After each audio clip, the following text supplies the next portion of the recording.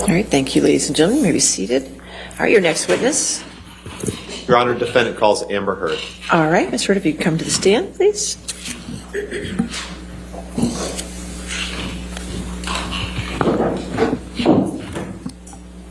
Yes, ma'am. Water.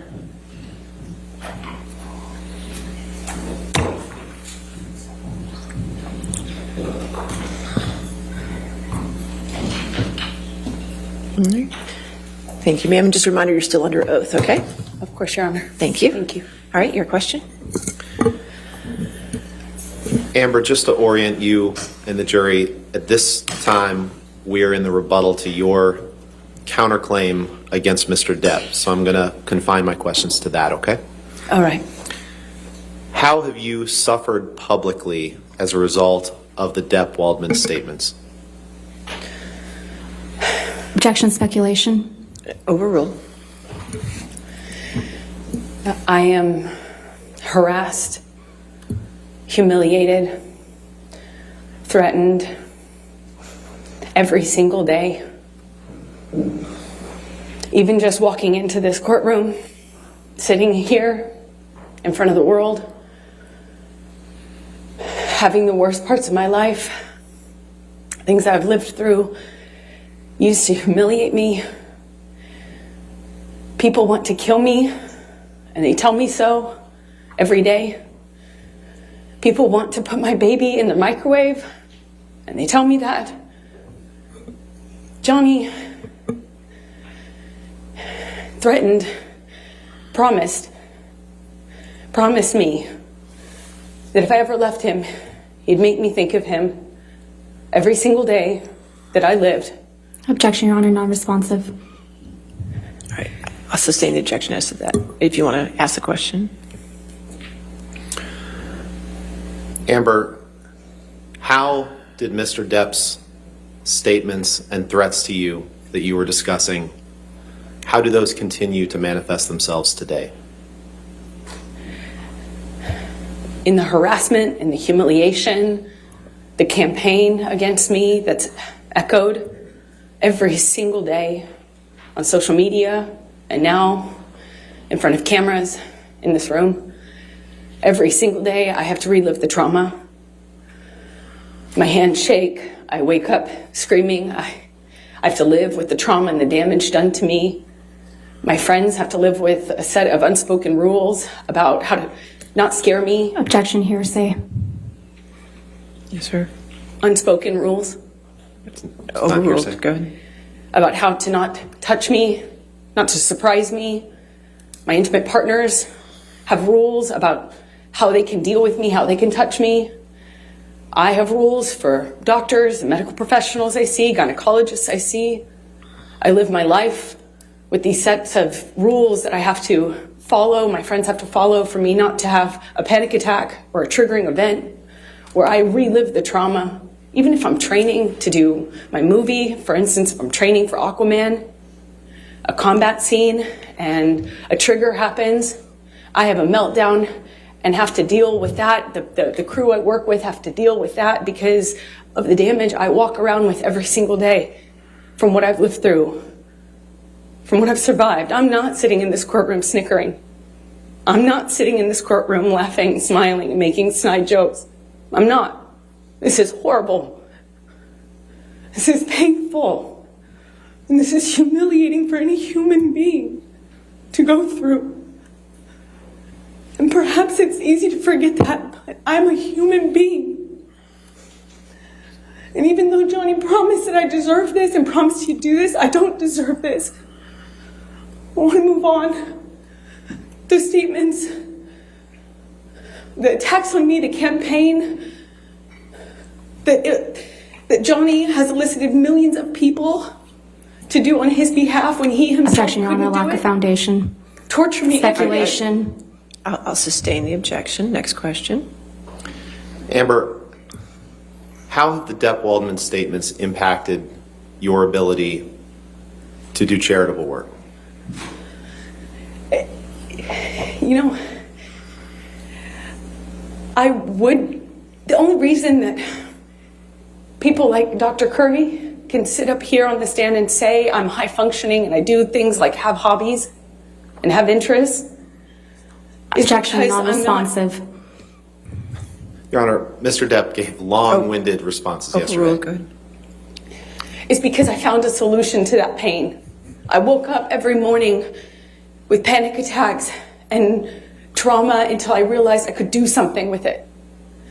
So to answer your question, Ben, I was able to turn the things that I've lived through, my pain, my life experiences, into work, into action, into providing a voice for other people.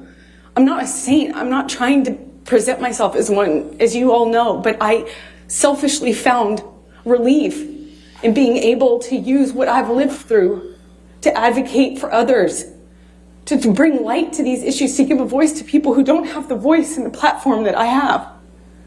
And while I would not wish this situation on my worst enemy, if it gives a voice to someone who doesn't have it, but I now, as I stand here today, can't have a career.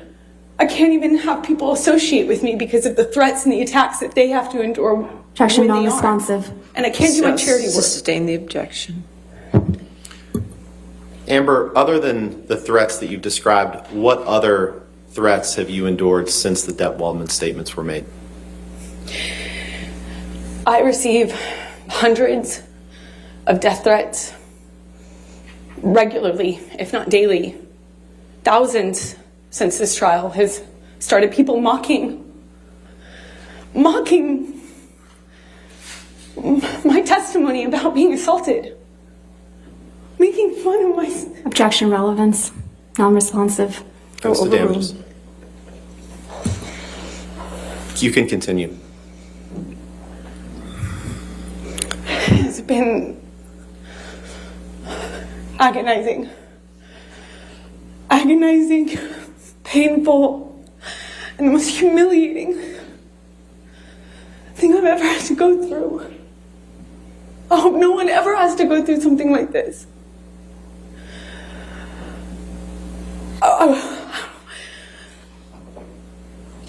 I just want Johnny to leave me alone. I just want him to leave me alone. I've said that for years now, and I thought he would after 2020. Objection, non-responsive. All right, I'll sustain the objection. Next question.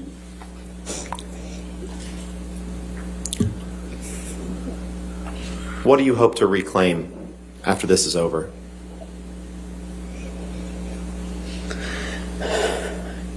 Protecting the secret that I did for as long as I did has taken enough of my voice. Johnny has taken enough of my voice. I have the right to tell my story. I have the right to say what happened to me. I have the right to my voice and my name. He took it long enough. I have a right as an American to talk about what happened to me, to own my story and my truth. I have that right. I hope to get my voice back. It's all I want. And I've said that from day one. Thank you, Amber. I don't have anything else. All right, cross-examination.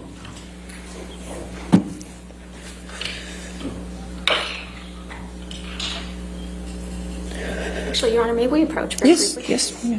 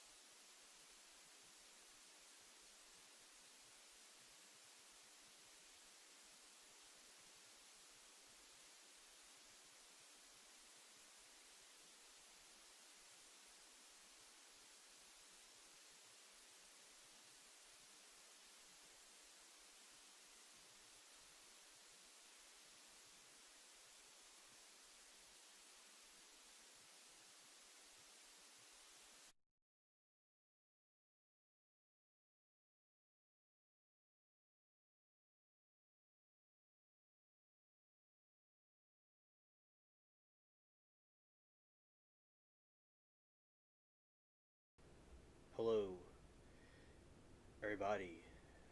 So, welcome, Roxy. It's good to see you. Welcome to the channel. And yeah, Amber Heard completely cringe. Absolutely. Yeah, Miranda, exactly.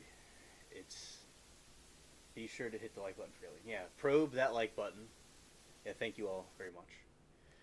Yeah, and that's Heard's sister, Amber's sister, and yeah, she completely went away to... Oh, Linda, it is great to see you. Welcome to the stream. And glad to have you all here, and we have really interesting content where she completely exposes herself. That's what I love, when she exposes herself through her own lies. Absolutely. Alright.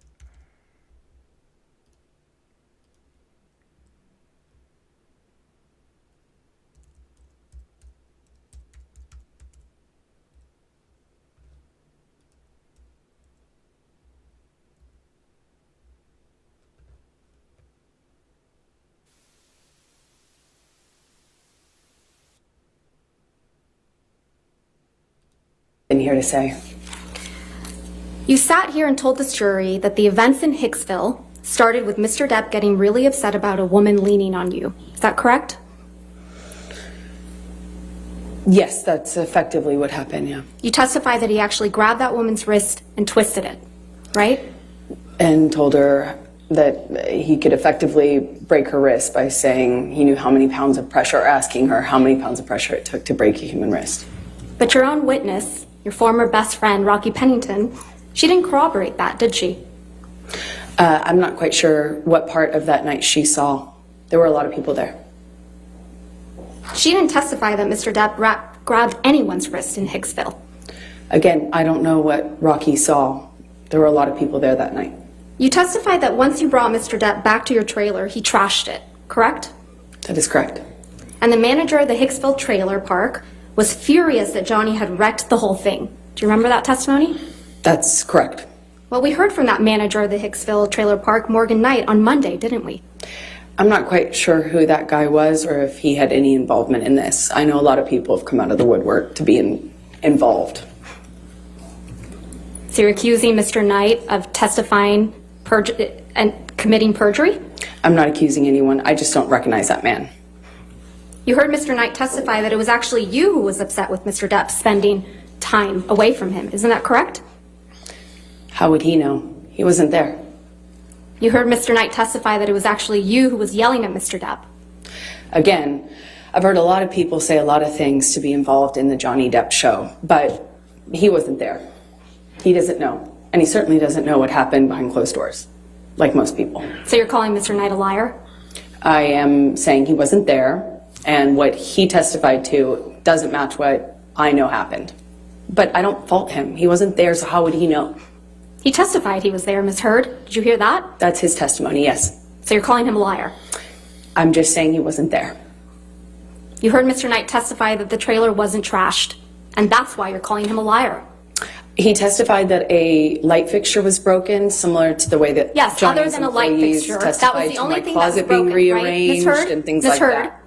The only thing that was broken in the trailer, according to Mr. Knight, was a light fixture. Yes or no? I realized that he summed it up by saying a light fixture was broken, just the way his security guard summed up him trashing my closet as being rearranged. Your Honor, I'm going to move to strike everything after he summed it up, that it was a light fixture, as non-responsive. She answered the question, Your Honor. Overruled. In the security guard testimony, Your Honor? I'll allow it. Go ahead. Mr. Knight also testified that he charged Mr. Depp only $62 for the damaged light fixture. You heard that, correct? I did. In Hicksville, you were the only one that was jealous that Mr. Depp was spending time from other people. Isn't that correct, Ms. Heard? That isn't correct. In Hicksville, you were the one who was upset that Mr. Depp wasn't giving you enough attention. Incorrect again. Ms. Heard, you told this jury that you had no idea the press was going to be at the courthouse when you got your TRO on May 27th, 2016. Do you remember that testimony? I said I did not have anything to do with it. Yes. No. My question again. You told this jury that you had no idea that the press was going to be outside after you got the ex-parte TRO on May 27th, 2016. Do you remember that testimony? I apologize, I must have misunderstood Ms. Vasquez. I actually had no idea whether they were going to be there or not. When I walked into the courtroom that day, it was completely quiet, still, empty. Even though I had given Johnny's team notice that I was filing the Objection. TRO, Your Honor, this is not we had responsive. no reason to Move to believe the strike. press knew. And Your Honor, I would also ask that you instruct the witness to please stop talking once I lodge an objection. Your Honor, she's trying to answer the question as best she can, and Ms. Vasquez is misrepresenting to her what she testified to. Well, I'll strike the last part as non-responsive. Thank you. Just if you could just answer the questions asked. Okay, thank you, Ms. Heard. In fact, you testified that you were, quote, shocked when you saw press when you were leaving the courthouse. Yes? Yes. You weren't shocked at all, though, were you? Incorrect. It was You knew the press horrifying. would be at the courthouse, right, Ms. Heard? No. Well, you did bring your publicist to the courthouse with you on May 27th, 2016, didn't you? I sure did. I'm a public figure. I brought my publicist in case it blew up. In case. And You I'm actually glad had I did. alerted TMZ that you would be filing a TRO against Mr. Depp that very day, No, I did didn't not. you? No, I did The not. one day you didn't bother to wear makeup to cover up the mark on your face. I did not call TMZ or any other news source or paparazzi source. No one. I We never heard did that. testimony from former TMZ employee Morgan Tremaine yesterday, correct? Did I hear his testimony? Yes. Yes, I was here. Yes. And you heard Mr. Tremaine's testimony that he knew to dispatch the paparazzi to the courthouse on May 27th, right? I heard him say that he knew that, yes. Yeah, and that he dispatched paparazzi to the courthouse to capture a picture of an alleged bruise on the right side of your face. Do you remember him saying that? I remember him saying that. That information must have come from your team, right, Ms. Heard? Absolutely not. Why would I want that? What actual survivor of domestic violence wants that? Now, the video of Mr. Depp beating up some kitchen cabinets, you admit that you took that video, correct? Yes, I did. Right. And you acknowledge that the video was released online the day before you were deposed in connection with your divorce from Mr. Depp in August of 2016, right? I believe it was, yes. But you testified that you had absolutely nothing to do with the video's release, right? Absolutely not. And you testified that you learned about it when you landed after flying into LA. Do you remember that testimony? Upon touchdown is when I was alerted to the video's You existence heard Mr. online. Tremaine testify about this video as well yesterday, didn't you? Yes, I did. And you heard Mr. Tremaine testify that TMZ received the cabinet video the same day you landed at LAX, yes? I don't know if I don't know if that's what his testimony was. I'm sorry. You heard Mr. Tremaine testify that the cabinet video was posted 15 minutes after TMZ received it, yes? That's what I heard him say. And that this could only have been possible if the video was received directly from the source, yes? I heard him say that. I don't know if that's true or if that's possible because And it you didn't come heard from me. I was Mr. flying. Tremaine So testify. I know that's incorrect is what I mean to say. Another liar on the stand. I just know that that's incorrect. Right. And you heard Mr. Tremaine testify that TMZ owns the copyright to the cabinet video, right? That's news to me. The cabinet video you filmed of your then husband, yes? The copyright ownership of that is news to me. I learned that yesterday. It's the cabinet video that you captured of your then husband, yes? That is correct. I did capture that video, and The yes, cabinet that was video, my husband. The same cabinet video that was released the night before you were deposed in your divorce, yes? That's correct.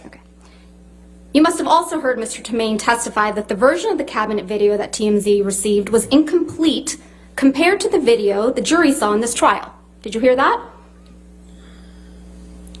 The video that that you have seen is complete. Right.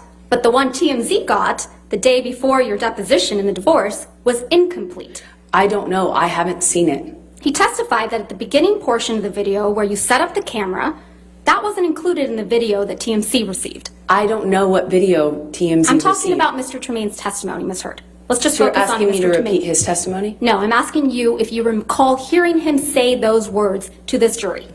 Yes, Under oath. I heard his testimony. We all did. And he testified that the end of the video where you can be seen smirking. I know you testified earlier that you haven't been smirking in this trial, but you sure were caught on camera smirking in that video. I disagree with that. Was also not included in the TMZ video. Everyone can watch that video and you can determine whether you think it's funny to me or not. That's because the video came from you, right, Ms. Heard? No, it did not. You edited That video out did the not portions. come to me. Ms. Heard, come from me. Ms. Heard, you edited out the portions that made you look bad before sending it to TMZ. You're very wrong about that. So if that I only wanted to Mr. leak Depp information, I looked could have bad. done it in a more effective way, a lot sooner and a lot more. Because you I knew was exactly living how to with do a that, mountain right? of this evidence. If I wanted to leak it, I could have done a lot more with it. I thought you testified earlier in this trial that you didn't know how to leak things. I Remember don't. that? Right. You edited that video before you gave it to TMZ so that only Mr. Depp would look bad. Yes? That's absurd. Right in the middle of your divorce proceedings. Again, you're very wrong. I'd like to show you a picture from that's already admitted into evidence. It's Defendant's Exhibit 799.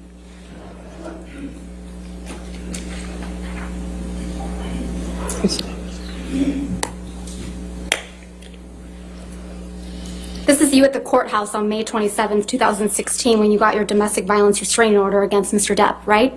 It is. And next to you is a woman named Jody Gottlieb, right? Yes, yes. Jody Gottlieb is your publicist. And dear friend. Now I'd like to show you what's been marked as Plaintiff's Exhibit 1316.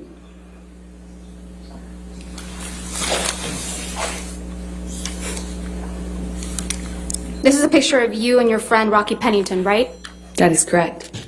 Your Honor, I'd like to move to admit this photograph. Any objection to 1316? No, Your Honor. All right, 1316 in evidence. You can publish to the jury. This is a picture of you on May 28th, 2016, right, Ms. Heard? I don't know when this was taken. This is the day after you obtained the domestic violence restraining order against Mr. Depp, right? I have no idea when this image was taken. I did not take it. There's no bruise on your face in this picture, is there? Again, I don't know when this was taken, and also I'm outside. I was obviously wearing makeup. I have no idea when this was taken, so I have no idea if I can Let's speak to refresh your what recollection. bruise you can Let's see or refresh your recollection about when this picture was taken. Can we please pull up Plaintiff's Exhibit 1315, just for the witness? This is an article dated May 30th, 2016, right, Ms. Heard? That's what it says, yes. And this article contains the same photograph of you and Ms. Pennington we were just looking at, yes? Yes, I see that. And the article is entitled, Amber Heard Smiles as She Puts Arm Around Friend One Day After Getting Restraining Order Against Johnny Depp. Is that what the title says? I know that's what the title says, yes. Your Honor, I'm going to move to admit and publish the article with everything but the headline and date and the photo redacted. Objection, Your Honor. That's inconsistent from the way you've treated all of these. I'll sustain the objection. All right, next question. Let's take a look at picture Plaintiff's Exhibit 1317. This is also a picture of you and Ms. Pennington on May 28th, 2016, isn't it? I don't know when this photo was taken, but it looks like the same outing as the picture prior. Your Honor, I'm going to move to admit and publish Plaintiff's Exhibit 1317. Any objection? No, Your All Honor. right, 1317 in evidence. You can publish. There's no bruise on your face in this picture either, right? I disagree. If it is taken when you represent it was taken, then obviously there's a bruise on my face. It's covered by makeup, as per usual. Let's zoom out of that picture for a moment, please. Thanks, Tom. That's Josh Drew in this picture, right? Yes, that's correct. And Ms. Pennington That is correct. in there too? That Ms. is correct. Pennington submitted a sworn statement on your behalf in support of your domestic violence restraining order, didn't she? I believe she did, yes. Mr. Drew also submitted a statement in support of your domestic violence restraining order. I believe they both did, yes. Ms. Heard, I'd like to show you Defendant's Exhibit 512, which is already in evidence.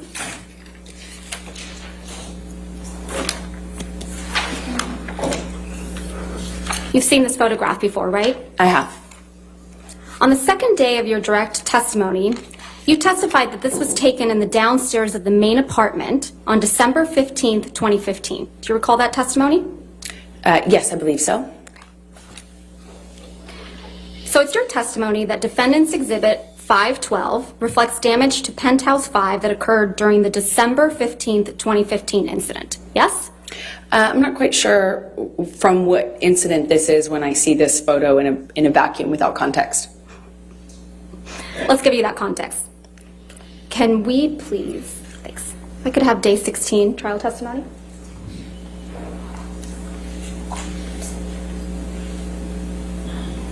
Your Honor, may we approach? All right.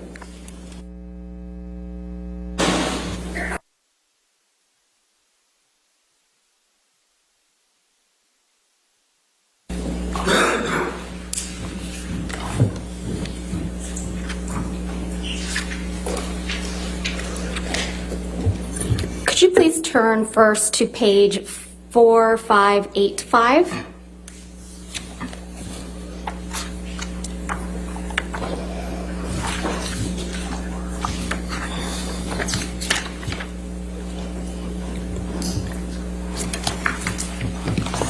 Sorry, 1 second.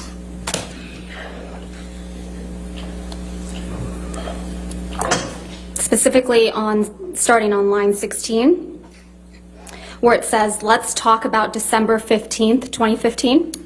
You said 4585. I'm on 4485. Sorry, you said 4585. 4585. Pardon. Line 16.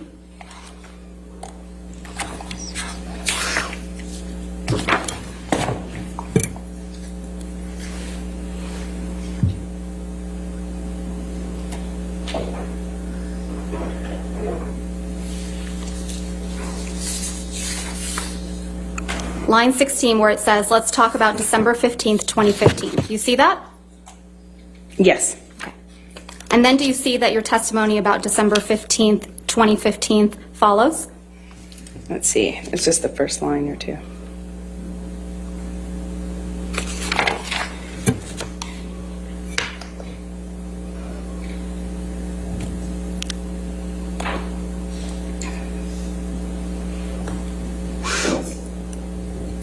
Yes. Okay.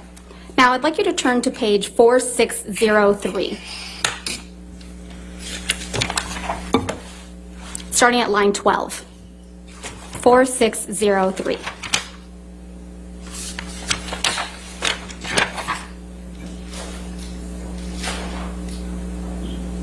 Starting at line 12 and going on to page 4604, line 4.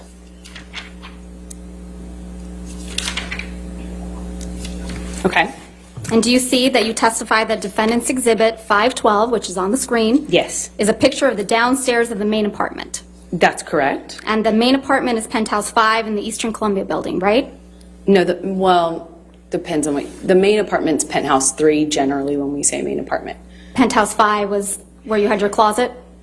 The downstairs was kind of like had some of my painting studio set up and a reception area. Upstairs was the closet. Mezzanine office was in between. All right, so it's your testimony that Defendant's Exhibit 512 reflects damage to the penthouse, Penthouse 5, that occurred during the December 15th, 2015 incident, right? I'm just not sure from which incident this is a picture of, since I'm only looking at Even a though your partial counsel floor. was asking you questions about December 15th, 2015, and then admitted this picture into evidence Again, in in my relation to that incident. Sorry, go ahead. In relation to that incident on December 15th, 2015. This exhibit, Defendant's Exhibit, you are the defendant, number 512, was admitted into evidence in this court. You testified that this was the result of damage that occurred on December 15th, 2015. Yes or no? I just need to orient myself because I'm just looking at a picture of a partial picture of a Ms. Hurd, floor, you didn't just so look I at a can't. picture. You looked at your testimony. You pointed me towards the page and then asked me a question. I haven't actually reviewed it. I don't know if this was submitted in relation to that incident. Let's actually leave up Defendant's 512 and please pull up Defendant's Exhibit 725, which is already in evidence Thank in you. redacted form, Your Honor. All right, thank you. You can publish. Just side by side. You've seen this photograph as well, right? I have. On the third day of your direct testimony, you testified that this photograph reflected spilled wine in Penthouse 5 on May 21st, 2016, didn't you? Again, I don't know because I'm looking at a partial picture of a floor. So unless you remove the metadata you've covered up, we could then tell. If you I didn't cover it up, Your Honor. Could we unredact Your Honor them so did. we could get context? That's how it's in evidence. That's how it's All in right. evidence. Next Well, question. the metadata next to it is so that Ms. to Hurd, avoid this Ms. sort of Hurd, confusion. there is no question pending, and I would appreciate it if you wouldn't be making argument to the jury. Sorry, I It's thought you had inappropriate. asked me about it. No, I didn't ask you about anything. Let's look at your direct testimony from the third day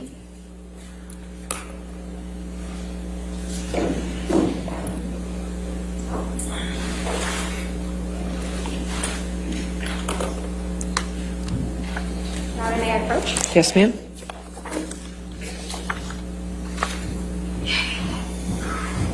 Thank you. Thank you.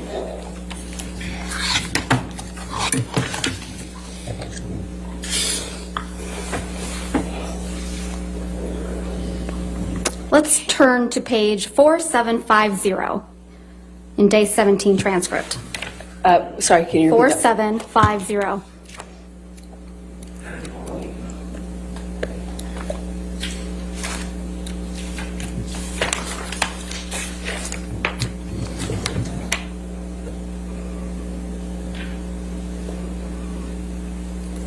Specifically line 16. Do you see where Ms. Bredehoff asked you to describe for the jury what took place on May 21st, 2016? I see that. And do you see that your testimony is reflected about May 21, 2015? Yes. That follows? Okay. Yes. Now let's turn to page 4804.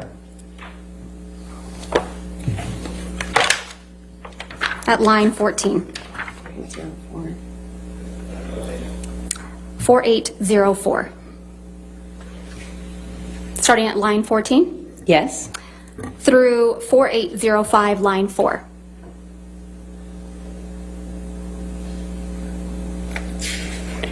Going to what line? Line 4 at 4805.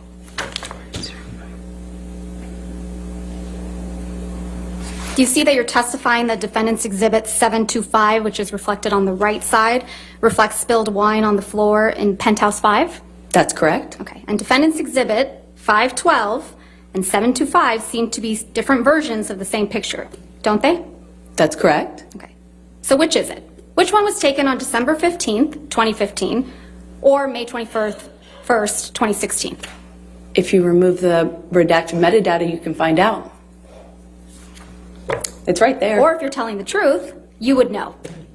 Recognize a portion of of spilled wine on a floor, and I'm supposed to know off the top of my head when you've No. lived through 5 years of this stuff? I don't think so. That's not how that works. Okay. Thank you, Tom. Ms. Hurd, at the beginning of your cross-examination Your last Honor, may week... we approach? Yes.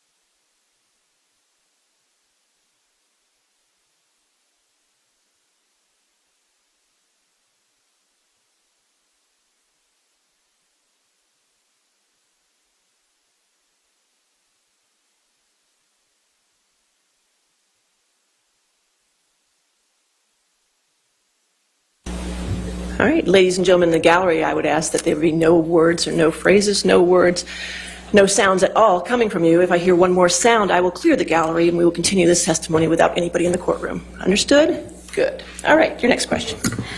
Ms. Hurd, at the beginning of your cross-examination last week, I showed you an audio where you told Mr. Depp to tell the jury, tell the judge, tell the world that he is a victim of domestic abuse. Do you remember that? That's correct. And you testified you found it hard to believe that Mr. Depp would tell the world that he's a victim of domestic abuse, didn't you? I said I find it hard to believe that he would do that knowing that he himself had beat me up for 5 years. But he has told the world that he's your victim of domestic abuse, hasn't he? Well, he started to say that only recently. He didn't make that claim up until very recently. So when we signed our divorce agreement and we signed a statement saying that neither party had ever said false claims for financial gain, it was relevant and important to me because I was the only one making the accusations. I was the only one making those claims. He wasn't doing that at the time, and he signed his name to it. You didn't expect as many people to show up and testify on his behalf that did you? Incorrect.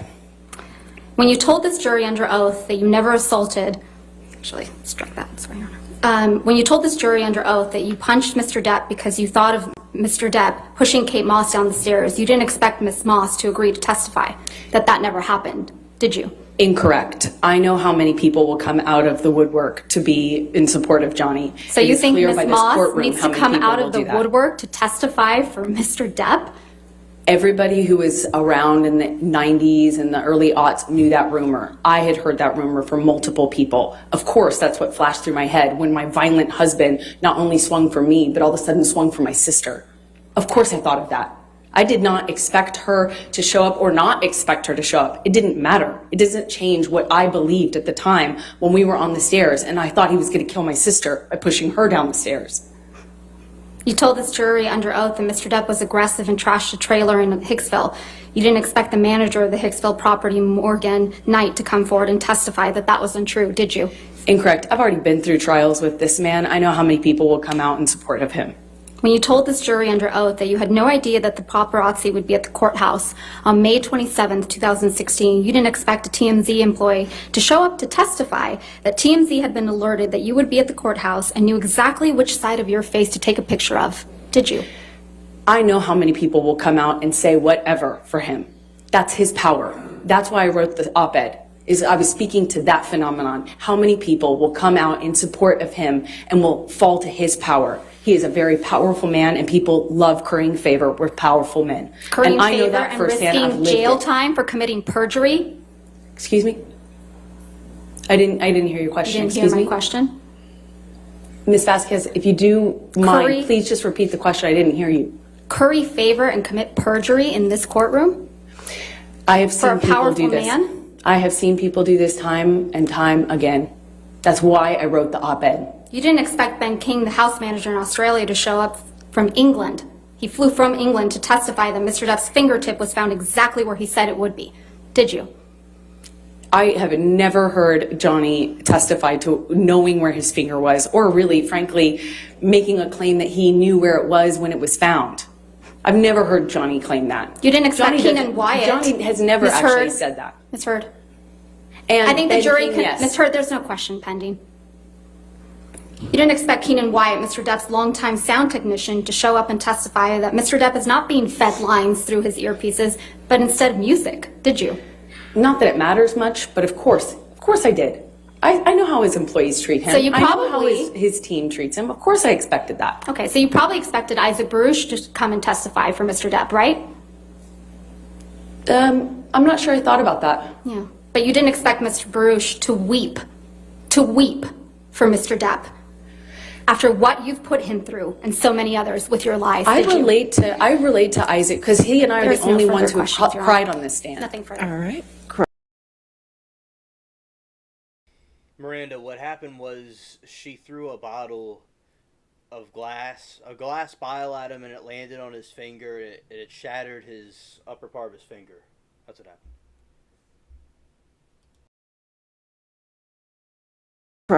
Redirect.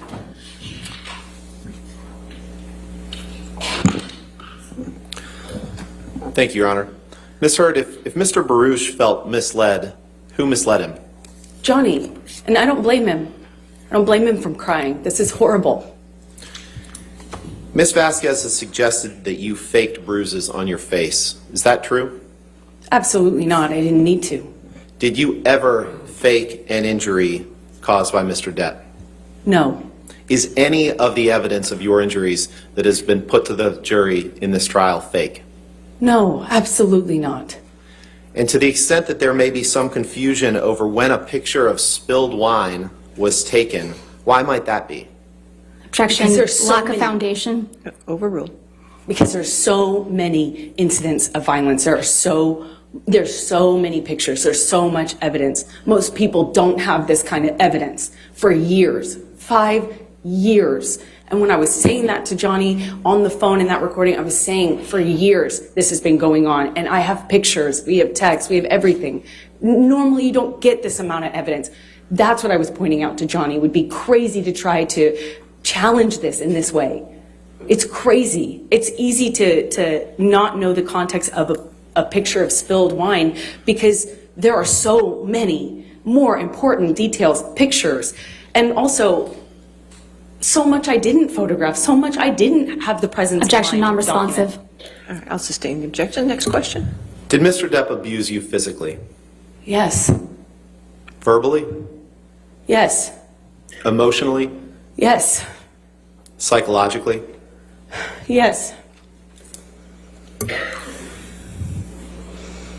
How did the threats that Mr. Depp made against you individually years ago resemble what you've endured as a result of the Depp-Waldman statements?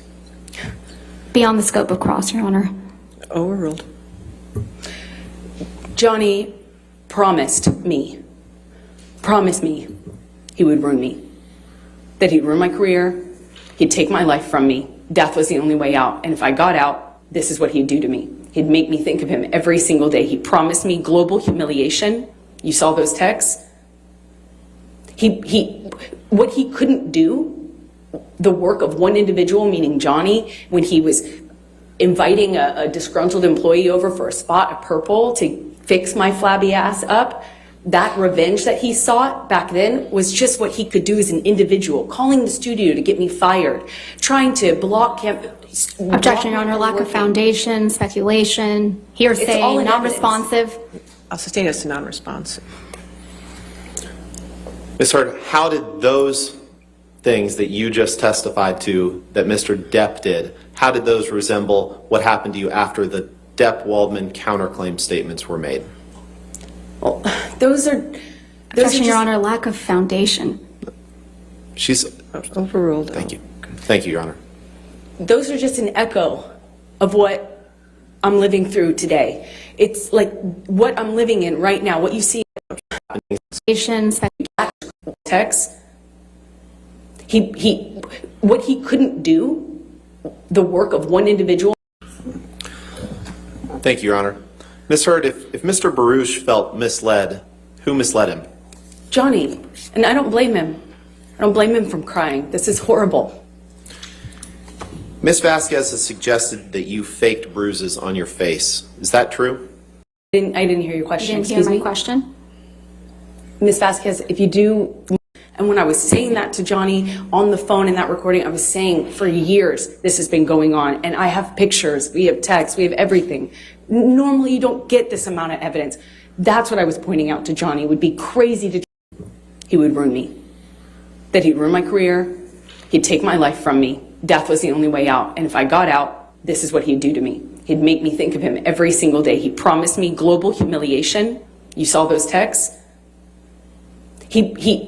What he couldn't do, the work of one individual, meaning Johnny, when he was inviting a disgruntled employee over for a spot of purple to fix my flabby ass up, that revenge that he sought back then was just what he could do as an individual, calling the studio to get me fired, trying to block camp. Objection, Your Honor. Lack of foundation, speculation, hearsay, all in non-responsive. I'll sustain as to non-responsive. Ms. Hurd, how did those things that you just testified to that Mr. Depp did, how did those resemble what happened to you after the Depp-Waldman counterclaim statements were made? Well, those are Objection, Your just- Honor. Lack of foundation. She's, Overruled. thank you. Thank you, Your Honor. Those are just an echo of what I'm living through today. It's like what I'm living in right now. What you see in this courtroom is an echo. This courtroom and the other courtroom he dragged me into to do the same thing again to Johnny. It would be crazy to try to challenge this in this way. It's crazy. It's easy to not know the context of a picture of spilled wine because there are so many more important details, pictures, and also so much I didn't photograph, so much I didn't have the presence Objection, of mind to non-responsive. document. All right, I'll sustain the objection. Next question. Did Mr. Depp abuse you physically, Yes, verbally, yes, emotionally, yes, psychologically? yes.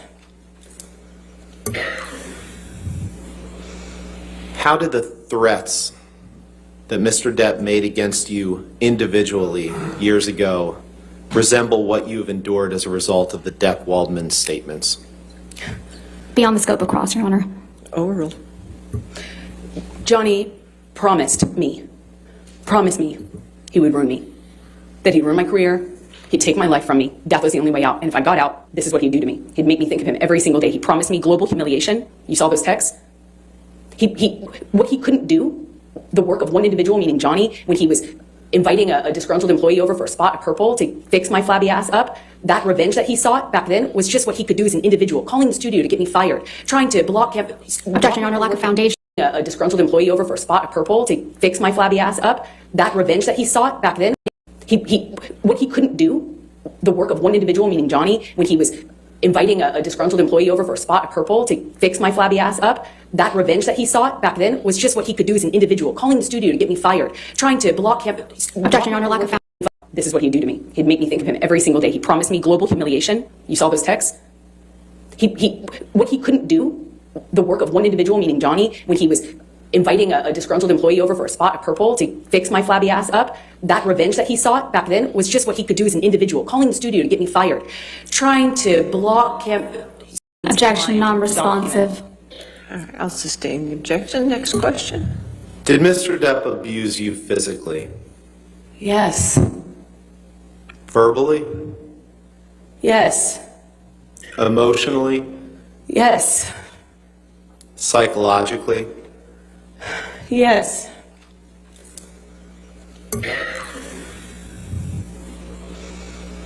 How did the threats that Mr. Depp made against you individually years ago resemble what you've endured as a result of the Depp-Waldman statements? Beyond the scope of cross, Your Honor. Overruled.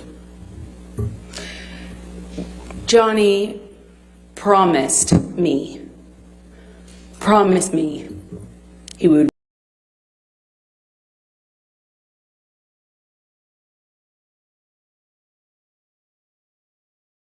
ruin me, that he'd ruin my career, he'd take my life from me.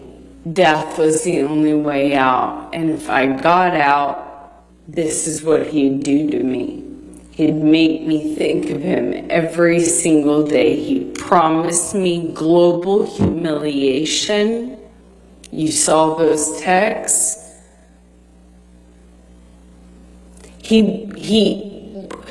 What he couldn't do, the work of one individual, meaning Johnny, when he was inviting a disgruntled employee over for a spot of purple to fix my flabby ass up, that revenge that he sought back then was just what he could do as an individual, calling the studio to get me fired.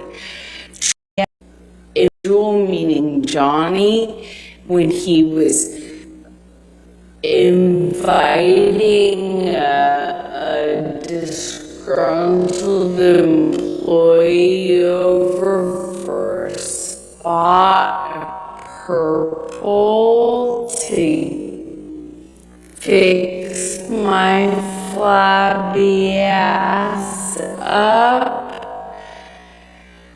That revenge that he sought back then was just what he could do as an individual, calling the studio to get me fired, trying to block. And also, so much I didn't photograph, so much I didn't have the presence. Objection, non-responsive. All right, I'll sustain the objection. Next question. Did Mr. Depp abuse you physically? Yes. Verbally? Yes. Emotionally? Yes. Psychologically? Yes. How did the threats that Mr. Depp made against you individually years ago resemble what you've endured as a result of the Depp-Waldman statements? Beyond the scope of cross, Your Honor. Overruled. Johnny promised me he would ruin me, that he'd ruin my career, he'd take my life from me. Death was the only way out, and if I got out, this is what he'd do to me. He'd make me think of him every single day. He promised me global humiliation. You saw those texts? What he couldn't do, the work of one individual, meaning Johnny, when he was inviting a disgruntled employee over for a spot of purple to fix my flabby ass up, that revenge that he sought back then was just what he could do as an individual, calling the studio to get me fired, trying to block him. Objection, Your Honor, lack of foundation, speculation, hearsay, all non-responsive. I'll sustain as a non-response. Mr. How did those... Out. This is what he'd do to me. He'd make me think of him every single day. He promised me global humiliation. You saw those texts? What he couldn't do, the work of one individual, meaning Johnny, when he was inviting a disgruntled employee over for a spot at Purple to fix my flabby ass up, that revenge that he sought back then was just what he could do as an individual. Calling the studio, you saw those texts? What he couldn't do, the work of one individual, meaning Johnny, when he was inviting a disgruntled employee over for a spot at Purple to fix my flabby ass up, that revenge that he sought back then was just what he could do as an individual. Calling the studio to get me fired, trying to block him. Objection, Your Honor, lack of foundation, speculation, hearsay, non-responsive. I'll say it's non-responsive. Ms. Hurd, John, how did the threats that Mr. Depp made against you individually years ago resemble what you've endured as a result of the Depp-Waldman statements? Beyond the scope of cross, Your Honor. Overruled. Johnny promised me he would ruin me, that he'd ruin my career, he'd take my life from me. That was the only way out. And if I got out, this is what he'd do to me. He'd make me think of him every single day. He promised me global humiliation. You saw those texts? What he couldn't do, the work of one individual, meaning Johnny, when he was inviting a disgruntled employee over for a spot at Purple to fix my flabby ass up, that revenge that he sought back then was just what he could do as an individual. Calling the studio to get me fired, trying to block him. Objection, Your Honor, lack of foundation, speculation, hearsay, non-responsive. I'll say it's non-responsive. Ms. Hurd, how did those things that you just testified to that Mr. Depp did, how did those resemble what happened to you after the Depp-Waldman counterclaim statements were made? Well, those are Objection, Your Honor, lack of foundation. She's... Overruled. Thank you. Thank you, Your Honor. Those are just an echo of what I'm living through today. It's like what I'm living in right now. What you see in this courtroom is an echo. This courtroom and the other courtroom he dragged me into to do the same thing again. That's just an echo of the violence and the abuse that I suffered within our relationship. The campaigns to have me fired, the blocking me to try to ruin my career, the threats he's made to humiliate me globally are being lived out in real time in front of you, ladies and gentlemen, for the past 6 weeks and for the whole world since our camera's here. No further questions. Thank you so much, Amber. All right, Ms. Hurd, you can have a seat next to your attorneys. If I could have the attorneys approach. Just...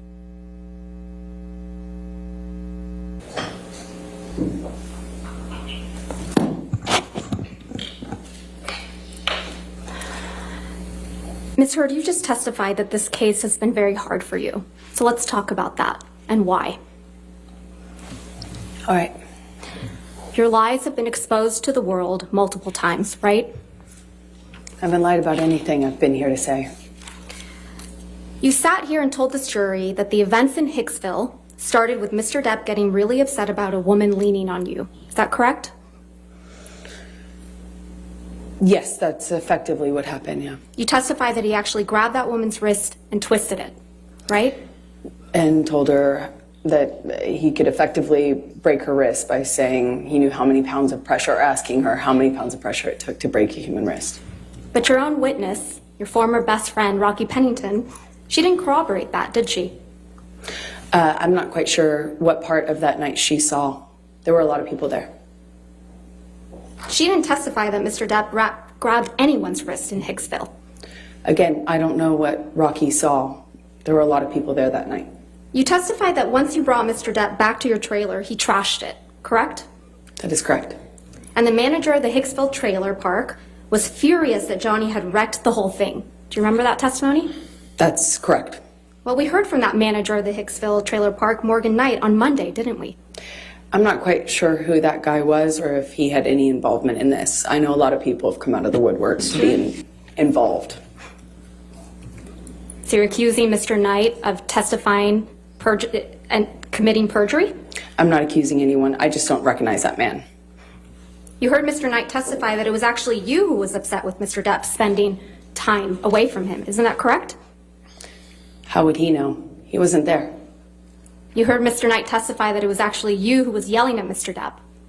Again, I've heard a lot of people say a lot of things to be involved in the Johnny Depp show, but he wasn't there. He doesn't know. And he certainly doesn't know what happened behind closed doors, like most people. So you're calling Mr. Knight a liar? I am saying he wasn't there, and what he testified to doesn't match what I know happened. But I don't fault him. He wasn't there, so how would he know?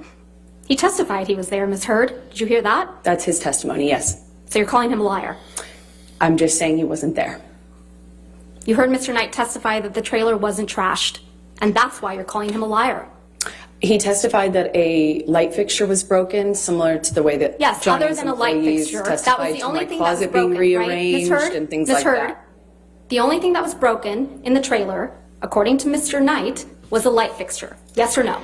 I realized that he summed it up by saying a light fixture was broken, just the way his security guard summed up him trashing my closet as being rearranged. Your Honor, I'm going to move to strike everything after he summed it up, that it was a light fixture, as non-responsive. She answered the question, Your Honor. Overruled. In the security guard testimony, Your Honor? I'll allow it. Go ahead. Mr. Knight also testified that he charged Mr. Depp only $62 for the damaged light fixture. You heard that, correct? I did. In Hicksville, you were the only one that was jealous that Mr. Depp was spending time from other people. Isn't that correct, Ms. Heard? That is incorrect. In Hicksville, you were the one who was upset that Mr. Depp wasn't giving you enough attention. Incorrect again.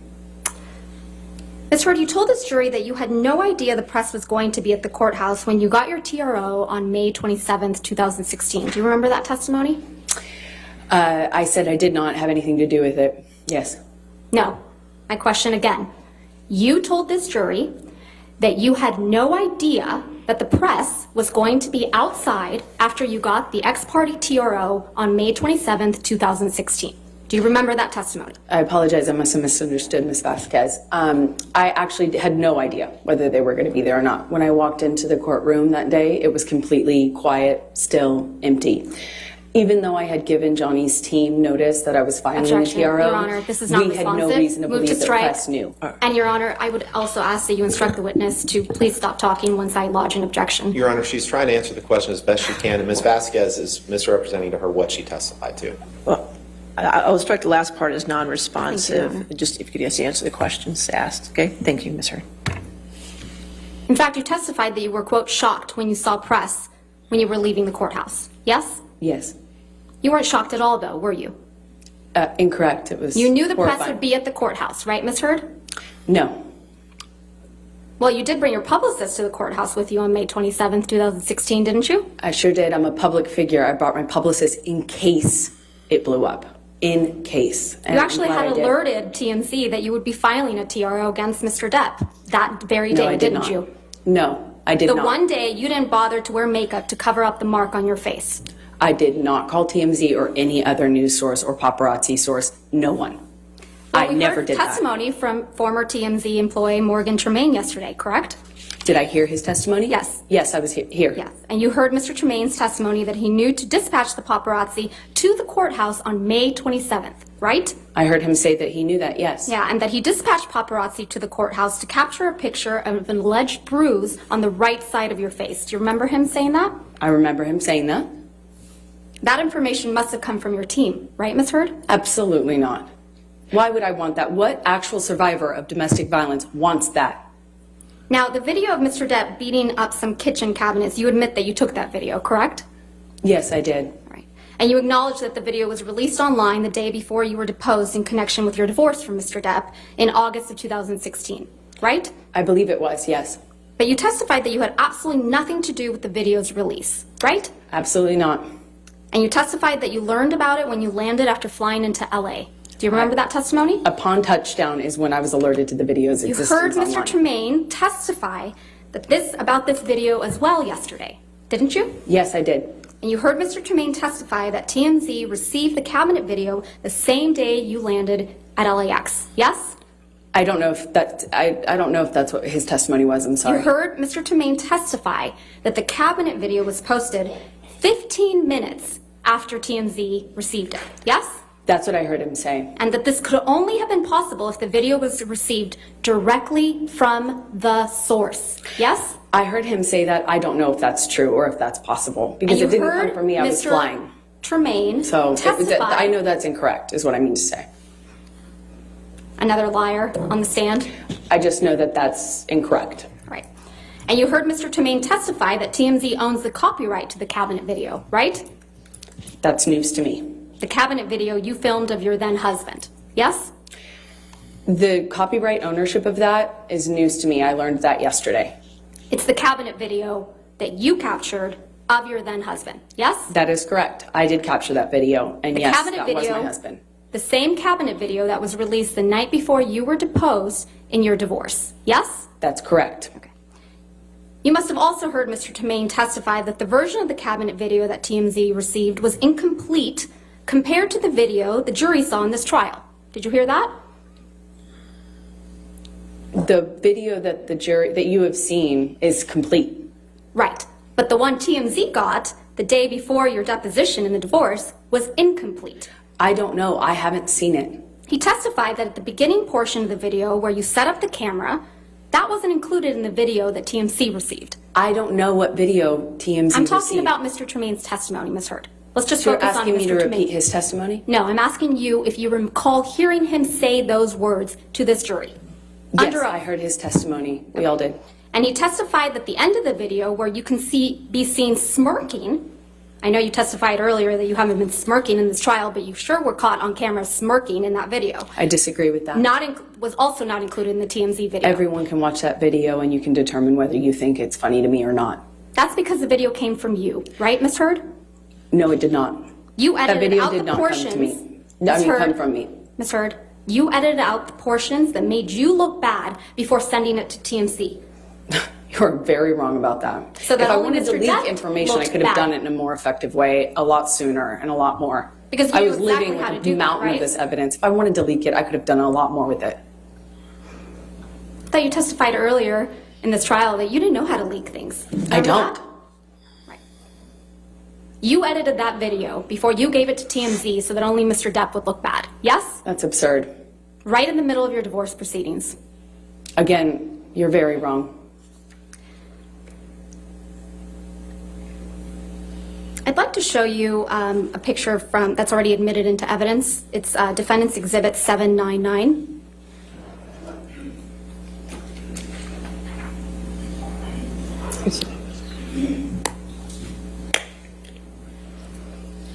This is you at the courthouse on May 27th, 2016, when you got your domestic violence restraining order against Mr. Depp, right?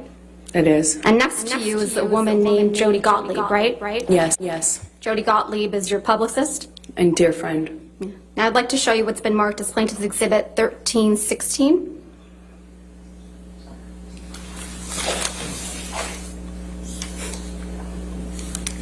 This is a picture of you and your friend Rocky Pennington, right?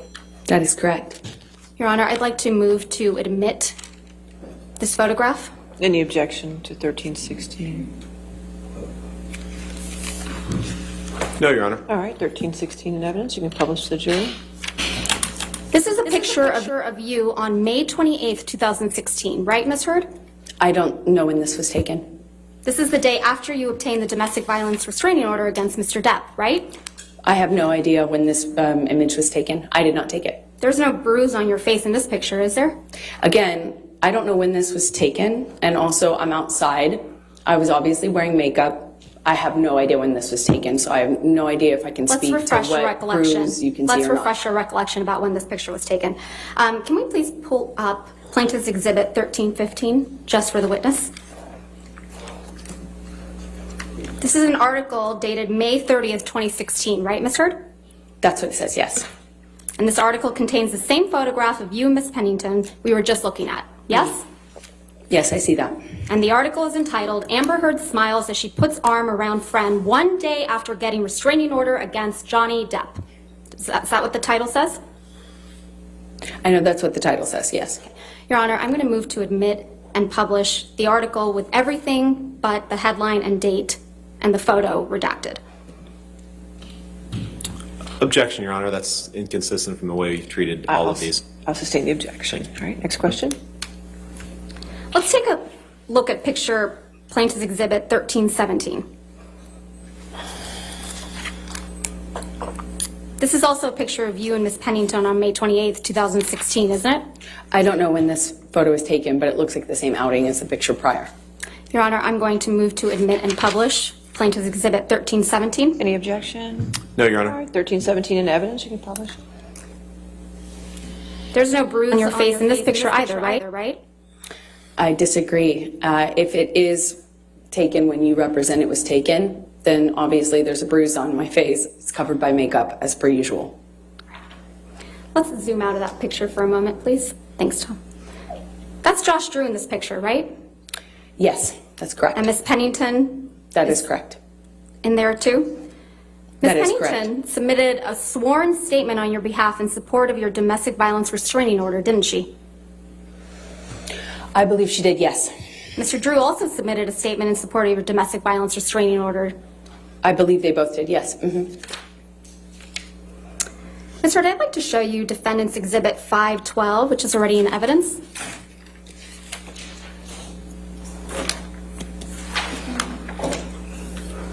You've seen this photograph before, right? I have.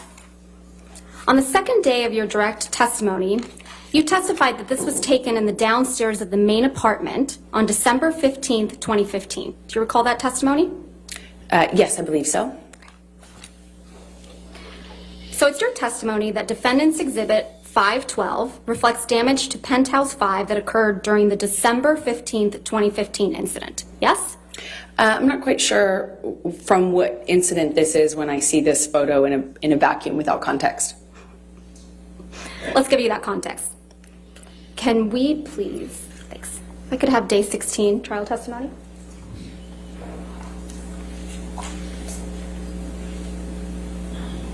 Your Honor, may we approach? All right.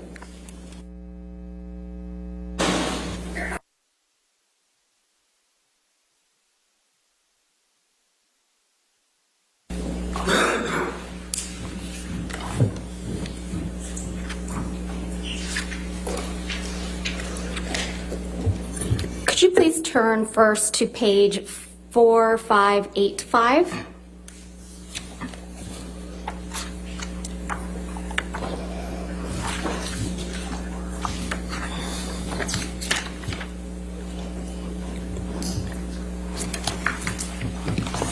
Sorry, one second.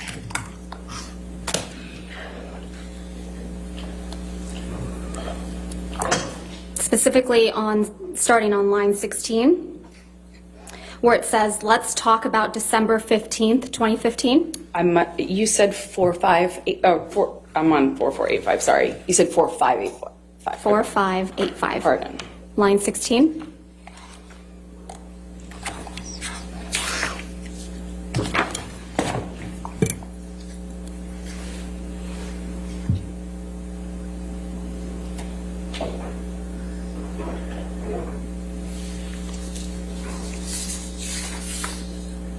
Line 16, where it says, let's talk about December 15th, 2015. Do you see that? Yes. Okay. And then do you see that your testimony about December 15th, 2015 follows? Let's see. It's just the first line or two.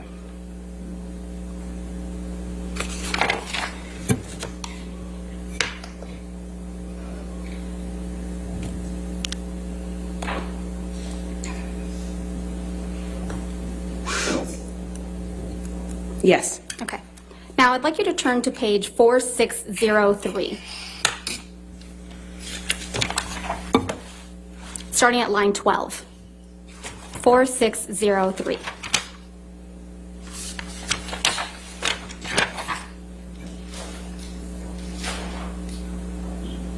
Starting at line 12 and going on to page 4604, line 4.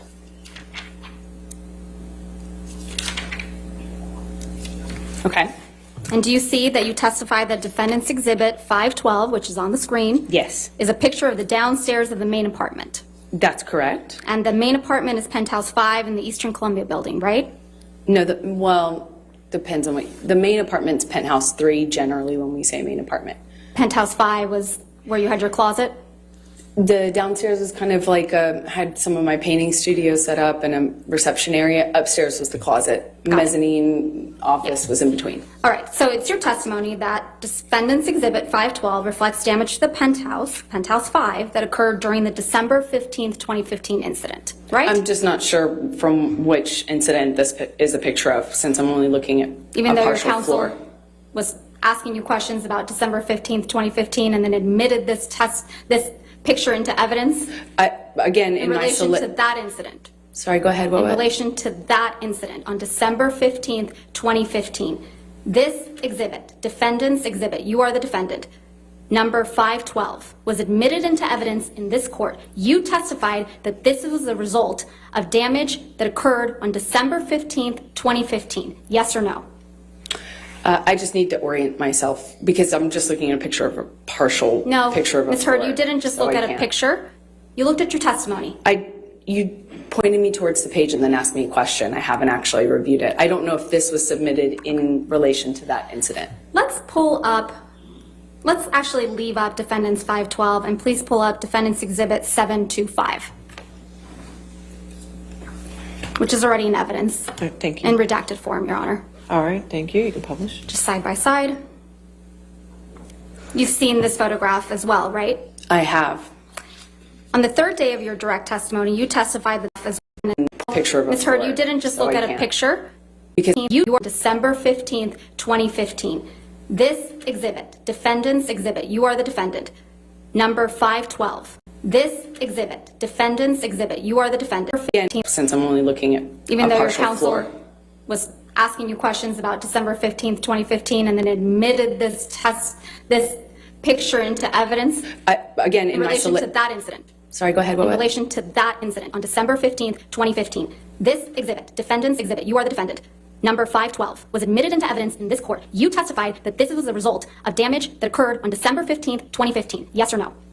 I just need to orient myself because I'm just looking at a picture of a partial No, picture of a Ms. Heard, floor, you didn't just so look I at a can't. picture. You looked at your testimony. You pointed me towards the page and then asked me a question. I haven't actually reviewed it. I don't know if this was submitted in relation to that incident. Let's actually leave up Defendants 512 and please pull up Defendants Exhibit 725, which is already in evidence. Thank you. In redacted form, Your Honor. All right, thank you. You can publish. Just side by side. You've seen this photograph as well, right? I have. On the third day of your direct testimony, you testified that this photograph reflected spilled wine in Penthouse 5 on May 21st, 2016, didn't you? Again, I don't know because I'm looking at a partial picture of a floor. So unless you remove the metadata you've covered up, we could then tell. If you I didn't remove, cover it up, Your Honor. Could we unredact Your Honor them so we did. could get context? That's how it's in evidence. That's how it's in evidence. Picture of a partial No, picture of a Ms. floor. Heard, you didn't just so look I at a can't. picture. You looked at your testimony. You pointed me towards the page and then asked me a question. I haven't actually reviewed it. I don't know if this was submitted in relation to that incident. Let's actually leave up Defendants 512 and please pull up Defendants Exhibit 725. Evidence Again, in in my relation to that incident. Sorry, go ahead. In What? relation to that incident on December. Office was in between. All right, so it's your testimony that Defendants Exhibit 512 reflects damage to the Penthouse 5, that occurred during the December 15th, 2015 incident, right? I'm just not sure from which incident this is a picture of, since I'm only looking at Even a though your partial counsel floor. was asking you questions about December 15th, 2015, and then admitted this picture into evidence Again, in relation to that incident. Sorry, go ahead. In What? relation to that incident on December 15th, 2015. This exhibit, Defendant's Exhibit, you are the defendant, number 512, was admitted into evidence in this court. You testified that this was the result of damage that occurred on December 15th, 2015. Yes or no? I just need to orient myself because I'm just looking at a picture of a partial No, picture of a Ms. Heard, floor, you didn't just so look I at a can't. picture. You looked at your testimony. You pointed me towards the page and then asked me a question. I haven't actually reviewed it. I don't know if this was submitted in relation to that incident. Let's actually leave up Defendants 512 and please pull up Defendants Exhibit 725, which is already in evidence. Thank you. In redacted form, Your Honor. All right, thank you. You can publish. Just side by side. You've seen this photograph as well, right? I have. On the third day of your direct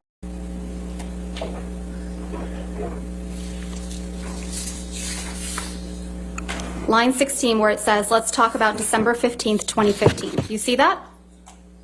Yes. Okay. And then do you see that your testimony about December 15th, 2015 follows? Let's see. It's just the first line or two.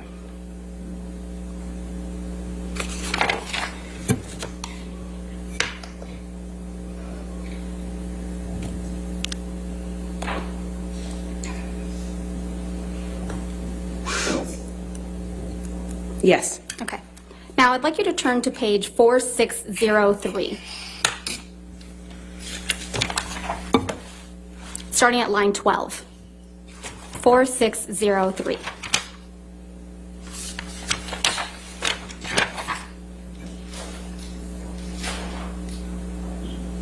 Starting at line 12 and going on to page 4604, line 4.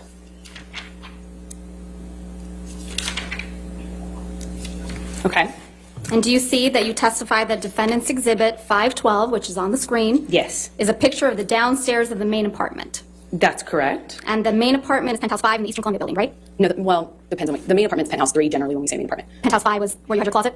The downstairs was kind of like had some of my painting studio set up and a reception area. Upstairs was the closet. Mezzanine office was in between. All right, so it's your testimony that Defendant's Exhibit 512 reflects damage to the Penthouse 5, that occurred during the December 15th, 2015 incident, right? I'm just not sure from which incident this is a picture of, since I'm only looking at Even though your partial counsel floor. was asking you questions about December 15th, 2015, and then admitted this picture into evidence Again, in relation to that incident. Sorry, go ahead. In What? relation to that incident on December 15th, 2015. This exhibit, Defendant's Exhibit, you are the defendant, number 512, was admitted into evidence in this court. You testified that this was the result of damage that occurred on December 15th, 2015. Yes or no? I just need to orient myself because I'm just looking at a picture of a partial No, picture of a Ms. Hurd, floor, you didn't just so look I at a can't. picture. You looked at your testimony. You pointed me towards the page and then asked me a question. I haven't actually reviewed it. I don't know if this was submitted in relation to that incident. Let's actually leave out Defendant's 512 and please pull up Defendant's Exhibit 725, which is already in evidence thank in you. redacted form, Your Honor. All right, thank you. You can publish. Just side by side. You've seen this photograph as well, right? I have. On the third day of your direct testimony, you testified that this photograph reflected spilled wine in Penthouse 5 on May 21st, 2016, didn't you?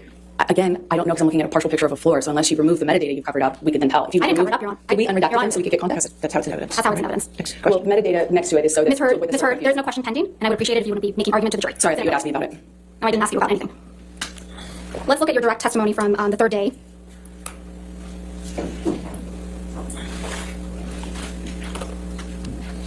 Yes, ma'am. Thank you. Thank you.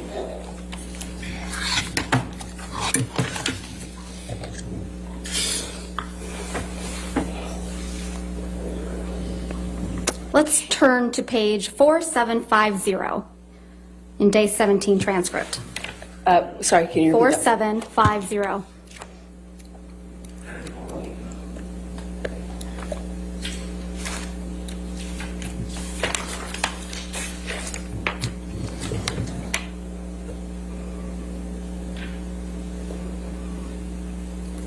Specifically line 16. Do you see where Ms. Bredehoff asked you to describe for the jury what took place on May 21st, 2016? I see that. And do you see that your testimony is reflected about May 21, 2015? Yes. That follows? Okay. Yes. Now let's turn to page 4804 at line 14. 4804. Starting at line 14 Yes. through 4805, line 4.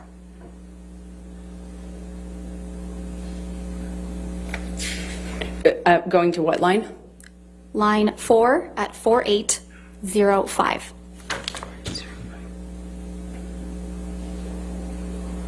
Do you see that you're testifying that Defendant's Exhibit 725, which is reflected on the right side, reflects spilled wine on the floor in Penthouse 5? That's correct. Okay. And Defendant's Exhibit 512 and 725 seem to be different versions of the same picture, don't they?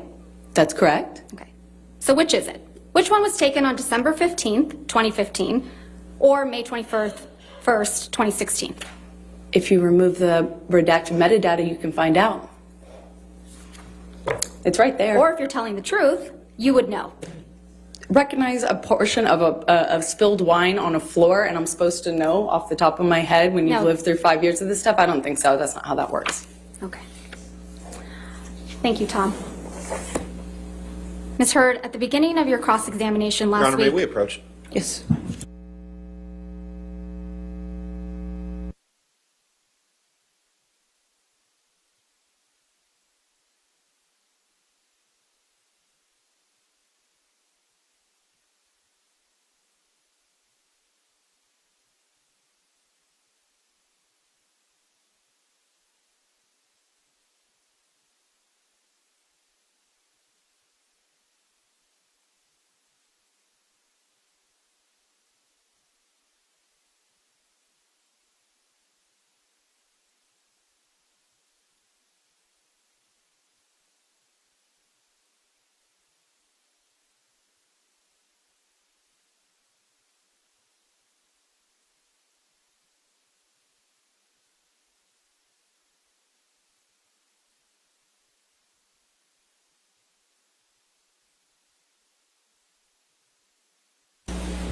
All right, ladies and gentlemen in the gallery, I would ask that there be no words or no phrases, no words, no sounds at all coming from you. If I hear one more sound, I will clear the gallery and we will continue this testimony without anybody in the courtroom. Understood? Good. All right, your next question. Ms. Hurd, at the beginning of your cross-examination last week, I showed you an audio where you told Mr. Depp to tell the jury, tell the judge, tell the world that he is a victim of domestic abuse. Do you remember that? That's correct. And you testified you found it hard to believe that Mr. Depp would tell the world that he's a victim of domestic abuse, didn't you? I said I find it hard to believe that he would do that knowing that he himself had beat me up for 5 years. But he has told the world that he's your victim of domestic abuse, hasn't he? Well, he started to say that only recently. He didn't make that claim up until very recently. So when we signed our divorce agreement and we signed a statement saying that neither party had ever said false claims for financial gain, it was relevant and important to me because I was the only one making the accusations. I was the only one making those claims. He wasn't doing that at the time, and he signed his name to it. You didn't expect as many people to show up and testify on his behalf that did you? Incorrect. When you told this jury under oath that you never assaulted, actually, strike that, sorry, Your Honor. When you told this jury under oath that you punched Mr. Depp because you thought of Mr. Depp pushing Kate Moss down the stairs, you didn't expect Ms. Moss to agree to testify that never happened, did you? Incorrect. I know how many people will come out of the woodwork to be in support of Johnny. So you think Ms. Moss needs to come out of the woodwork woodwork to testify for Mr. Depp? Everybody who was around in the 90s and the early aughts knew that rumor. I had heard that rumor from multiple people. Of course, that's what flashed through my head when my violent husband not only swung for me, but all of a sudden swung for my sister. Of course I thought of that. I did not expect her to show up or not expect her to show up. It didn't matter. It doesn't change what I believed at the time when we were on the stairs and I thought he was going to kill my sister by pushing her down the stairs. You told this jury under oath that Mr. Depp was aggressive and trashed a trailer in Hicksville. You didn't expect the manager of the Hicksville property, Morgan Knight, to come forward and testify that was untrue, did you? Incorrect. I've already been through trials with this man. I know how many people will come out in support of him. When you told this jury under oath that you had no idea that the paparazzi would be at the courthouse on May 27th, 2016, you didn't expect a TMZ employee to show up to testify that TMZ had been alerted that you would be at the courthouse and knew exactly which side of your face to take a picture of, did you? I know how many people will come out and say whatever for him. That's his power. That's why I wrote the op-ed. I was speaking to that phenomenon. How many people will come out in support of him and will fall to his power? He is a very powerful man, and people love currying favor with powerful men. Currying and I know favor that and firsthand. I've risking lived jail it. time for committing perjury? Excuse me? I didn't hear your question. You didn't hear Excuse my me? question? Ms. Vasquez, if you do mind, Curry- please just repeat the question. I didn't hear you. Curry favor and commit perjury in this courtroom? I have For seen a people powerful do this. man? I have seen people do this time and time again. That's why I wrote the op-ed. You didn't expect Ben King, the house manager in Australia, to show up from England. He flew from England to testify that Mr. Depp's fingertip was found exactly where he said it would be. Did you? I have never heard Johnny testify to knowing where his finger was, or really, frankly, making a claim that he knew where it was when it was found. I've never heard Johnny claim that. You didn't expect Johnny Keenan doesn't- Wyatt. Johnny has never Ms. actually Heard. said that. Ms. Heard. And I think the Ben jury King, can. yes. Ms. Heard, there's no question pending.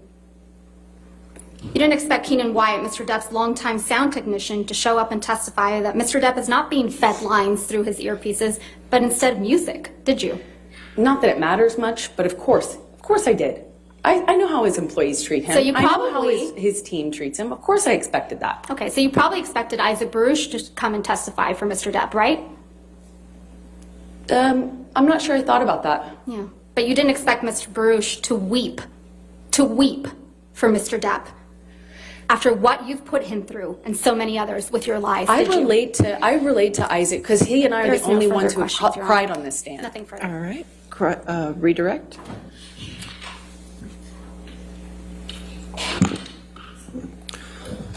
Thank you, Your Honor. Ms. Heard, if Mr. Baruch felt misled, who misled him? Johnny, and I don't blame him. I don't blame him from crying. This is horrible. Ms. Vasquez has suggested that you faked bruises on your face. Is that true? Absolutely not. I didn't need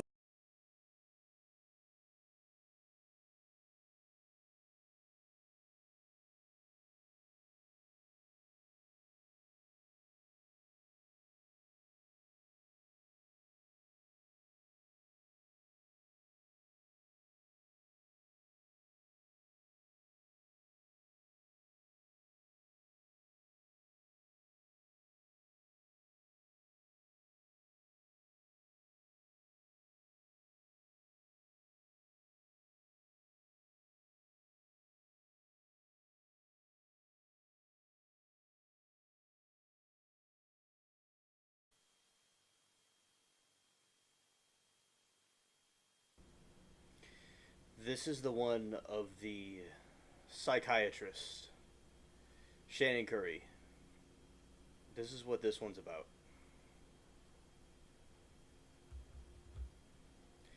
Amber is completely a liar, a fraud, and a hoax. And it completely shows the ignorance.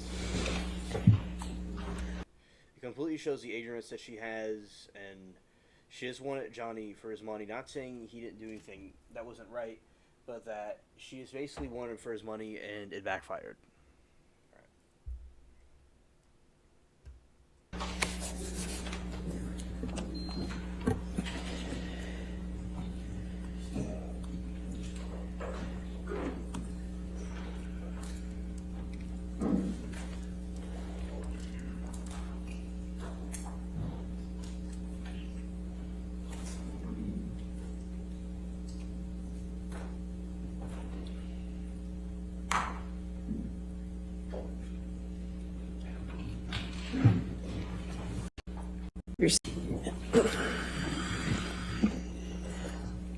Dr. Curry, you're not board certified, correct? No, I'm not. Not in clinical psychology or in forensic psychology, correct? No, I'm a licensed clinical psychologist. But you're not board certified? No, Okay. And you also have only been practicing approximately 8 years, is that correct? that's not correct. How many years? I've been licensed for 10 years, Okay. and I've been practicing for about 15 years. Okay. And that includes what you went through with your different trials in Hawaii and everything else that you testified to, correct? Yes. Okay.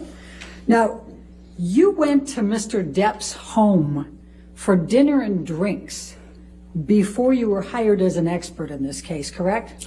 That's not quite right. I was interviewed at Mr. Depp's home by his legal team. Dinner was served. You, in attendance with Mr. Depp was Adam Waldman, correct? Yes, Ben Chu, correct? yes, Camille Vasquez?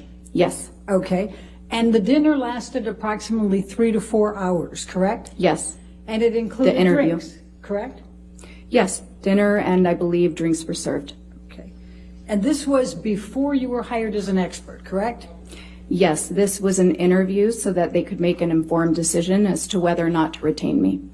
And don't you think that's a little odd that you're getting interviewed by Mr. Depp to decide whether you're going to testify adversely against Amber Heard? I was interviewed by the legal team. And Mr. Depp was present. It was his home, correct? Yes, And he was serving dinner and drinks. he was Correct. not serving dinner and drinks. Well, it was at his house, at his behest, correct? Yes, it was at his house. Okay. And you were contacted by Camille Vasquez, somebody you knew in the community, in February of 2020. Is that correct? I knew of Ms. Vasquez professionally. We live in the same city, and I work with many attorneys. Okay. And at that time, you not only knew Johnny Depp, you'd seen a number of his TV and movie roles, and you believed he was a good actor, correct? Not correct. I did not know Johnny Depp. I Well, had you knew seen of several him. of his movies. You knew who he was. Yes, Right. And you believed he was a good actor, Yes. correct? Okay. And then you provided an expert designation in this case before ever seeing Amber or having an opportunity to review any documents or records. Isn't that correct? I did not provide an expert designation. That's an attorney thing. My opinions are contained in my report. Let's pull up Plaintiff's Exhibit 884, please.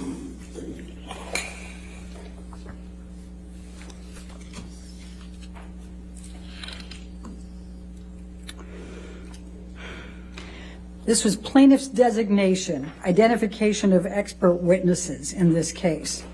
And this is dated February 2021. That's a year after you went to dinner at Mr. Depp's house, correct? Yes, Okay. And it attributes, if you go to page 13, it says you have 3 opinions.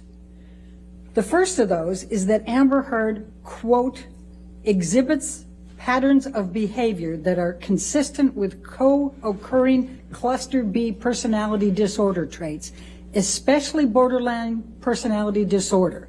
Did I get that right? I'm reading that here. That is not my opinion. Okay, Well, but it's a current attributed- opinion, but this was not an opinion of mine then. I didn't have any opinions at that time. It says Dr. Curry will testify, correct? That's what it says, yes. Okay, and this is a signed pleading, correct, on behalf of Mr. Depp? I'm not sure I understand what that means. You don't understand what a signed pleading is? No. Okay. Do you understand that Mr. Depp's counsel prepared this and served it on Ms. Heard's counsel? I'm not an attorney. I don't understand necessarily all of these procedures. Okay. Are you aware that Mr. Depp is on an audio recording years earlier taunting Amber Heard that she has a borderline personality disorder? I was made aware of that in this case, yes. So you did is that one of the audio not tapes necessarily you listened to? taunting, but I do recall hearing that Mr. Depp had used that phrase. So it's a coincidence that you now think she has those attributes after the attorneys listed it in February 2021 before you'd looked at anything, and Mr. Depp had made that accusation to Ms. Heard years earlier. My opinions aren't based on coincidence. It's objection. I'm Okay. sorry, Dr. Yes. Compound, I'll sustain the objection. All right. It's a coincidence then that you came up with symptoms of borderline personality disorder years later after Mr. Depp has been taunting Ms. Heard in an audio tape. I calling her- can't speak to whether or not there's a coincidence. What I can tell you is my opinions are based on the results of my evaluation. And it's a coincidence that Mr. Depp's counsel attributed that to you, that said that to you in February 2021 before you'd looked at anything, correct? I'm not sure. Okay. Now, would you agree that a disproportionate number of women are tagged with a diagnosis of borderline personality disorder? No, that's not quite right. 75%? The way you phrased it is not quite right. Tell me what's right. Okay, so there are more women who have been diagnosed with bipolar disorder than men. It's more prevalent in women. And trauma can cause borderline personality disorders, can't it? No. Never? Right now, we know that there are people who have borderline personality disorder who have sustained childhood trauma. There are also people who have borderline personality disorder who have had no childhood trauma. So like most personality disorders, and really like most mental health issues in general, there seems to be both a biological component. In this case with borderline personality disorder, the research tends to support a genetic component and possibly a neurological component.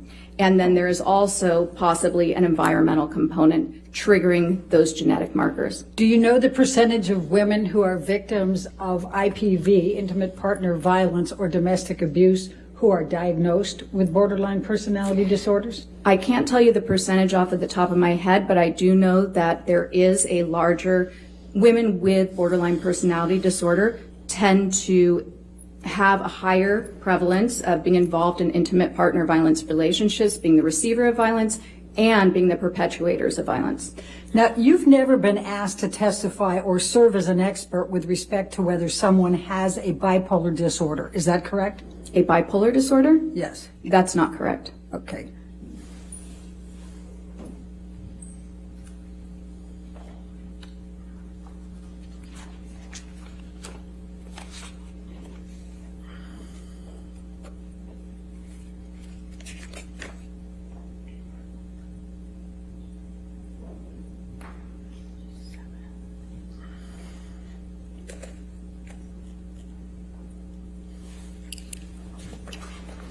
Bear with me.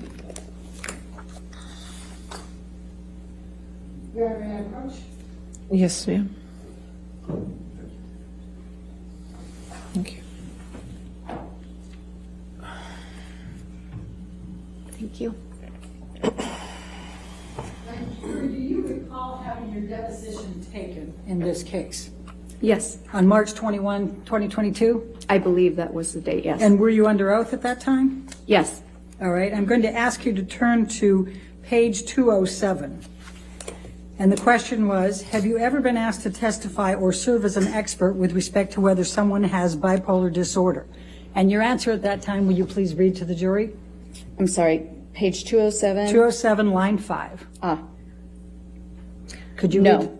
Okay, thank you. Now, when this designation was served in February of 2021, you had not rendered an opinion that, quote, Ms. Heard exhibits patterns of behavior that are consistent with co-occurring cluster B personality disorder traits, especially borderline personality disorder, correct? I'm sorry, I missed the first part. What was that? When this designation was served that you have in front of you as Plaintiff's Exhibit 884, Oh, okay. you had not rendered an opinion that, quote, Ms. Heard exhibits patterns of behavior that are consistent with co-occurring cluster B personality disorder traits, especially borderline personality disorder, correct? No, I had not rendered any opinions. My opinions weren't finalized until after my evaluation. Right. So when this came out, you had not rendered that opinion. I had not rendered that opinion. Okay. The second opinion that's listed in the February 2021 is that Ms. Heard repeatedly and characterologically perpetuated severe physical and psychological intimate partner violence, IPV, toward Mr. Depp over the course of their relationship. End of quote. Did I read that correctly? It says perpetrated, but other than that, yes. Okay. And so is it correct that this pleading says in February 2021 that you are going to testify to that?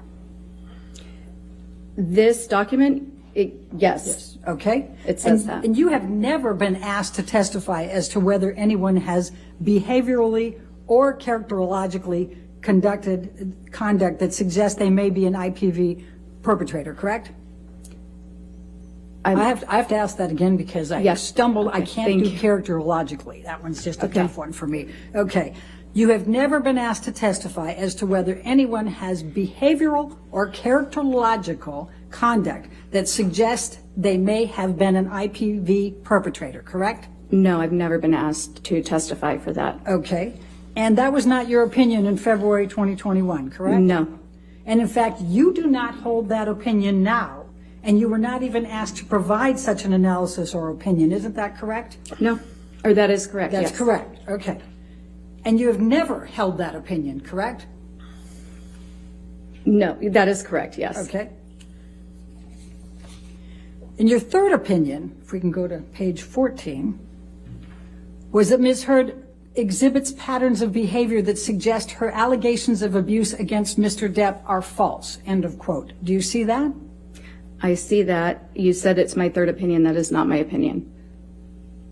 All right. But in this pleading, it says that you will testify to that, correct? Yes, that's what this says. Okay. And that was not your opinion in February 2021, was it? No, as I said, I had not formed any opinions at that time. I had just been retained. And in fact, you have never arrived at this opinion as an expert witness in this case, correct? In terms, no, the opinions that I've rendered are provided in my report. And They're what I'm testifying to today. And you have never arrived at this opinion as an expert witness in this case, correct? I'll sustain it. You have never arrived at the opinion that Ms. Heard exhibits patterns of behavior that suggest her allegations of abuse against Mr. Depp are false, correct? That's correct. Okay.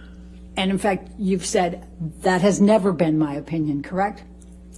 What I'm saying is that the opinions in here, these are not my opinions. My opinions are provided in my report. Can you please turn to page 255 of your deposition?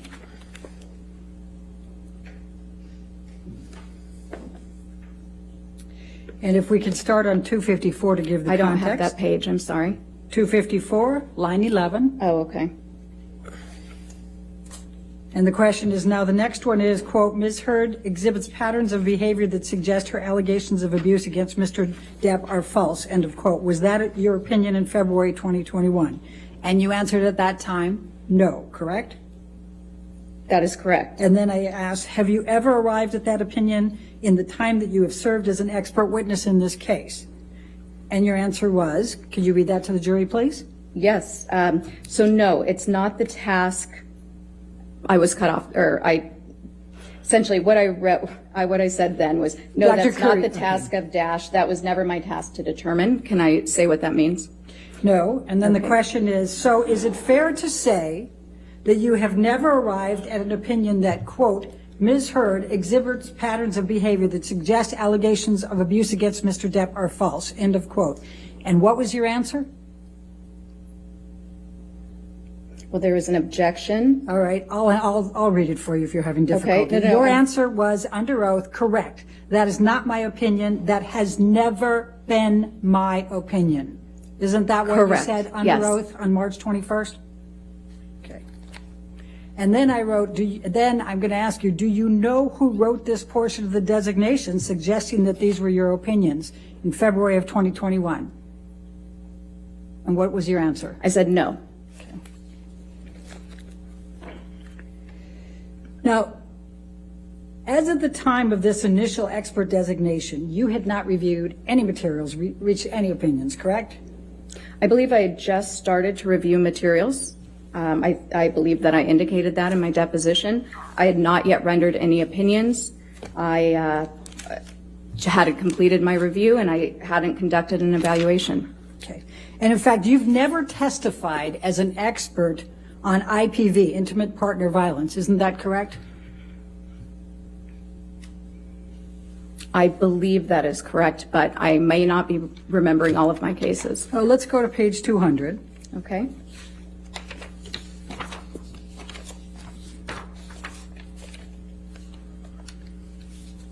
Line 17. My question was, have you ever testified as an expert on IPV? And your answer under oath then at line 22 was what? Oh, gosh, let me catch up. Line 22. No. And you've never testified as an expert on emotional distress damages associated with IPV, is that correct? That's correct. Okay. And you've never been asked to testify with respect to emotional damages associated with domestic violence or abuse, isn't that correct? Again, I'm reluctant to say that's correct because with 15 years of experience, a lot of my cases have been complex, and that may have been a component, but I don't remember explicitly a case being just about that. Let's go Correct. to page 199, line 20. My question to you was, have you ever been asked to testify with respect to emotional damages associated with domestic violence or abuse? And your answer under oath at that time was?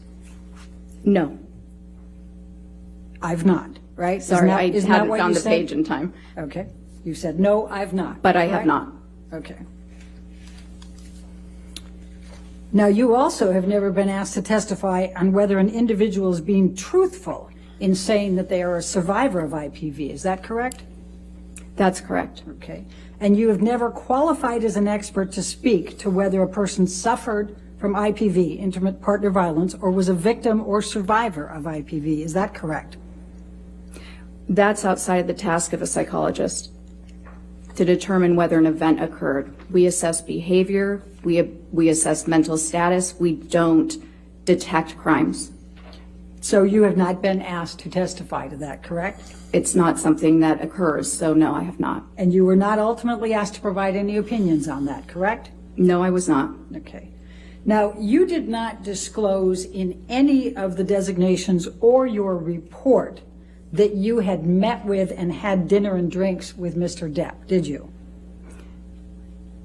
I'm sorry, can you repeat that one more time? Yes, That you did confused not me. disclose in any of the designations or in your report that you had dinner and drinks with Mr. Depp, correct? I did not disclose that I was interviewed by the legal team, no.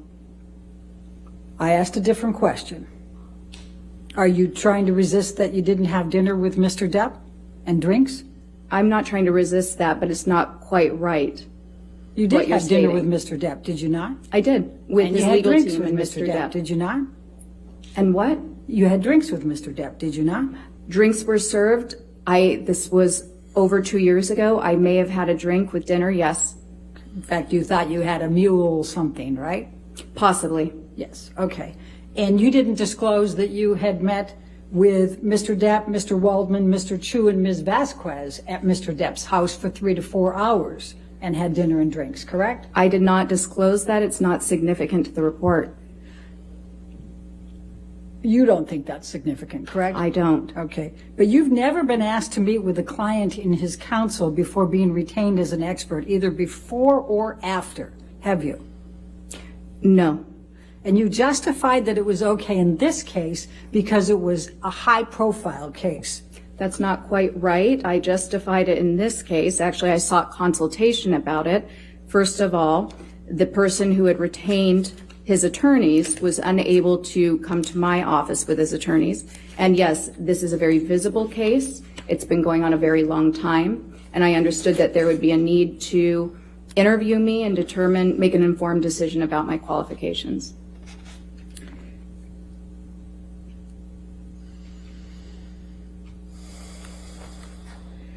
Can you look at page 240, please?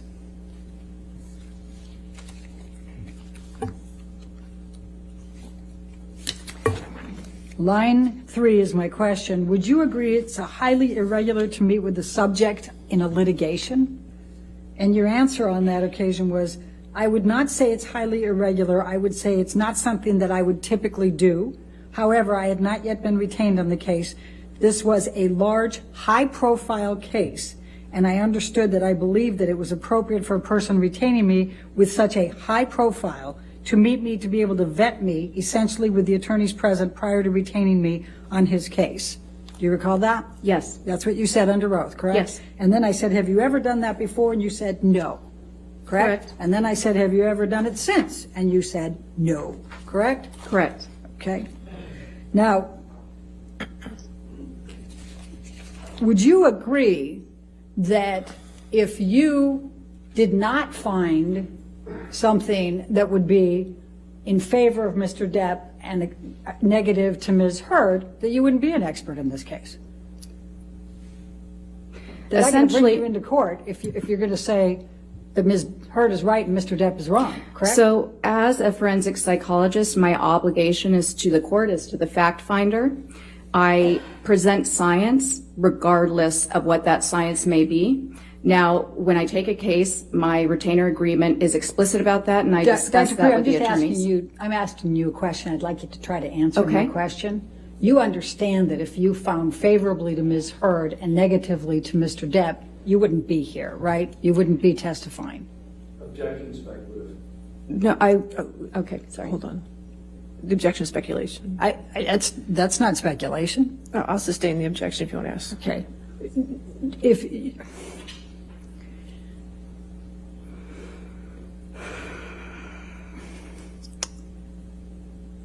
goes to bias, Your Honor. I sustain the objection. Next question. Okay, all right. You were, in fact, so excited about being involved in this case that you told your husband, even though this was a highly confidential matter, that you were going to be conducting the examination of Ms. Heard, didn't you? That is not accurate. You not only told your husband, but you told Ms. Heard that you told your husband, correct? Ms. Bredoff, that is not accurate. What is accurate? You're incorrect. That is not correct. Is your testimony today under oath that you did not tell your husband that you were going to be conducting the examination of Amber? That is my testimony. Okay.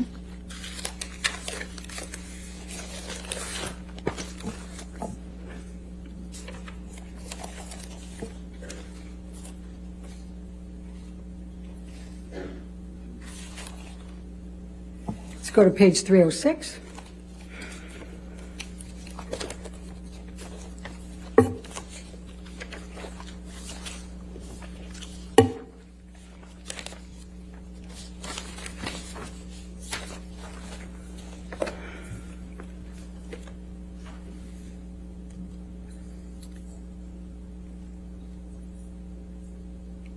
So the question that was asked was because you brought muffins, you said, from your husband, right? You gave those to Ms. Heard, correct? May I clarify what occurred so that we can stop talking about the muffins? What happened was that I was getting ready that morning. I frequently bring muffins to the office. My husband did happen to know that there was going to be a celebrity client coming in because on the mornings that occurs, which often occurs, we have to actually clear the office and move the staff to the other office. So yes, on the one hand, he was aware of that. I was getting ready. I asked him to go to the bakery near our house and pick up the muffins for me because I was running late. He often has to do that because I often do run late. He brought the muffins back to the house. I brought them into the office. Ms. Hurd and I enjoyed the muffins together. I think I made a comment to her along the lines like, we can thank my husband. My husband got these for us today, meaning he purchased the muffins. We are now enjoying them because of him. Did you say on pages 305 and 306 that you frequently have examinations of high-profile clients? You want to just take a quick look and tell us? What, 305, 306? Yeah, that's where we're talking about it. Is there a line you'd like me to look at? You can start with 15, line 15, 305. Just read through that and tell me whether you said anywhere in there that you have a lot of high-profile examinations. You do this frequently. Objection to improper impeachment. I don't agree. Won't you approach, please?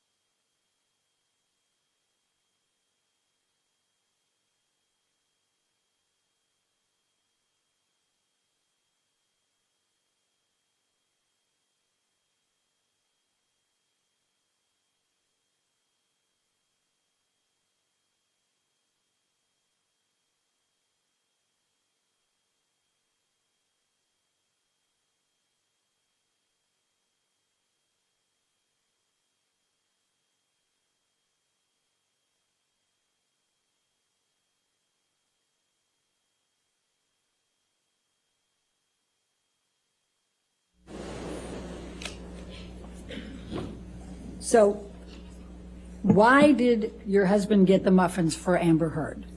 He did not get the muffins for Amber Heard.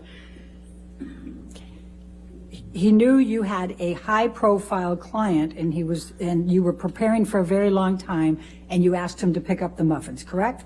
I asked him to pick up the muffins for me, yes. Okay. Now, would you agree that domestic abuse can be verbal? Absolutely, yes. Would you agree that domestic abuse can be emotional? Yes, certainly. Would you agree that domestic abuse can be psychological? Yes. Would you agree that domestic abuse can be physical? Yes. Now, you indicated, and I believe you testified in your direct, that it's very important to review the treatment records before forming opinions. Is that correct? Yes. Okay. In fact, that's the first thing you would do, correct? Not necessarily the first, but it's part of the evaluation. Let's go to page 261.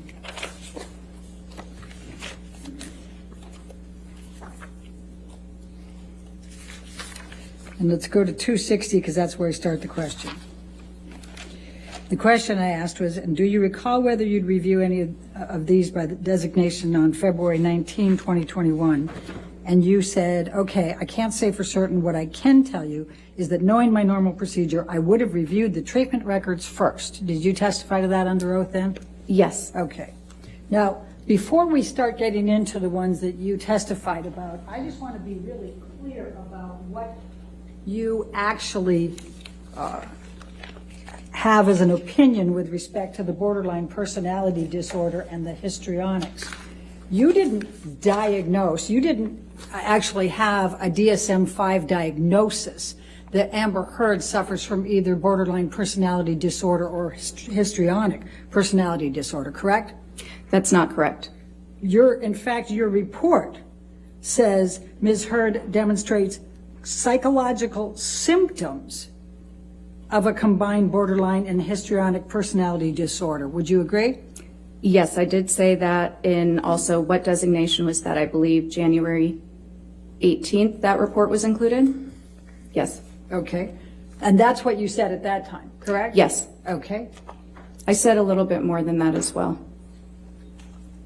You said, and I'll read it, I'll quote it, quote, based on the combined results of my interview with Ms. Heard, behavioral observations, psychometric test data, and review of the available records, Ms. Heard demonstrates psychological symptoms of a combined borderline and histrionic personality disorder, BHPD. That's Yes. what you wrote in your report as one of your conclusions, correct? And that's a DSM-5 diagnosis. And it did not say that you were diagnosing with a DSM-5 for borderline personality disorder or histrionic personality disorder, did it? That's what it says in different semantics. Oh, so what you meant to say. It did not use the words you just said. Now, let's talk about the treatment records that you said that you reviewed. But I'm going to start with Rocky Pennington. Your testimony was that out of the blue, Amber hit Rocky Pennington, correct? I can't remember exactly what I said, but I did reference Ms. Pennington's deposition that Ms. Heard struck Ms. Pennington in the face. In Yes. fact, Ms. Pennington testified that she hit Ms. Heard. And in response to that, she can't recall, but Ms. Heard either pushed or slapped her, correct? I don't recall. That's a pretty important distinction, don't you think? My recollection is that there was some sort of violence both ways in the relationship. Either way, it seems that both of them might have been unstable. I'm now only evaluating Ms. Heard. So now we have an evaluation of Rocky Pennington No, from... I just said, but that was not relevant to my opinion because I'm only evaluating Ms. Heard. But you testified to that on direct that that was a factor, right? Yes. Okay. Well, wouldn't it make a big difference if Amber struck first or just responded back? Given the dynamic, not necessarily. No, it would not have. So now you're an expert on Rocky Pennington and her dynamics with Amber Heard. Objection recommended. I'll withdraw. This is sustained. Okay, so now let's talk about Dr. Cowan. You not only reviewed his treatment records and his text messages and documents, but you also attended his deposition, did you not? Yes. Okay. And do you recall Dr. Cowan testifying that Amber told him about Depp physically abusing her contemporaneous with the events? I don't recall specifically his words, but I remember him recalling that she had disclosed abuse in their treatment, yes. And do you recall Dr. Cowan testifying that he received a text message contemporaneous that Johnny did a number on me tonight. I'm safe in my support tonight, but I need some real help. Do you remember him testifying to that? I don't remember the testimony, but I do remember seeing that text message as one of the exhibits. And do you remember Dr. Cowan testifying that on another occasion, Amber sent him a text, Johnny beat me up pretty good last night, end of quote. Again, Not in this instance. She can rely on it. She testified. Overruled. Thank you. Thank you, Your Honor. I didn't need to argue that hard, I guess. Do you recall that? Again, I don't recall the testimony, but I do remember that being an exhibit. I've seen it. Do you recall Dr. Cowan testifying that not only did he believe Amber in her reporting of the abuse by Depp, but that she had no ulterior motive? I actually don't recall that. I'm not saying that it didn't occur. Okay. Do you recall Dr. Cowan testifying that he believed the relationship was toxic and he was concerned for Amber's physical well-being? I do recall him saying that he believed the relationship was toxic. And you don't recall I do Dr. not. Cowan saying that he was concerned for Amber's physical well-being? I don't remember those exact words. Do you recall Dr. Cowan testifying in that deposition that you were present for, referring to Mr. Depp, quote, his controlling nature, jealousy and suspiciousness, addiction to drugs and alcohol, and violent and indulgent temper?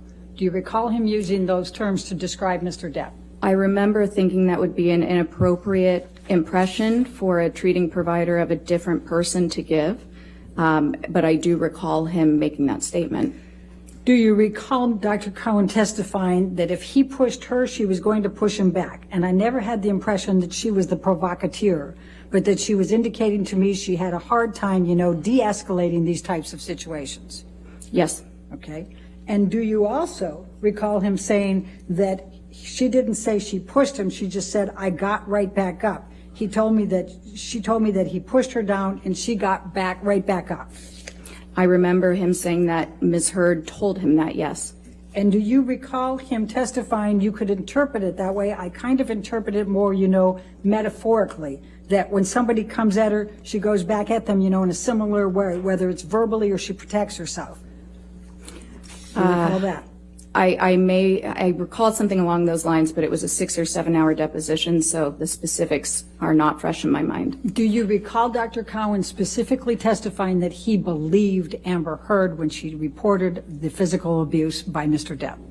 I recall him saying that and following it up with a statement that you have to take the patient at their word when you're the therapist. You recall that? Yes. Do you recall him saying that he believed her? That he found her believable? Yes, that he found her believable. Okay. Now, you also testified about Amy Banks. Do you recall that? Yes. And before we go there, Dr. Cowan has been a clinical psychologist for 40 years, correct? I'm not sure. Okay. Well, he testified to that, didn't he, in the deposition? I don't recall. And he also saw Amber Heard for over 2 years, correct? Yes. From 2014, approximately August 2014 to 2016, correct? Yes, he did. For a period of time, would you agree? Okay. And he also testified that he did not diagnose Amber with borderline personality disorder. Do you recall that testimony? He also testified that he doesn't use diagnoses, but yes, I do recall that. And do you recall that it was those words were in his notes, but he said he had written that down, but then he discounted it and determined that that was not correct for her? Oh, you want to approach?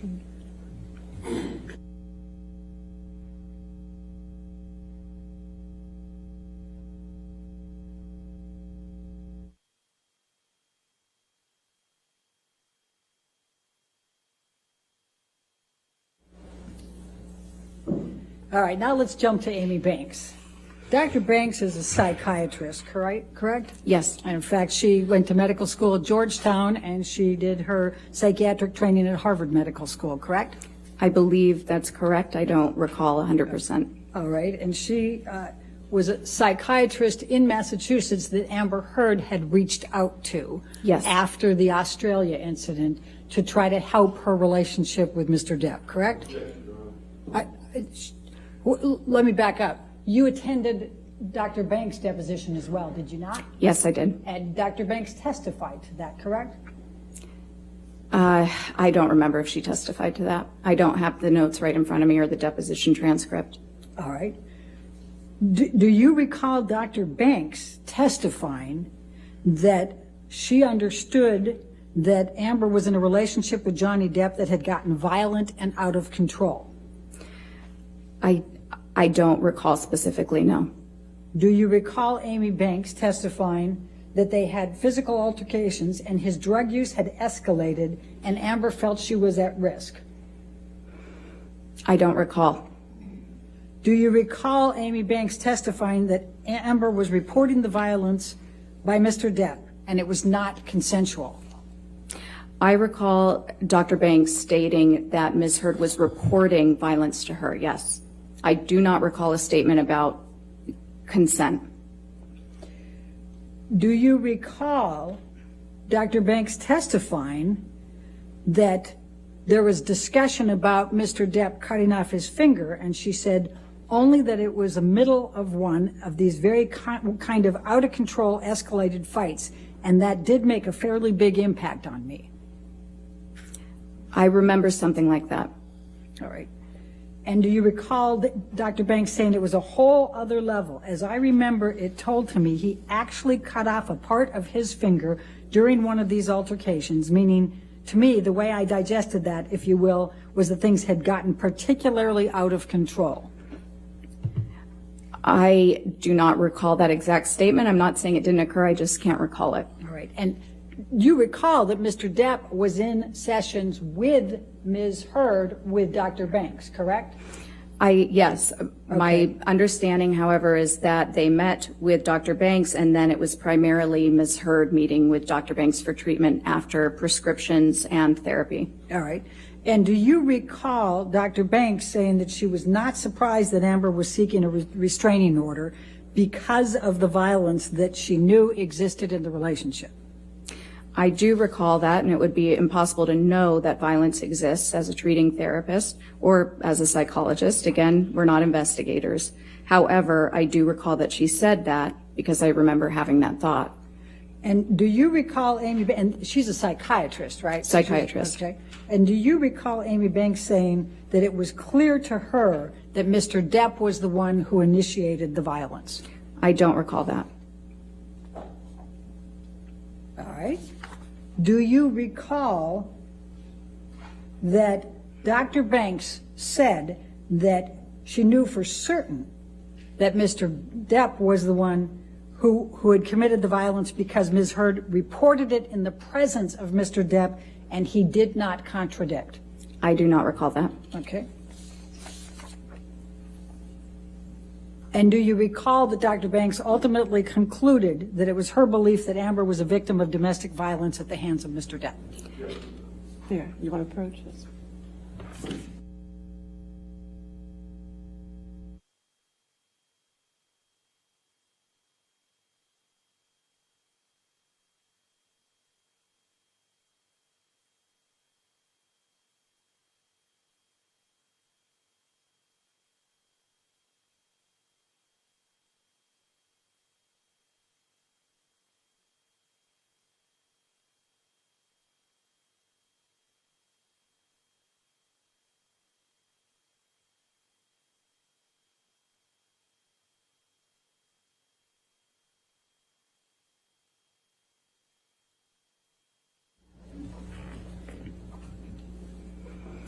And what was your answer to that last one? I'm sorry. I think I can't recall, but I also can't recall that last question. Do you recall that Dr. Banks concluded that Amber was a victim of domestic violence at the hands of Mr. Depp? I don't recall that. Okay. Now, you also reviewed the records of Laurel Anderson and you reviewed her deposition, is that correct? Let me refresh my memory for a moment. I reviewed Dr. Anderson's deposition, yes. Okay, and do you recall that she reported that Amber Heard had reported physical violence by Mr. Depp to her? I recall that she said that Ms. Heard had reported that, yes. Okay, and do you recall that she said that it changed over time? I don't recall that specifically. Okay, and do you recall Dr. Anderson saying that she had witnessed her face being bruised after the December 15, 2015 incident? I don't recall that. You don't recall that, okay.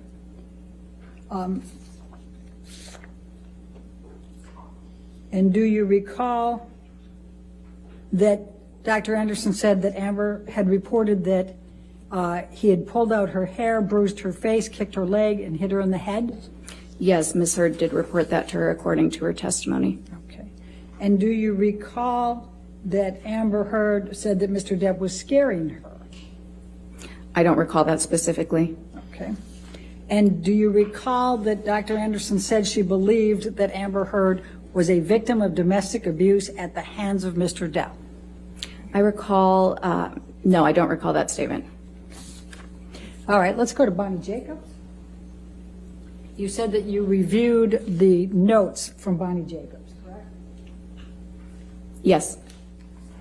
And what you testified to was that you discounted these because the first notes from Bonnie Jacobs indicated that she already had all of these symptoms, correct? I'm sorry, I don't understand what you're saying. I discounted. Tell me why you discounted Bonnie Jacobs' notes. I did not discount Bonnie Jacobs' notes. You said that that Bonnie Jacobs, in her notes, had already determined that these symptoms were present for Amber Heard before the relationship with Mr. Depp, did you not? What I recall saying was that within Dr. Jacobs' notes, She's documented instances in which Ms. Heard reported to her over the course of therapy that she was experiencing nightmares, recurrent nightmares, in fact, about childhood abuse. Okay. Now, the very first entry on Bonnie Jacobs' notes, and these are the notes, right? Do you recognize these? I do, and we Okay. received more sort of at the tail end just a couple months ago. All right, so the first of Bonnie Jacobs' notes is on 10/17/2011. Do you recall that? I don't recall the exact date. I don't have anything in front of me. And she was already, Amber Heard was already in the relationship with Johnny Depp at this point, was she not? I believe she was, yes. Okay. And in Bonnie Jacobs' notes, she documents However, go ahead.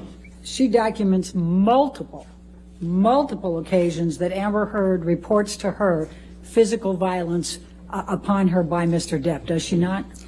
There are several notes that indicate that Ms. Heard has reported violence by Mr. Depp, yes. Many, correct? I wouldn't qualify it as many.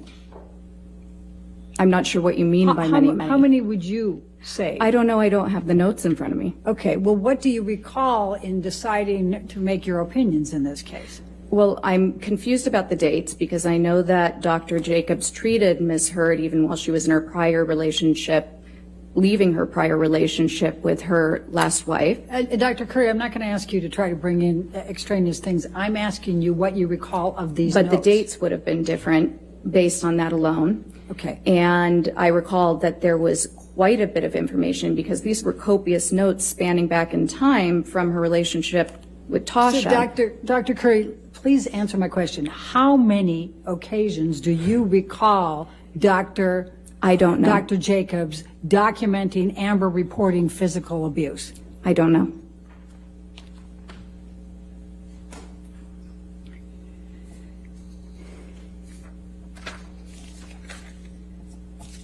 Now, you also said that you listened to audio tapes in this case, correct? Yes. Did you hear Mr. Depp admitting to headbutting Ms. Heard? That is not what I heard. You didn't hear that? I heard a conversation about headbutting. I did not hear him, as you said, admit to headbutting Ms. Heard. Okay, that's your characterization of it, correct? Yes. Okay. Did you see the videotape of Mr. Depp in the kitchen? Yes. Okay, did Ms. Heard imagine that or create that, or was she responsible for that somehow? Objection, I respect it. I'll sustain the objection. Next question. Okay. What, if any, impact did that have on your opinions watching Mr. Depp in that video? I'm not sure it was one of many pieces of the exhibits and other collateral data that I considered. I'm not sure what the direct impact was or if that could be measured. All right. Now, counsel asked you whether you had conducted any type of examination on Mr. Depp, and I believe your answer was no, correct? No. You did not review any medical records or psychological records from Mr. Depp either, did you? I reviewed all of the records that were available. Do you recall reviewing medical and psychological records on Mr. Depp? Yes. Do you recall Dr. Blaustein referring to Mr. Depp having rage? No, I actually recall him referring to Ms. Heard in that note. Your testimony is that Dr. Blaustein was referring to Amber Heard as having rage? I transcribed several of the notes, and I may be missing a time when I said that about Mr. Depp. The handwriting was very difficult to transcribe, but there was one instance in which I recall transcribing him stating that Mr. Depp reported that Ms. Heard had rage. Dr. Blaustein's deposition was taken, was it not? I don't recall. Do you recall, so I take it then you don't recall him testifying that Mr. Depp told him he had rage and demons? I don't recall. Do you recall Dr. Blaustein testifying that Mr. Depp looked at his wife Amber like his mother or his sister that he didn't like? I haven't seen his deposition. I don't recall that. Okay. Now, did you see and do you know whether Mr. Depp has ever been diagnosed with any personality disorders? That's not relevant to my task to conduct an evaluation of Ms. Heard. So would it I be- do not know that he has had one. It was not in the records that he did. All right, so one way or the other, you don't know whether Mr. Depp suffers from any personality disorders. That's not my task. Okay. Let me go to IPV perpetrators. Would you agree that accusations of infidelity can be considered one of the characteristics of a personality perpetrator of IPV? It can be a characteristic of a lot of things. It is something that can be weaponized if somebody is trying to or is having rage toward their partner. Let's go to page 270.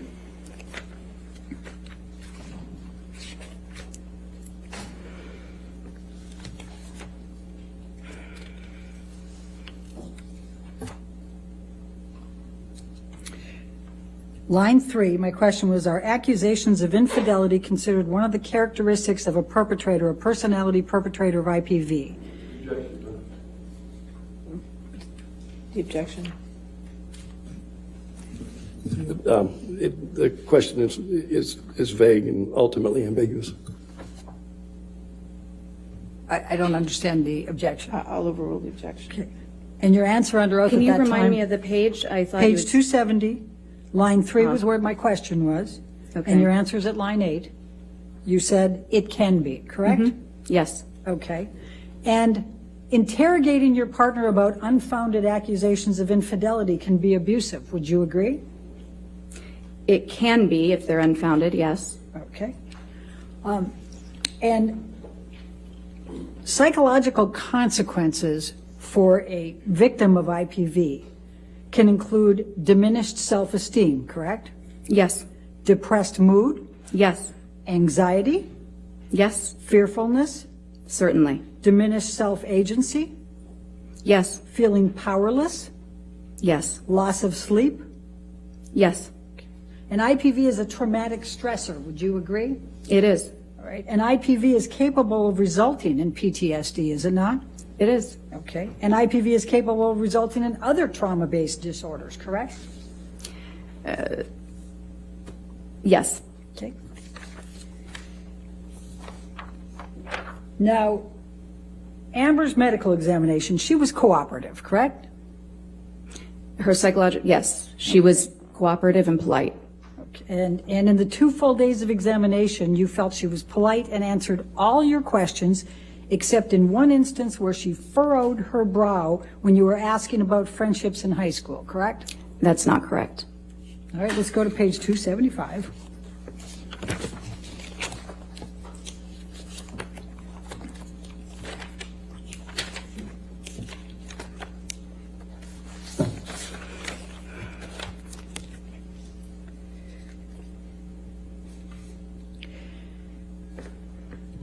So we start on 274 with the, was she polite? You said yes. Was she cooperative? Yes. Did she answer your questions? For the most part, yes. This is, now we're on page 275, lines 4 and 5. And then my question was, did she at any time become combative or unfriendly with you or angry? And your answer was, there was one instance in which she appeared annoyed and the posturing forward a bit, more assertive tone, furrowed brow, when I was questioning something, following up on data that had been inconsistent about friendships in high school. Other than that, she was very polite. Is that your answer at that time? That was my answer at that time, and it's inconsistent with the question you had just asked me. And would you agree that appearing for this examination with an expert who had been retained by Mr. Depp more than a year earlier might be a little stressful? Yes. Okay. And in fact, not only had you been retained by Mr. Depp, but what had been communicated by Mr. Depp's team was that you had called Amber Heard a liar and a perpetrator of abuse, correct? First of all, I'd like to clarify that I was not retained by Mr. Depp. I was retained by Mr. Depp's counsel. And what I can say that, yes, any examinee in a forensic context, you would consider that they're probably stressed. All right. Would you agree that all perpetrators of IPV have anger management issues? Yes. And a large portion of IPV perpetrators have substance abuse issues. It's one of many factors that correlates with intimate partner violence, but there are certainly many people who perpetuate intimate partner violence who do not have substance abuse issues. All right, let's go to 131, line 17.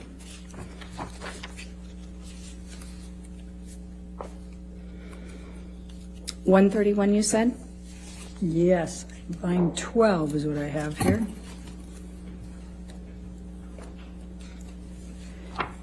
And I'm talking about, you said, and just to give context, remember I was asking you what percentage of people you treat that are perpetrators, and you'd said 5%. Do you recall that, just for substance?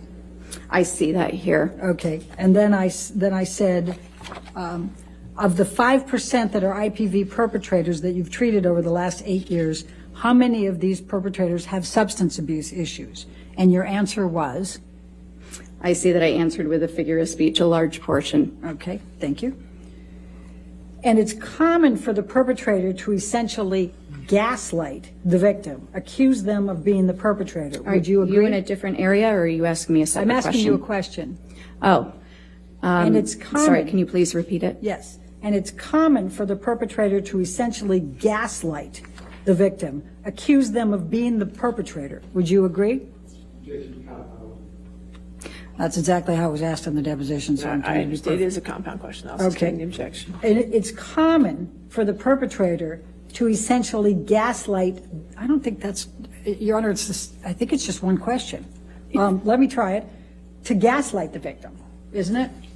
That's a characteristic of psychological abuse, yes. Okay, and it's common then for them to accuse them of being the perpetrator, the victim. That's a characteristic of abuse from women perpetrated against men. It's actually very, very common. About 90% of male victims of IPV have reported that a female partner who abuses them makes threats to report their partner as an abuser. It's less common for men to make that statement to female partners just because there's less potential consequence. Isn't it true, though, that some form of gaslighting is often present in these personality-based IPV scenarios? Yes. Okay. And it's distressing for the victim to be accused, is it not? Absolutely. It causes them a lot of fear? Certainly. And it causes them a lot of distress? Absolutely, yes. And in fact, they feel falsely accused, correct? Yes. And they feel paranoid? Yes. And they feel frightened? Yes. Afraid that everyone's going to believe the perpetrator, correct? Yes. And in fact, they're afraid they're going to lose their security, correct? Can you clarify what you mean by security? I'll ask the next one. And they're afraid they're going to lose their reputation, correct? Yes. Okay.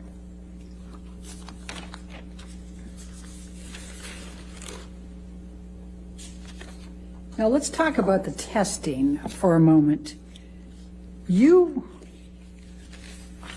talked about the MMPI-2, but that's not the most recent MMPI, is it?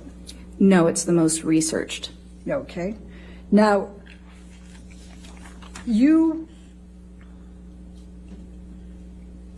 need to have an elevated, on the MMPI, there was only one section that had elevated scores, correct? No, that's not correct. It was the K section, correct? That's not correct. Okay. And was there any elevated score over 65 on the MMPI? I would need to take a look at it. If, I provided a 25-page interpretation outline. If you're able to pull that up, I'd be happy to go over any of the individual scores for you. Can you recall any clinical scales for the MMPI-2 for Amber Heard that were above 65 as you sit there today? Again, there are multiple scales on this test, 25 pages worth listed. So if you can pull it up, then I can review and give you a confident answer. What can you recall as you sit there? I'm hesitant to do that because I don't want to make an error by ignoring hundreds of scale scores. And would you agree that you can't make a pathological determination or diagnosis if the scales are not elevated on the MMPI-2? I would not agree with that. Okay. Now, one of the answers that Amber gave is that it's hard for her to feel safe, correct? Are you talking about the MMPI-2? Yes. Again, I don't recall. There are 567 items on that. I would need to see her results. Well, it's a common trauma symptom, isn't it, to not feel safe? Sure. And safety concerns are common among women who have been victimized, correct? Women and men, yes. Okay, and common especially for sexually victimized people. Would you agree? Any type of victimization, yes. Okay, and hard to trust. That's a common after effect of interpersonal violence related trauma, correct? Sure. And memory difficulties. Amber said she felt she had holes. Do you recall that? I do. And her account was different than typical memory difficulties with trauma. It is common for individuals who have experienced trauma. And it's actually to not have- common. No, it's a symptom, but it's the least common. In fact, a DSM-5 diagnosis for PTSD includes a, quote, inability to remember an important aspect of the traumatic event, end of quote. Am I correct? Yes. Okay. And memory difficulties are a symptom of PTSD, correct? Certain types of memory difficulties, yes. Okay. Now, do you recall when Amber says the first incident of abuse took place? I believe it was, the first incident in which yes. So she stated that it was early on in their relationship. Okay. Do you recall it? I don't recall the exact date off the top of my head. Do you recall it being a tattoo, something related to a tattoo? I do. Okay. Now, if someone had been subjected to a 4-year relationship characterized by repeated IPV, they can have symptoms, correct? Yes. Intense anxiety, Yes, certainly. depressed or irritable states, Actually, it's not so much states. When you're looking at a real trauma reaction, it's pretty persistent. It's less of these transient states. intimate problems, Yes. relationship difficulties. Yes. And these are symptoms you're also attributing to the personality disorder, correct? Yes, there are some key differences. Okay. Now let's talk for a moment specifically about a couple of the profiles on the MMPI. This is not an exaggerated profile for her, is it? No, actually, that was something unique. When she completed objective broadband measures, where the questions, you don't know what the questions are getting at, they seem completely random, she raised scores that indicated that she was trying to minimize any mental issues and appear completely free of pathology. When she took tests that asked questions that were specific to trauma, that's when you'd see these extreme exaggerations. All right, let's go to page 337.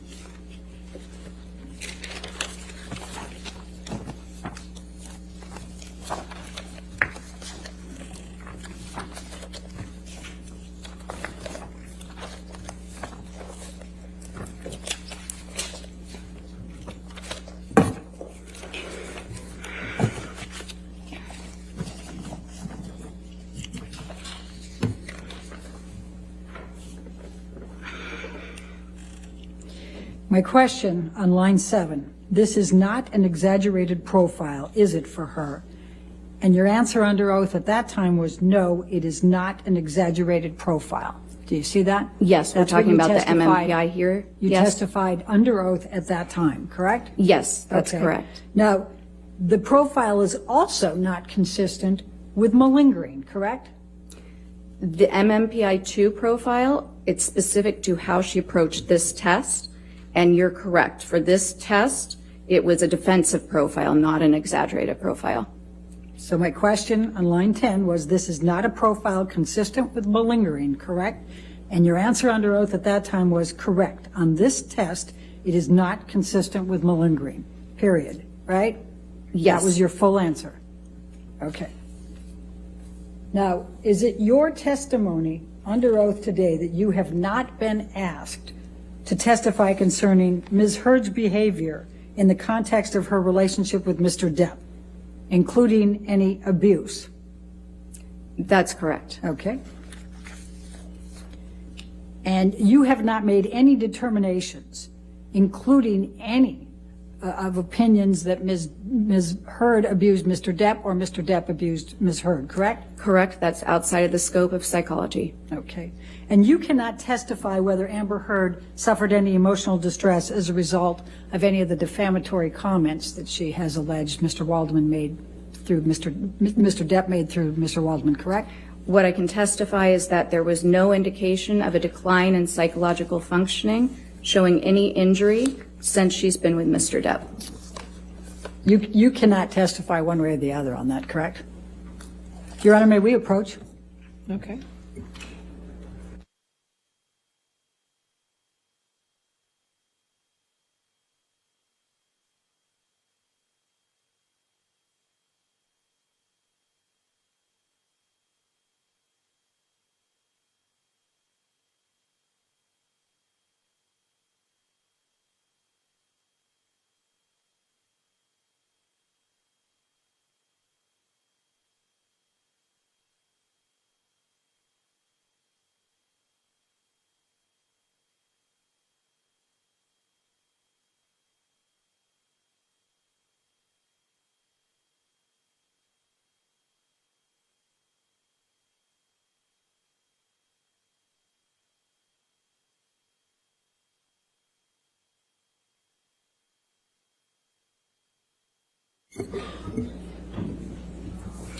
Dr. Curry, Yes. in your report, nowhere in your report did you provide any opinion of whether Ms. Heard suffered emotional distress as a result of the defamatory statements. Is that correct?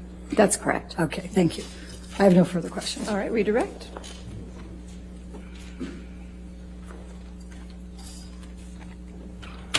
Dr. Kerr, you were just asked a question about malingering Yes. and made reference to the MMPI-2. Is there another test that you did to make a determination with respect to malingering? Yes. So I also, well, malingering is a term that most psychologists, we try to be careful of it because it indicates an intent for secondary gain. I prefer feigning, which you had brought up earlier, because it indicates that somebody is intentionally exaggerating, but I don't know necessarily why. So I think that's a more accurate term in general. On the MMPI-2, yes, there was no exaggerated profile. I also gave her the CAPS-5. I don't know if you'll remember, but that is the clinician-administered PTSD scale consistent with the DSM-5. And on that, there were signs of gross exaggeration. I also looked at the test results that were provided by Dr. Hughes, and on an objective test of trauma, there is a scale specific to intentional exaggeration on that test, and Ms. Heard was in the 98th percentile, meaning that she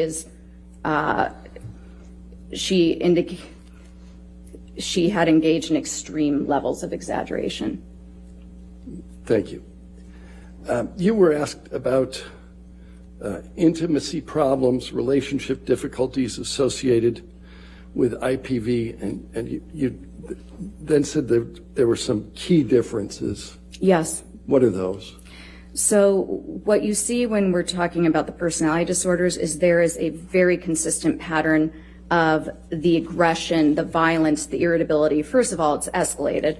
But second of all, it occurs when there is either, for the borderline component, a threat of abandonment, a perceived slight, feeling like the person is about to leave you, about to walk away to get some space from an argument. It also occurs to a more mild extent, but when there's a loss of attention and a need to manipulate to try to get that attention back. But it's not, when somebody has PTSD, that irritability is sort of at a low, constant level, or it's completely random. For instance, you might have a Vietnam vet who went straight to bars for a period to get into fights with the hope that he would kill somebody and just self-destruct. So it's a very different type of presentation. IPV, it might be more irritability, but that's actually less of a symptom for female IPV victims. Usually what you'll see is somatic symptoms, the depression, a lot of fearfulness and anxiety, but typically more complaints about somatic symptoms. Okay. You testified that some of the professionals involved in this case had to take their patient at her word. What did you mean by that? So when you're providing therapy, you're in a very different role than an examiner. When you're the forensic examiner, you're just really looking at data to make a decision. When you're a therapist, you're an advocate for your client's well-being. And in fact, it's considered extremely unethical for a treating provider to ever provide opinion testimony like I'm providing, because it's so well known in our field that you're going to have an automatic bias for your client. It's almost a sense of protection, advocacy, wanting their best, which is why we also know that it's very inappropriate to convey any sort of opinion about whether a crime occurred, whether abuse occurred. We can certainly believe our clients. We can support them in their therapy and take them at their word. But when giving opinions and consultations, we have to be very, very cautious and really only provide the facts. We would state things in terms of, my client did report this. I saw this. Here was our treatment plan. Here was the diagnosis. We're trained to stay away from making any sort of opinions, understanding that most of the time, and most of Ms. Heard's providers were just treating Ms. Heard. They had never so much as done an initial interview with Mr. Depp and gotten his whole life story or his symptoms or his side of any of it. And they're going to be advocating, and the treatment relationship is about helping your client achieve well-being, not making formal psychological or psychiatric opinions. So you're asked a question about a series of doctors. Dr. Cohen, treating physician? Yes, he was a psychologist. Yeah. Dr. Banks, treating physician? Dr. Banks, yes, treating psychiatrist. Dr. Anderson? Yes, treating psychologist. Every one of them had to take Amber Heard at his word, right? Yes. Excuse me. Oh, overruled. I'll allow it. Thank you. No further questions. All right. Is this witness subject? Yes, sorry. Is this witness subject to recall? Oh, yeah, for All right. Since you're subject to recall, Dr. Curry, please do not discuss your testimony with anybody, and please do not watch anything of this trial, okay? All right, Got thank it. you. Thank you. You can stay there for a moment. Okay. All right, ladies and gentlemen, we'll go ahead and take our afternoon recess for 15 minutes. Do not do any outside research and don't talk to anybody, okay?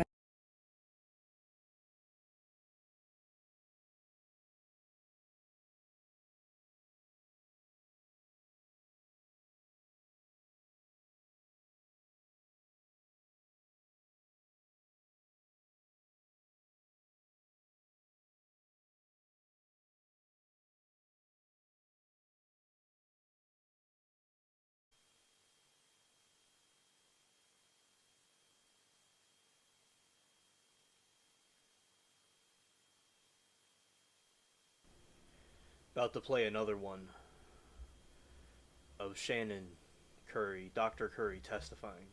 Ready for the jury? Okay.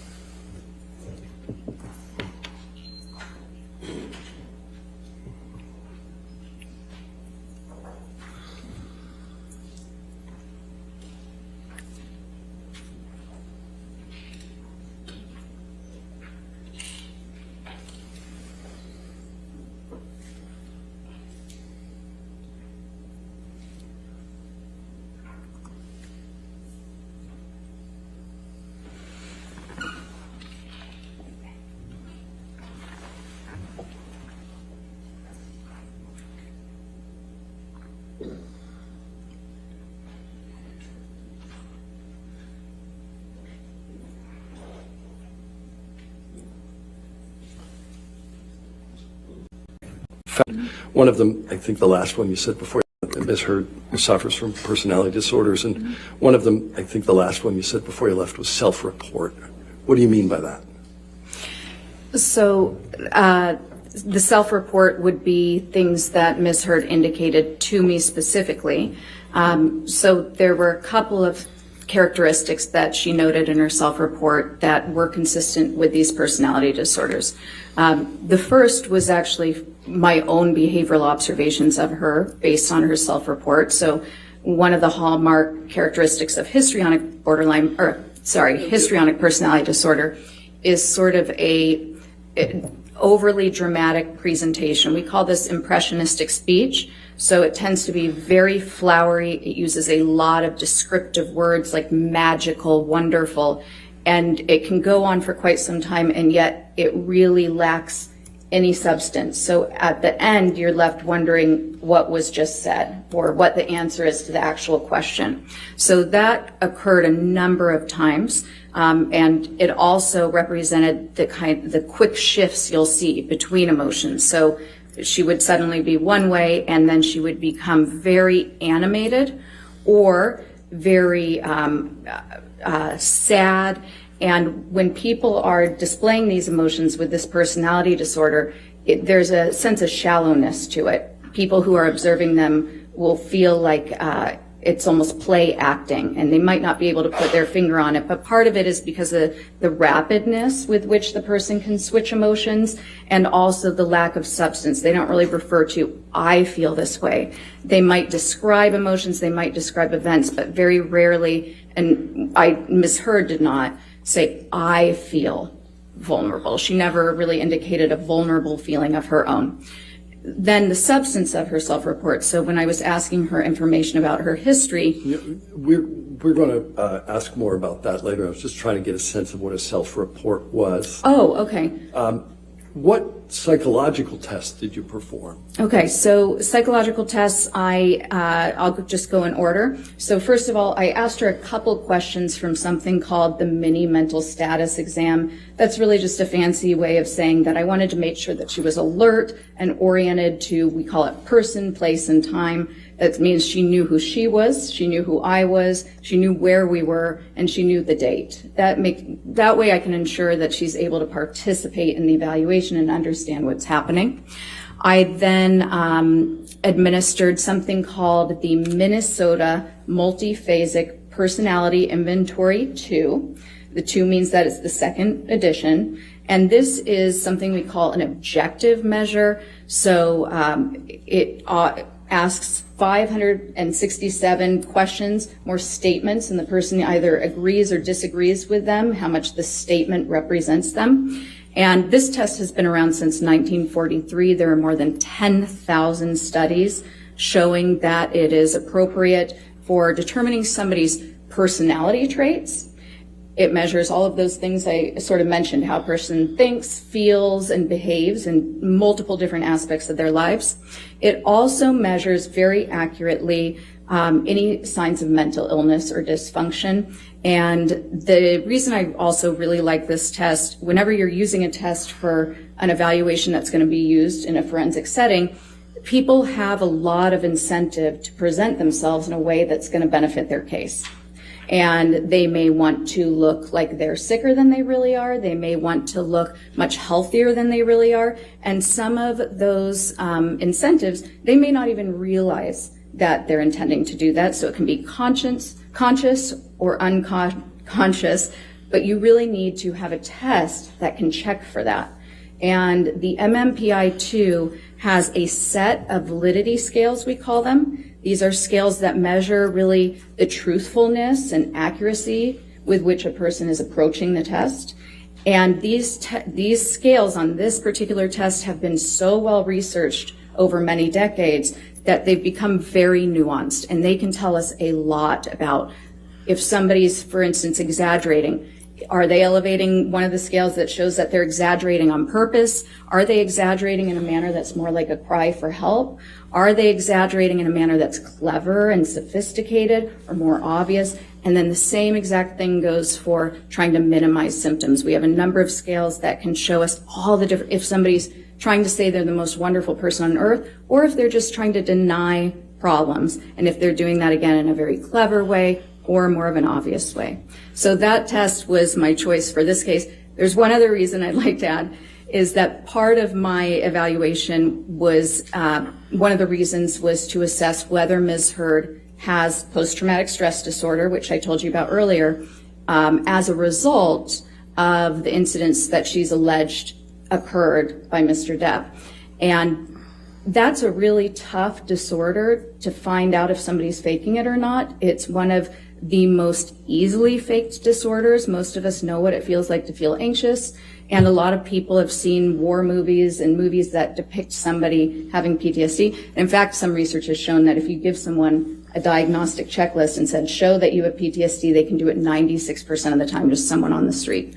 So you really need a test that's very sensitive to that. And the MMPI-2 has been shown in multiple studies to be excellent at detecting those attempts. Okay, you keep using MMPI-2. That's the abbreviation that you folks use for? I'm sorry if I hadn't said that. That's the Minnesota Multiphasic Personality Inventory. What other psychological testing did you perform? So I also performed the clinician-administered PTSD scale, -5, and that -5 links it to the diagnosis for PTSD in our current diagnostic manual, the 5th version. To do that test, you first administer something called the Life Events Checklist. And the Life Events Checklist, both of these tests, by the way, were developed by the National Center for PTSD with the Department of Veterans Affairs. But the Life Events Checklist lists 16 different very stressful life events that people can go through that are often can be associated with developing PTSD. And then it also has a 17th item that you can fill in if you feel like you've been through something really difficult that wasn't included. Now, I like to also add something called the Life Events Checklist 5 interview, which digs a little bit deeper into the person's childhood as well to find out if there's so many different things that can be difficult growing up. And also, it's very important that you have the person determine which of the events they've listed, let's say they have a number of different types of traumas, which one do they feel like was the most traumatic for them? Which one still causes them to feel distressed when they talk about it? And sometimes they can't just identify one.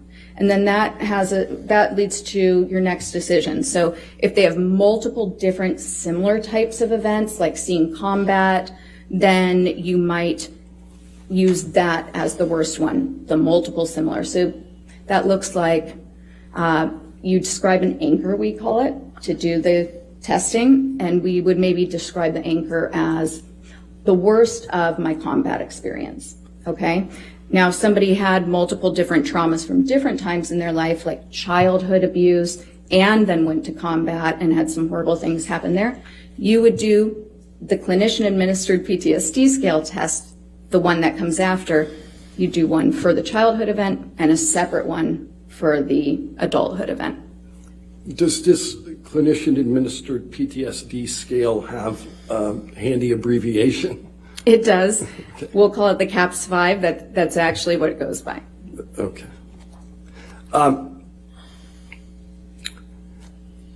How common is the use of the MMPI-2 in your profession? The MMPI-2 is actually the most commonly used assessment worldwide by mental health professionals and in forensic settings for the court. Why'd you use it? I used it for that purpose and for its excellent validity in those settings across genders, across ethnicities, for different reasons. And when I keep saying validity, by the way, what I mean is accuracy, and I'll try to work that in. But then also for detecting the accuracy with which a person reports PTSD. Okay. Is that scaled in some way? I'm sorry, what was that? Does that make use of a scale in some way? The MMPI-2, do you mean specifically for PTSD? Yes. There's actually a combination of scales you want to look for. You would never make the diagnosis just based on one scale alone, or even on the test alone. You'd integrate other data. All right. How did you administer the MMPI-2 to Ms. Hurd? I provided her the test on an iPad. She essentially had her own little desk area and then an iPad. She hits start, it provides her with the instructions, and then it gives her 567 statements in order. For each one, she taps true or false. What did you learn about Ms. Heard from the results of the MMPI-2? Quite a bit. I wrote up a 25-page interpretation outline. It has numerous scales. So one of the reasons I like this measure so much is that it can tell you so much about multiple different traits and tendencies and mental issues. One of the primary things I learned was that she had a very sophisticated way of minimizing any personal problems.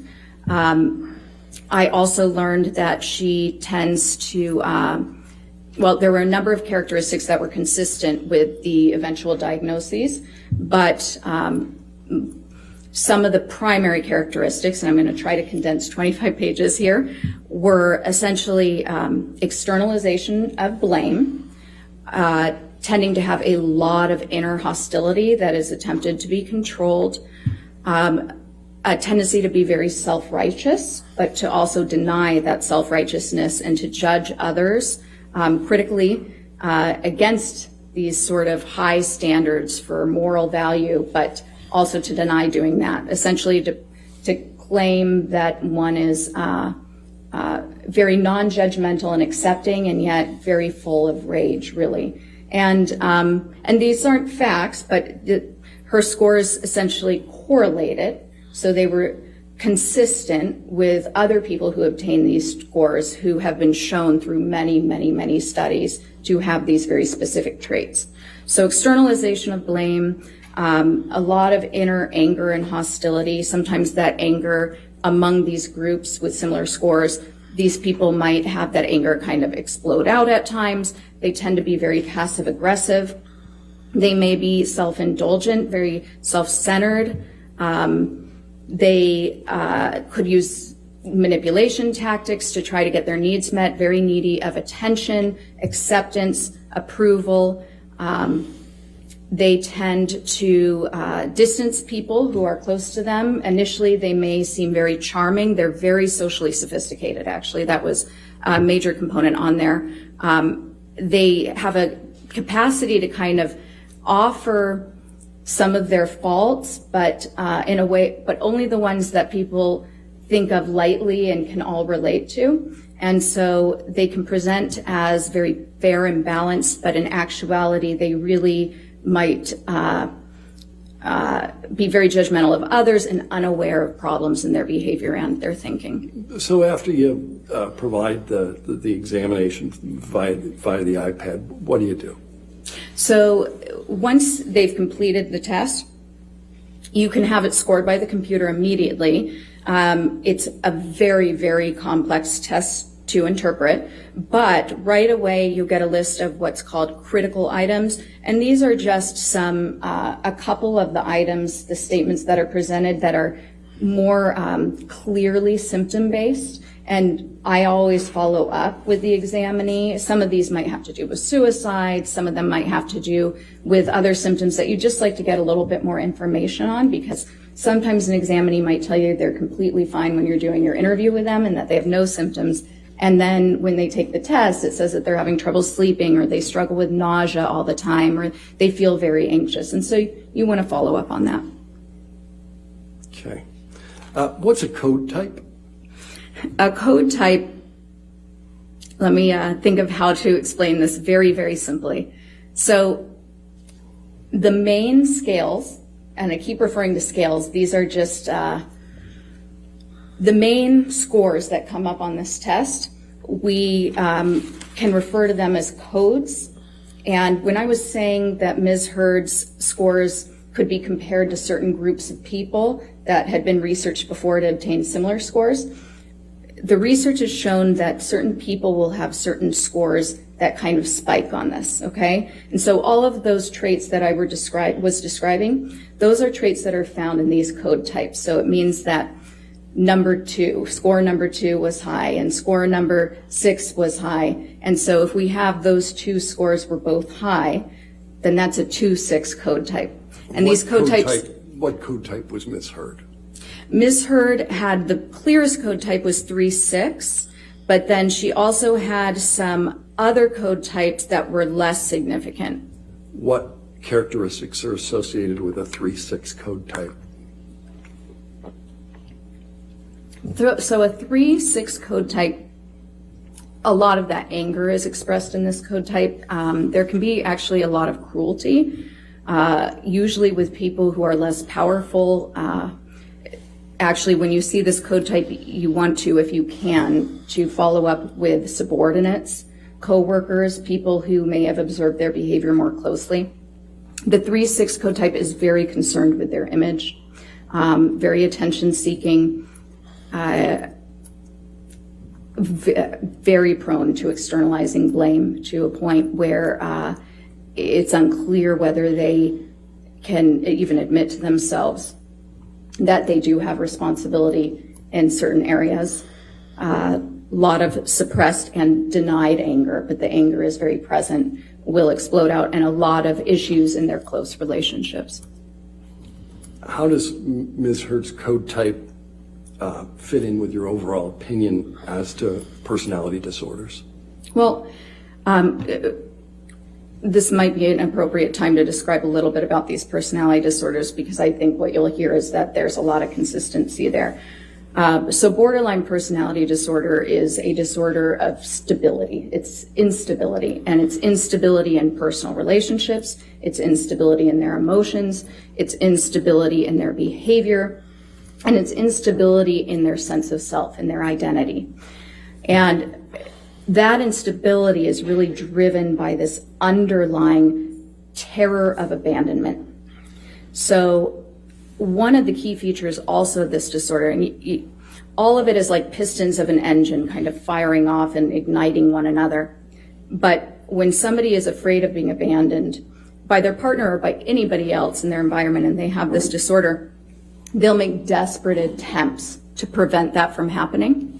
And those desperate attempts could be physical aggression, it could be threatening, it could be harming themselves.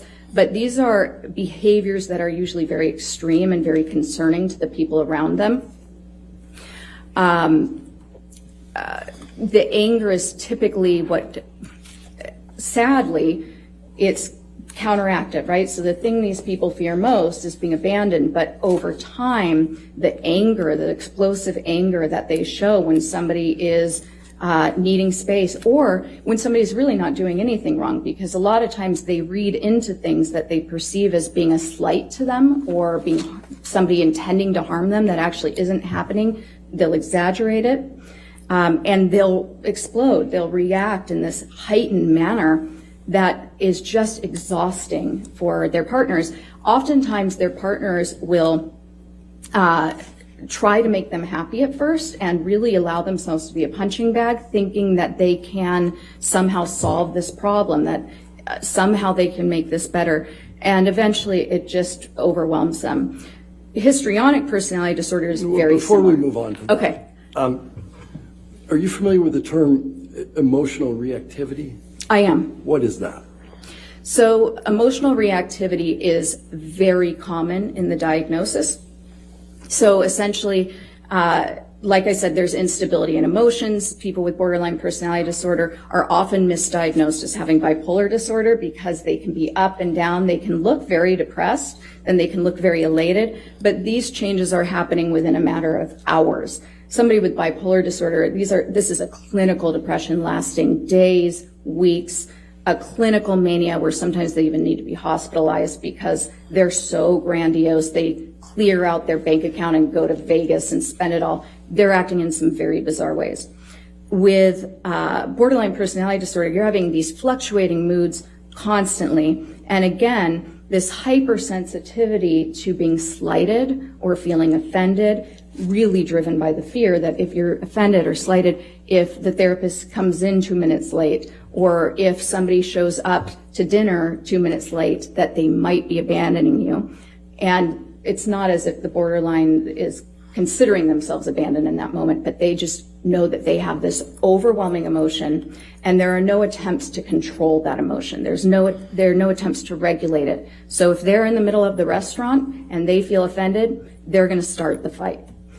People are going to see it, or they might just start crying or break down, but they'll make a lot of accusations And that reactivity is when you're going to see a lot of this escalation in the bizarre behavior. They can react violently. They can react aggressively. They will often physically prevent their partner from trying to leave if their partner wants to get space from all of this intense emotion. And oftentimes they will be abusive to their partners in these situations. Sometimes they'll physically restrain them from leaving and become injured that way. But also, people with borderline personality disorder, it seems to be a predictive factor for women who implement violence against their partner.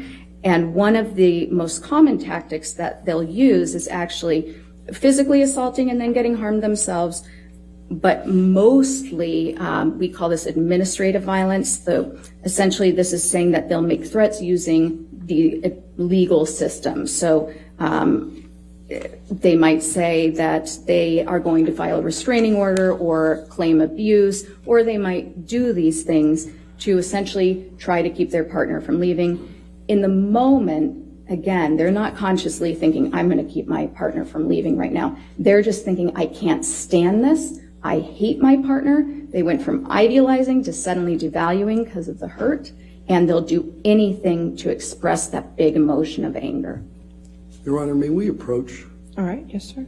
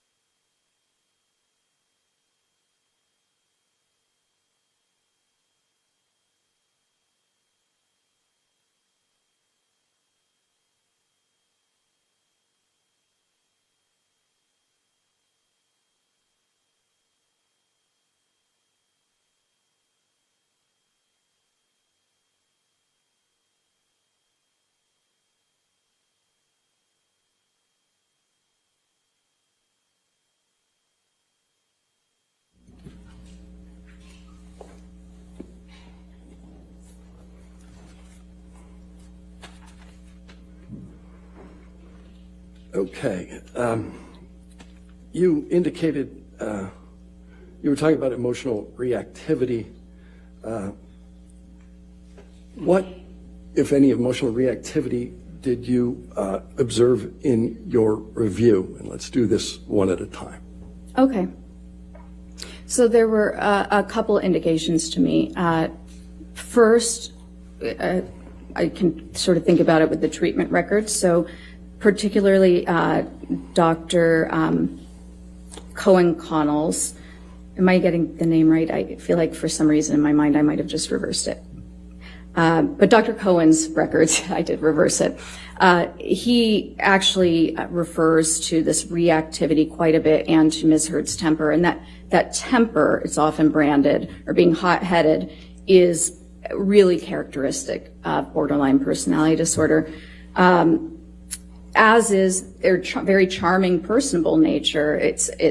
This is a disorder of contradictions.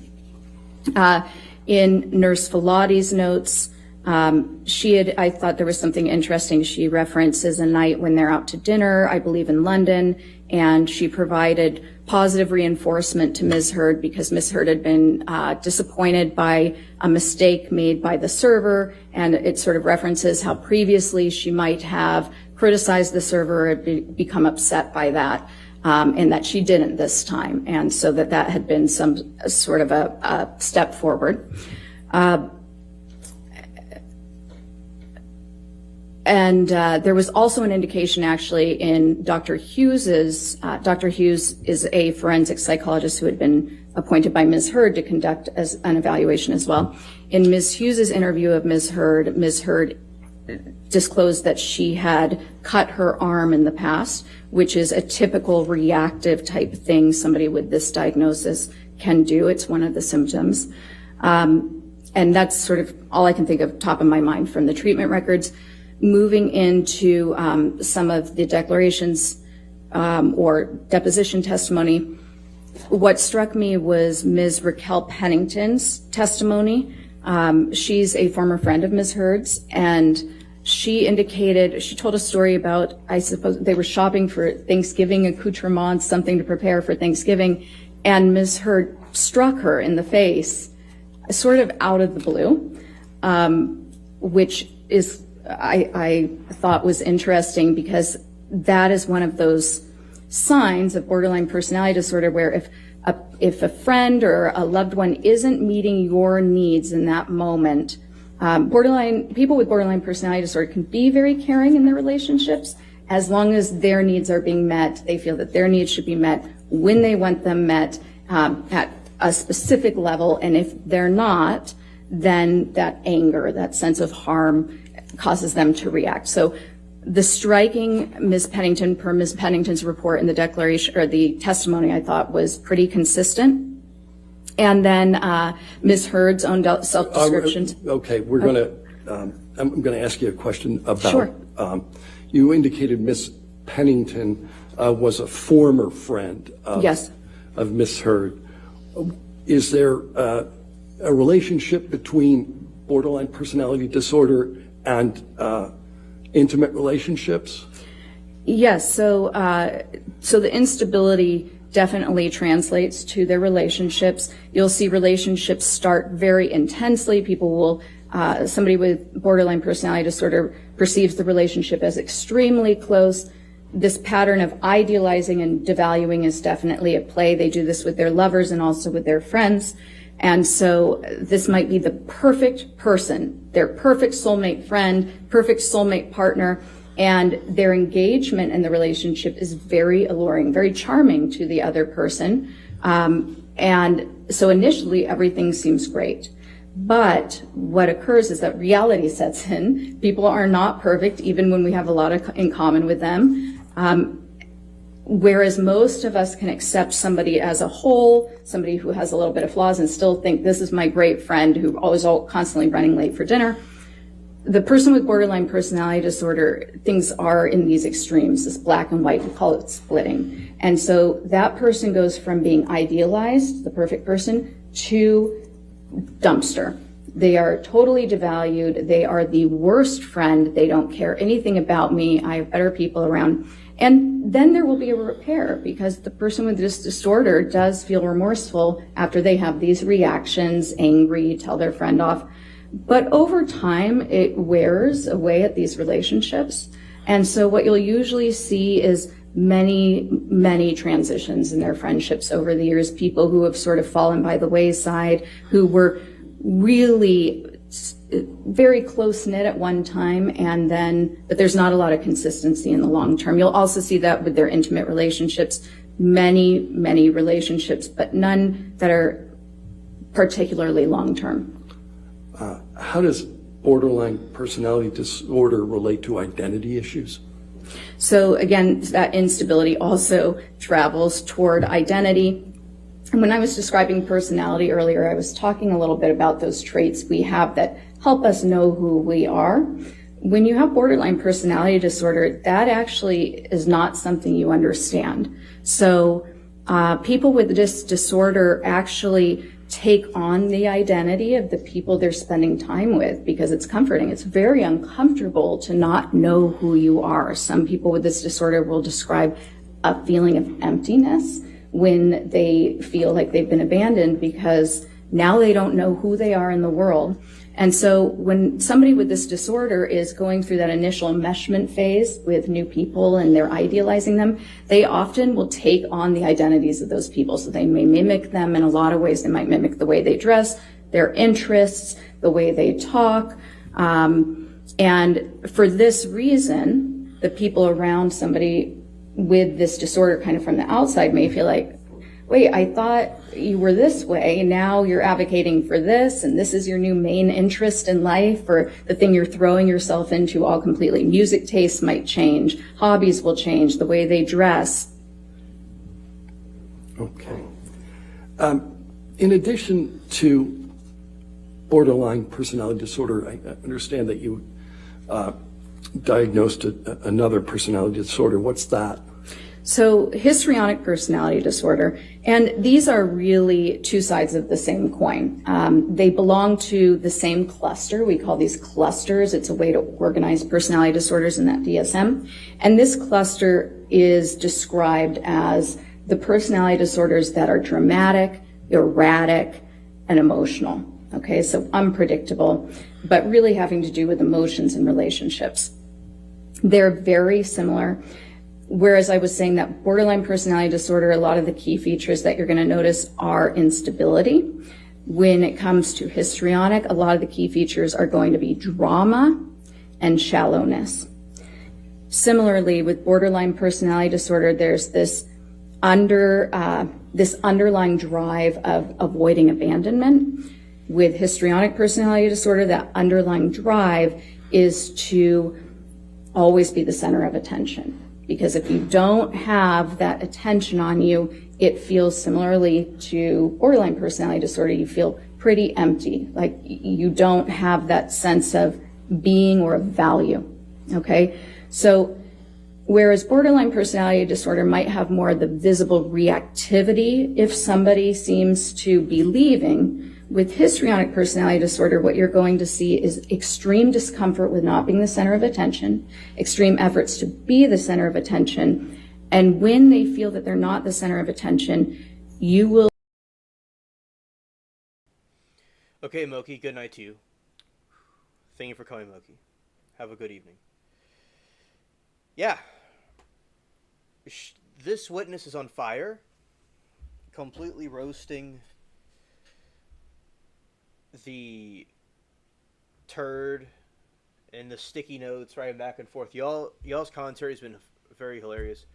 Yeah, so this was a very good part, like when she clearly shows and roasts her and show her where she is going wrong with everything. Definitely.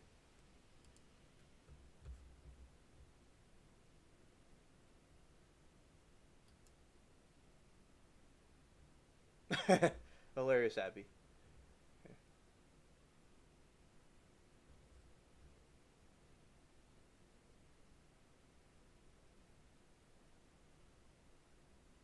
I agree, Miranda. And it's like, we would see her sitting down, looking perfectly fine. When she gets on a stand, she gets all emotional, gets all upset. Like, she's, like, faking it.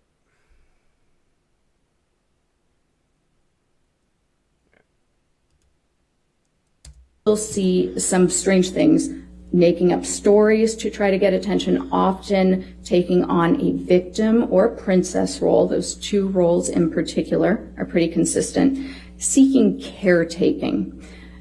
Borderline personality disorder is similar because with borderline personality disorder, these shifts of identity and the splitting, you might see somebody go from being, in the DSM it describes it as a needy supplicant of help, seeking the perfect caretaker, to suddenly being the avenger against injustice or thinking that their partner is a terrible person.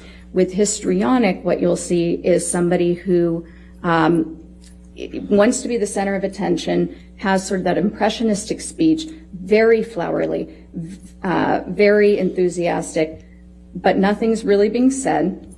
The moment your attention wears away, because they're so demanding for attention, that's when they might take the victim role or the princess role and even make up stories. Sometimes those stories are to bolster the victim role.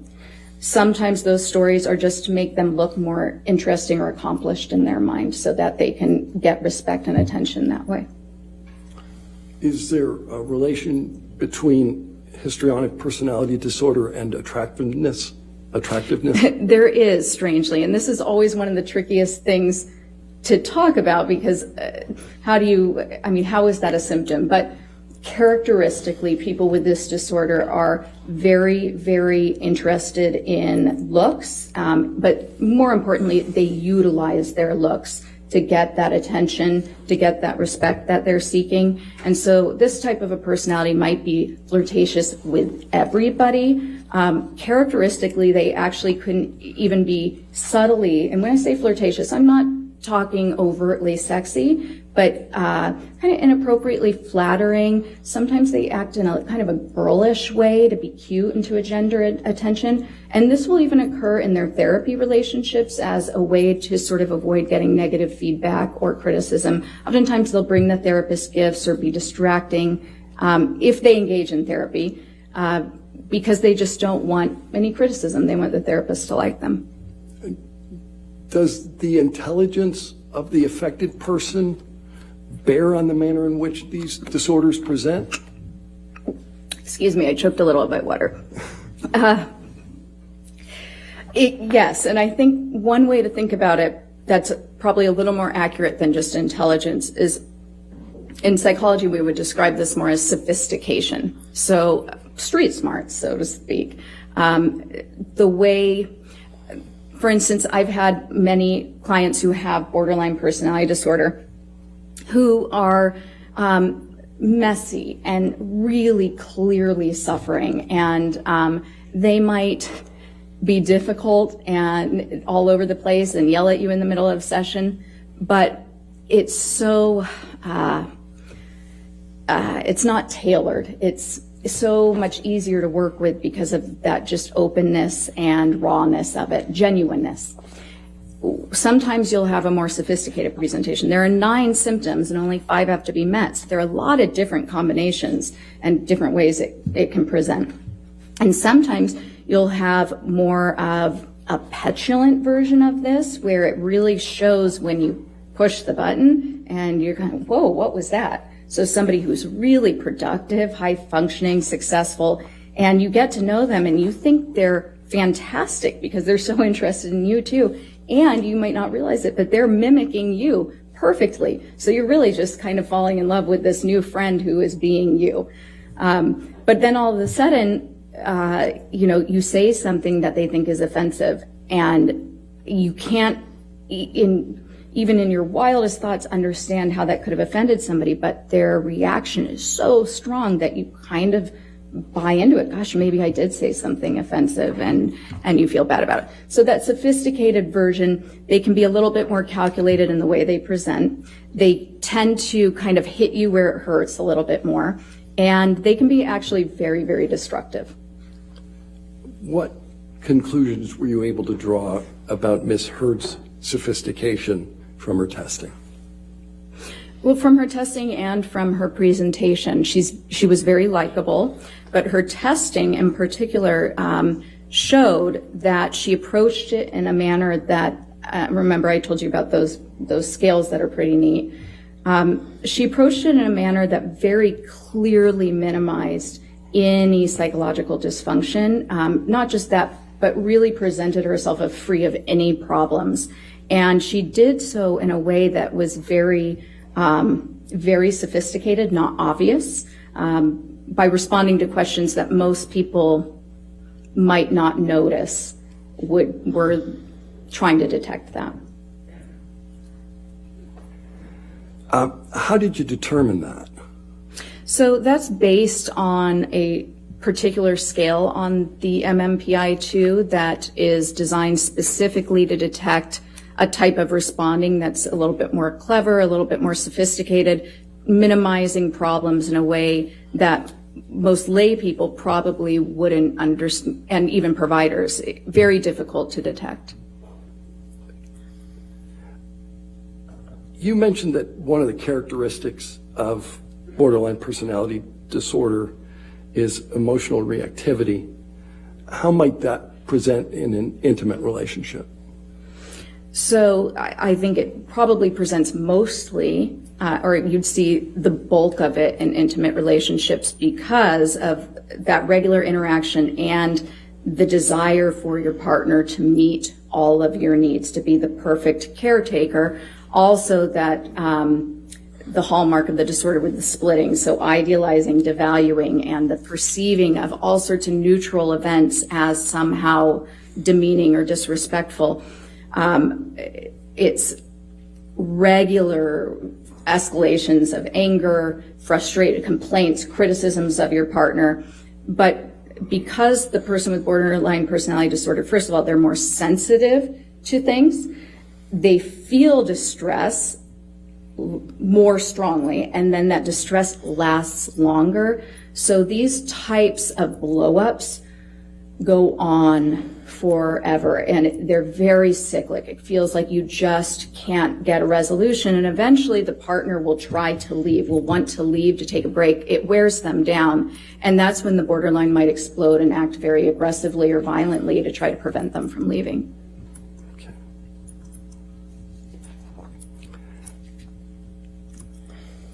In addition to diagnosing Ms. Heard with these two personality disorders, did you form another opinion about Ms. Heard's mental status? Yes, so go ahead. If the answer to that is yes, I'm going to now ask you, Okay, what yes, was that? I did. Okay, what is it? So in addition to looking for Ms. Heard's general mental status, any psychological issues that were present, I very specifically was assessing to determine whether post-traumatic stress disorder was present, and it was not. How do you know that? So first of all, from multiple information sources, right? So I was integrating the interview, my review of the data, the case records, other people's testimony, her treatment records. And then I also conducted, in addition to the MMPI-2 and looking at that data, I also conducted the clinician-administered PTSD scale, the CAPS-5, which is the gold standard PTSD assessment developed by the National Center for PTSD, shown to be valid, accurate for use not just with service members, but also with civilians, men, women, all genders, and also all ethnicities, and then also specifically for use in a courtroom setting. How do you conduct the CAPS-5? So the CAPS-5 is a standard interview. What that means is that it's an interview with very clear questions that are scripted, and you ask those same questions every time you test a person. So because you're doing that, you're actually taking something that would typically be kind of subjective, an interview with somebody, and you're making it more objective. When you ask those same questions in the same way, every time somebody's assessed with this, now you can apply a scoring protocol and actually score their responses. Okay. As a result of applying those protocols, what did you conclude? Ms. Heard did not have PTSD, and there were also pretty significant indications that she was grossly exaggerating symptoms of PTSD when asked about them. How did you make that latter conclusion? So one of the strengths of this test, as I mentioned, the important thing about any test used when you're doing an evaluation in forensics is to make sure that the person is responding accurately. And this test does that by not just asking people whether they have a symptom, but asking follow-up questions that draw out very detailed accounts of every single symptom of PTSD. And when you're really familiar with this disorder, which you need to be to administer this test, there are nuances in the way a person will describe their symptoms that have been shown repeatedly to indicate exaggeration or faking. There are also indications when somebody is clearly giving you a genuine response. Okay. What, if any, symptoms of PTSD did you observe in Ms. Heard? So there are 20 kind of core symptoms that somebody can manifest with PTSD. You don't have to have all of them. Ms. Heard initially said that she had, in the first question, you say, do you ever have this, before you get to the more nuanced follow-up questions. When I asked that first question on each item, she initially said, yes, I have that, to 19 of the 20 symptoms. That's not typical even of somebody with the most disabling form of PTSD. When we eventually sort of dialed it down, she had 3 remaining symptoms. And having symptoms of any disorder is common for all of us. Some of us struggle with sleep. Some of us get anxious. It could be several different disorders. It could just be that you have this struggle in your life. But she had 3 specific symptoms that I scored as present. Off the top of my head, I might miss one, but one was sleep disturbance. So She reported that she has frequent nightmares. Another one was that she said that she tends to have a startle response. So if she gets startled or surprised, she tends to stay in sort of a hyper startle mode for quite a while. And that's consistent with a couple of things. It can be consistent with PTSD if other criteria are met. It's also consistent with childhood complex trauma, which is something that can occur when your brain is forming. If you constantly feel unsafe, if your parents are abusive, or if they're not present, if you're neglected, you can develop certain physiological responses that can stay for a long time in your life. So I noted that seemed like a very genuine, accurate account where she stays in this state of kind of hyper arousal, has a hard time calming down if she gets surprised. You mentioned nightmares as well. Yes. Did she recount for you the nature of the nightmares? So they were vague. She indicated that she has recurrent nightmares and that she feels as though she's being held down. There was some conflict in that account because even though that could be a PTSD symptom, it is fairly vague, but I still scored it as present.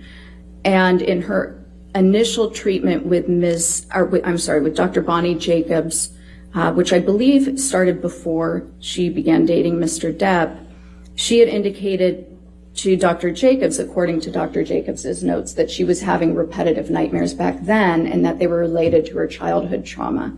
And so that came up several times in the notes. Dr. Jacobs kept mentioning that. Thank you. What is feigning? Feigning is essentially faking or exaggerating symptoms that aren't present. Does the CAPS-5 control for that? It doesn't necessarily control for it. It can expose it by drawing out. How does that work? Because you're not just simply handing the person a checklist that says, here are all the symptoms of PTSD. Why don't just check off the ones you have, which clearly if you're trying to look like you have PTSD, you would just check them all. The CAPS-5, because it requires them to describe in detail how they experience the symptom, where it shows up, what it looks like, what sort of examples they can give you, how many times it's happened in the last couple of weeks, how many times it's happened in the last month. By the end of each symptom, you've gotten a very good picture of a couple things. One, does it meet the definition of the symptom? Are they getting it right? Is this actually the symptom, or are they kind of confusing this with something else? Number two, are they giving you very vague accounts? Are they giving you kind of a stereotyped idea of what the symptom is based on media or movies or something that actually is completely different from genuine experiences of this symptom? Or are they giving you a very genuine, heartfelt, sometimes minimizing, but it's ticking all the boxes? Their mannerisms while they're describing it, the actual very specific, very nuanced, symbolic ways they're describing it. A lot of times it smells, it sounds. That all appears in genuine accounts, and it's something that people really get wrong when they're feigning. All right. In addition to your conclusion that Ms. Heard does not have PTSD, did you make a conclusion with respect to her symptoms? Yes, actually I did. So, just because somebody doesn't have PTSD doesn't mean that they weren't harmed psychologically by whatever is being alleged. In this case, Ms. Heard is alleging that she was psychologically harmed and that she suffered PTSD because of abuse that she alleges occurred by Mr. Depp. So the MMPI-2 is helpful because it shows you kind of everything, any other symptoms. And then in Ms. Heard's own self-report and her prior treatment records, I knew that she had reported to me that she had had some other symptoms. So now what becomes really important is determining, and let me clarify one thing here, not so much a diagnosis, but did she start to experience symptoms during the relationship and after? Did they worsen after? Or could these types of symptoms or reports be explained by other factors? A, by feigning, B, by pre-existing conditions, or C, by other stressful life events that might have occurred. So the main symptoms that I was looking at didn't meet criteria for PTSD, right? There was also, substantial evidence of this sort of emotional dysregulation, emotional disorganization, the shallowness, the dramatic affect. Now, when you have a lot of childhood trauma, you can actually have some similar type presentation in adulthood. There are some differences though, but also that's not something that would have occurred after this relationship. So now I was looking at, are there indications that these types of things that she's described, this transient anxiety, the issues with sleep, were these there prior? And sure enough, Ms. Hurd, in her own self-report, stated to me that when she first got to LA, she was seeking treatment for, in her words, blanket anxiety and depression. She also reported that she was taking medications. In general, none of them were helpful. That's actually very typical of borderline personality disorder. Medications typically aren't very helpful for somebody with the disorder. They really need an intensive, lifelong type of therapy, which is not necessarily as relevant to this. But interestingly also, people with borderline personality disorder often respond really positively to stimulant medications that are given for ADD or ADHD. And in one of Nurse Filati's notes, she reported that Ms. Hurd told her that none of the medications were working for her except for one Provigil, which is often prescribed as stimulant medication. And I just thought that was interesting and sort of consistent with more of these lifelong personality disorders that aren't necessarily caused by a harm by any allegations, but have been there and will remain there typically. The other issue, so the anxiety, she had already indicated that had been there prior, but the form of the anxiety. So looking at Dr. Hughes's testing and then also looking at the scores on the MMPI, when you look at all these little combinations of the scores, you can actually learn a lot about, is the anxiety related to an event, or is this more a person who tends to be an anxious person regardless of what's going on in their life? And somebody might describe them as a worrywart. And the scores, the little combination of scores that she obtained actually indicated that it was the latter, that her anxiety tends to be separate from events and more just kind of a constant, and it comes and goes, but it's more of a trait. I have no further questions for this witness. All right. Maybe why don't we go ahead and, Ms. Bray, go ahead and have our lunch break. It might be a good idea to break it up there. Okay, I know. I can see you jumping up. All right. Ladies and gentlemen, let's go ahead and take our lunch recess. Just again, do not do any outside research and don't discuss the case with anybody, okay? And we'll have you back here.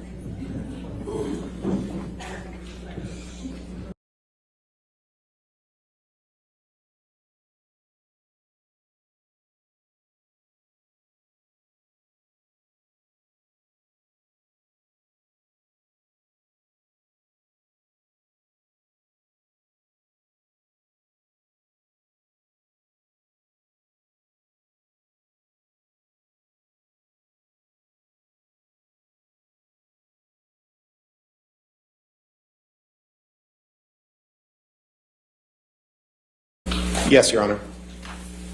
Okay.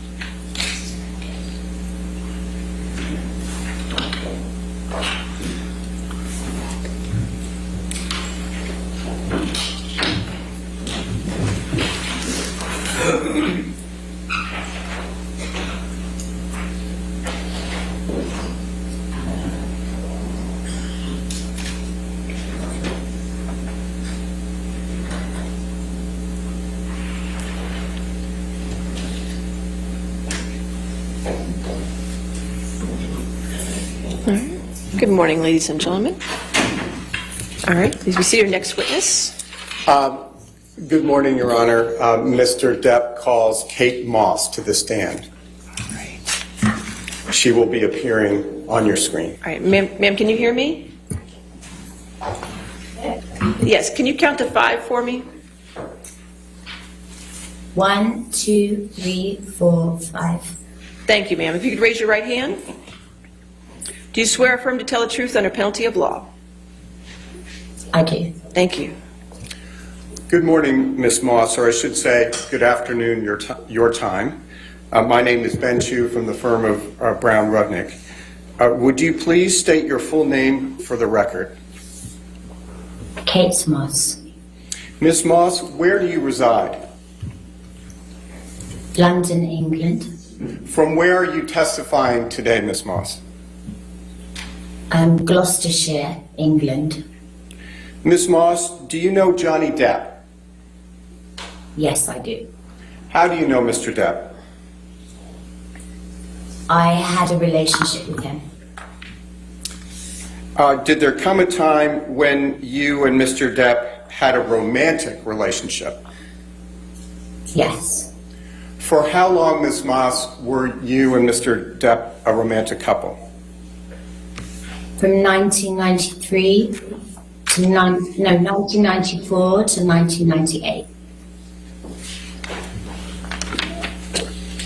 Ms. Moss, did there come a time when you, while you and Mr. Depp were a couple, that the two of you took a vacation together to the Golden Eye Resort in Jamaica? Yes. What, if anything, happened when you were in Jamaica with Mr. Depp? We were leaving the room, and Johnny left the room before I did, and there had been a rainstorm, and as I left the room, I slid down the stairs, and I hurt my back. How did you... And I apologize, Ms. Moss. Please continue. and I screamed because I was in because I didn't know what had happened to me and I was in pain, and he came running back to help me and carried me to my room and got me medical attention. Did Mr. Depp push you in any way down the stairs? No. During the course of your relationship, did he ever push you down any stairs? No, he never pushed me, kicked me, or threw me down any stairs. Ms. Moss, have you ever before today testified in any kind of court proceeding? No, I have never. Why did you decide to testify today? Objection, Your Honor. All right. That's beyond the scope of what we just talked about. All right, I'll sustain the objection. Thank you, Ms. Moss. We have nothing further at this time. We greatly appreciate your taking the time to testify. All right, any cross-examination? No, Your Honor. All right, you're free to go. Thank you, Ms. Moss. Thank you very much. Thank you very much. Thank you.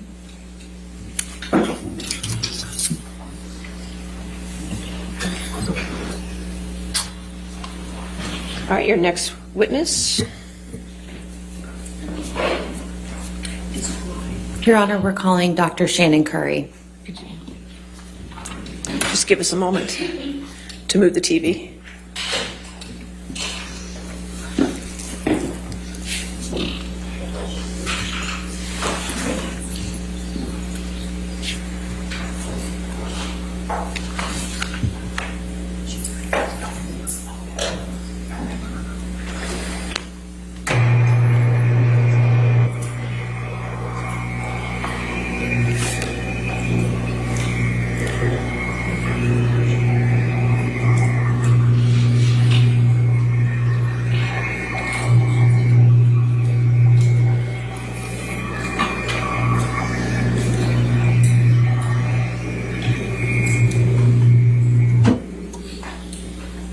All right, Dr. Curry.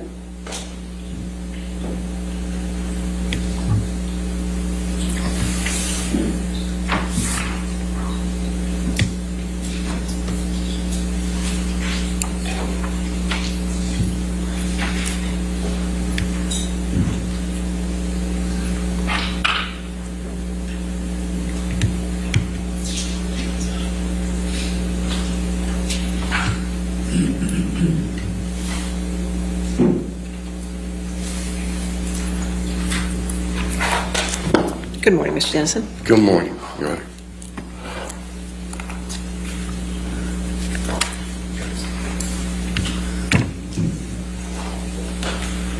Plaintiff calls Shannon Curry, Dr. Shannon Curry. That's fine. Ma'am, you're still under oath, so please have a seat, doctor.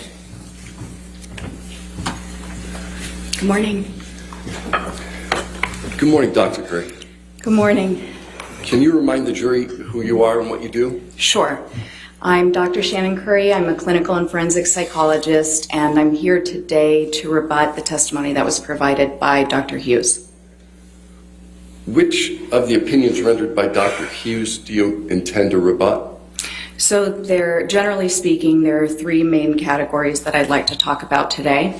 So the first is that Dr. Hughes misrepresented the tests and the results that she utilized in her evaluation. She misrepresented my testing and the results that I obtained in my evaluation. And she communicated in a manner, provided testimony in a manner that presented essentially her own opinions and the self-report of Ms. Heard as facts. Okay, the first category you talked about was the misrepresentation of her own test methods and results. What do you mean by that? So Dr. Hughes she stated that she administered 12 tests. In actuality, she used 8 checklists. About half of those were symptom checklists. The other half were checklists about experiences that people can have with domestic violence. And those are not appropriate for forensic settings. They are easily exploited. Other issues that you intend to address relative to misrepresentation of own results? Yes, so in addition to using these checklist measures, which are easily exploited in a forensic context, they're developed for research or treatment only. She also stated that these checklists revealed things that they simply cannot reveal, especially in this context. Let's see. She also misrepresented information, clear indications on several of the objective measures that she offered. And there were indications visible that Ms. Heard had essentially engaged in what we call response distortion. So clear indications of exaggeration on one of the measures that's specific to PTSD, clear minimization of symptoms intentional on another more broad personality and psychopathology-based measure that she gave to Ms. Heard, which she did not acknowledge. Did you intend to address anything relative to the CAPS-5? I did. So Dr. Hughes administered the CAPS-5 about 10 days after I did, almost 2 years after she initially tested Ms. Heard.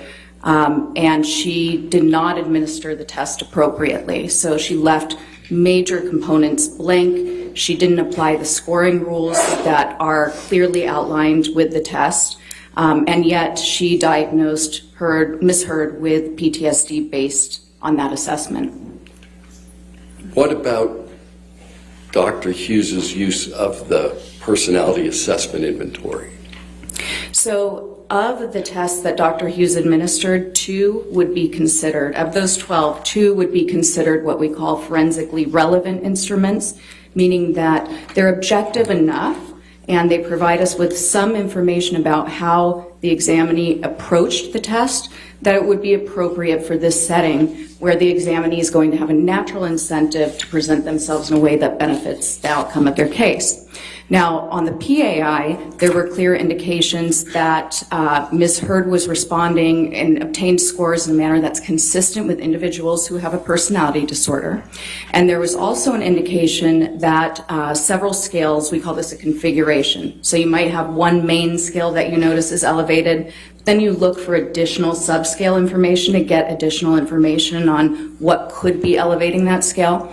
And there was a configuration that showed that even though Ms. Heard had moderately elevated one of the scales that can be associated with trauma, that elevation is better explained by childhood or distant traumatic experiences like the complex trauma Ms. Heard reported experiencing growing up. Okay. You said that Dr. Hughes utilized checklists that are not appropriate for forensic analysis. Can you explain that? Yes. So, as I said, in any sort of forensic context, whether it's a civil or a criminal matter, a person who's being evaluated is going to have major incentive to present in a way that benefits the outcome of their case. So you always approach the examination, I believe Dr. Hughes said, with a healthy dose of skepticism, but that alone is not enough. We have to operationalize that. So we actually have to administer very comprehensive objective tests that either control for attempts to manipulate the test results or reveal attempts to manipulate the test results, so that we're not just blindly accepting the results or the self-report of the examinee.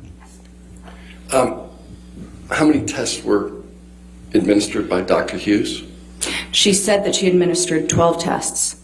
How many of them were appropriate for forensic physical examination?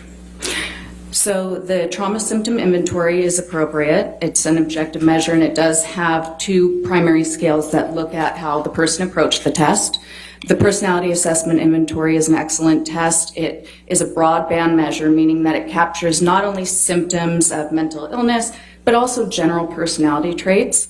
That also gives us pretty detailed scales similar to that one test I administered, the MMPI, that tell us a lot of nuanced information about the way the person approached the test.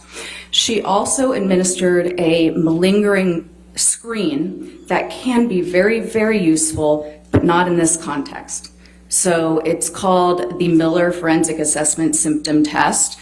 It's a brief set of questions that you ask the examinee, and it's been shown by research to be extremely effective at identifying an examinee's attempts to fake a severe mental illness or psychosis. And psychosis is when somebody loses complete connection with reality.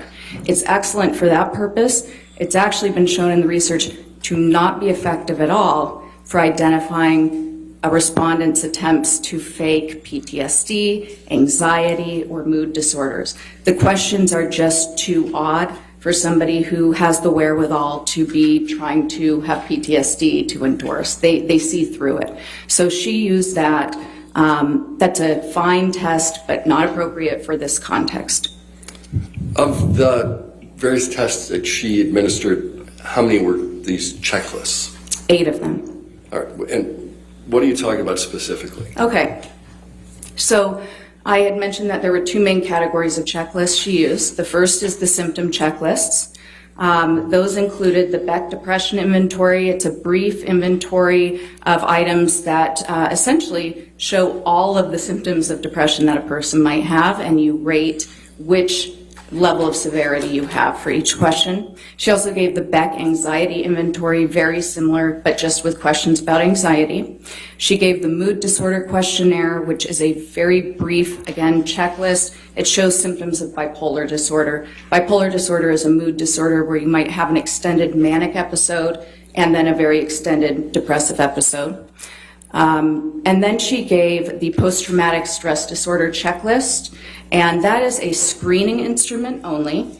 It contains every single symptom of PTSD. So there's a secondary danger here too. When you think about it, given that PTSD is the most frequently feigned and claimed diagnosis in civil courts, if you're handing somebody a checklist that lists every single symptom of PTSD, you're essentially teaching them all the little nuances that we're looking for to give that diagnosis. So she gave that to Ms. Heard. Ms. Heard endorsed most of the items, and Dr. Hughes diagnosed her with PTSD and substantiated that opinion by Ms. Heard's checking those items on the PCL-5. Were there another group of checklists that Dr. Hughes used? Yes, so she also, and I forgot one on the last because I don't think of it as one, but Previously, I'd explained, and I do not expect you to remember, it's called the Life Events Checklist, which is just an inventory of experiences a person may have gone through that are traumatic. Dr. Hughes also used that, and that's appropriate to use before the clinician-administered PTSD scale, the gold standard, CAPS-5. However, she administered this long ago before she gave the CAPS-5. Now that going on to the second group, there were 3 checklists that she gave that are specific to abuse. And the first she gave, the Danger Assessment Scale, was actually developed for use by nursing staff in an emergency room setting, specifically for female victims of intimate partner violence. The purpose of this is important because our forensic ethics, our psychology ethics, talk a lot about relevance. Is the test relevant to the purpose? And the Danger Assessment Scale, its initial purpose was completely different. This was developed to show high risk factors for dangerousness and pretty much to help a female who is in an extremely abusive partnership, who is in the emergency room with extreme injuries, to stop rationalizing, because if she has to check off all the things that have happened that year that have been dangerous, does he own a gun, has he, I won't go into all of them, but the more she checks off, the more likely it is that she might realize that she is in imminent danger and then accept resources offered by the hospital and social work to protect her. That was the purpose of this scale. It was never intended to be used as a retrospective measure to look back in time and find out whether abuse was occurring based on one person's report years later in a litigation. She also gave the Conflict Tactics Scale, revised, the second edition. Similarly, this scale was developed for research purposes, to research family violence. Again, there is no control for exaggeration or minimizing. It was just given to research participants anonymously so that we could get data on the prevalence of abuse and how abusive dynamics work. And on that, there's 39 questions where the respondent indicates essentially certain abusive behaviors they may have engaged in, and then 39 where they indicate behaviors their partner might have engaged in. And obviously, you can understand that in a forensic setting, the respondent is likely to put a very minimal amount of behaviors they engaged in, and then extremely increase the number of behaviors their partner might have. And then lastly, let's see, the abusive behaviors observation checklist was the third checklist she gave. This one has not, there's no known research even on its effectiveness for what it was developed. It's a theoretical, very brief checklist that was meant to be used for therapy, where an individual who had experienced domestic violence could essentially read through some of the behaviors that constitute violence that they might not have been aware of.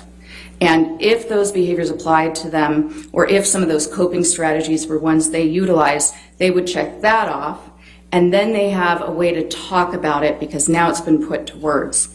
Again, this is similarly problematic if you're in a civil litigation, the person's motivated to have their results be consistent with a claim or an allegation of intimate partner violence and an allegation that they've been severely harmed, then they could simply just check off more. And not only that, but checklists like this one specifically give a lot of nuanced information about what clinicians might be looking for when they're assessing whether violence was present or whether the person's self-report is consistent with a genuine self-report of having been victimized. They're given all that information that we might be looking for.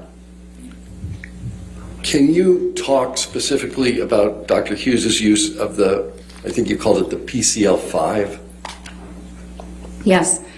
So the PCL-5 is the post-traumatic stress disorder checklist. This is different, not to be confused with the CAPS-5, which I've talked about previously as being the gold standard. The PCL-5 was developed by the National Center of PTSD. It's intended for treatment. So if I were, for instance, working with a service member who I know had been in combat, I would probably give this as a standard with my intake. Before we do the diagnostic interview, it kind of gives me a read on how somebody who's there for treatment, who we assume can be taken at their word because If they give us correct information, they're going to get an appropriate treatment. And if they give us incorrect, they might not get the treatment they need.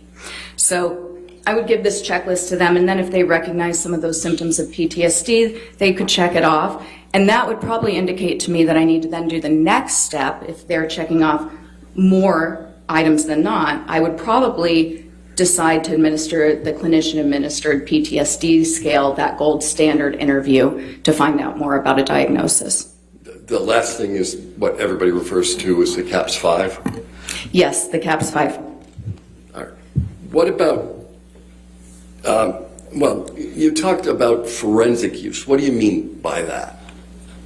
So when I'm talking about forensic evaluation, that's an evaluation that isn't done for therapy or treatment. It's specifically to assist the fact finder, to assist the judge or the jury in the court by providing information about the psychological status about an individual. And that's an important delineation too. We are not psychologists. I wish we were mind readers. I wish we had a crystal ball and could find out whether intimate partner violence occurred and look back in the past. But it's nothing like that. Really, it's a lot less interesting. We look at data. We have to control for those response biases. And then we also are looking at functioning, which... Chat, hilarious, hilarious. Shout out to the White Man. Thank you for all you do.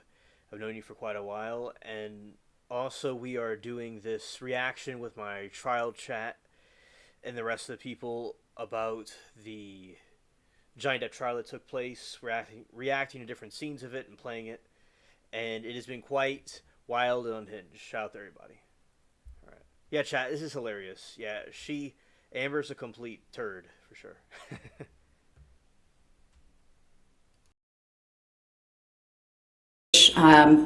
Is really the bottom line of the assessment. Did the person have a change in functioning from before the alleged trauma, or in this case, the alleged IPV, to after? Is there a decline in the way they're going about their lives? Your Honor, may we approach? All right.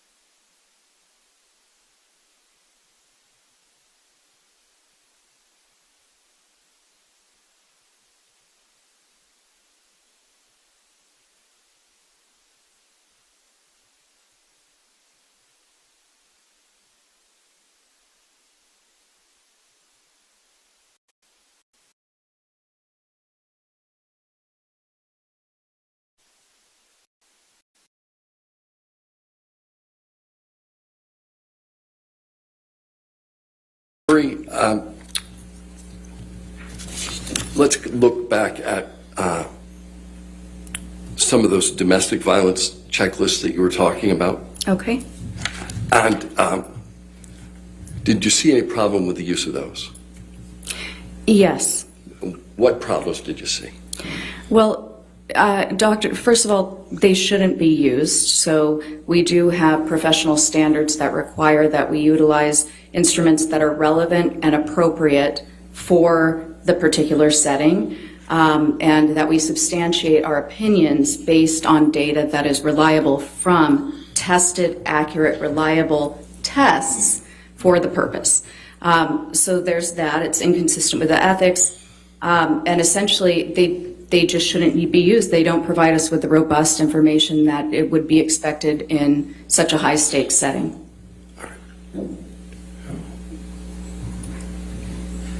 Would you have expected Dr. Hughes to comment on the limitations of the checklist she was using? Yes. So, first of all, Dr. Hughes provided opinions based on these checklists. So she referenced especially the danger assessment scale several times throughout her testimony, stating that Ms. Heard was in a very dangerous situation.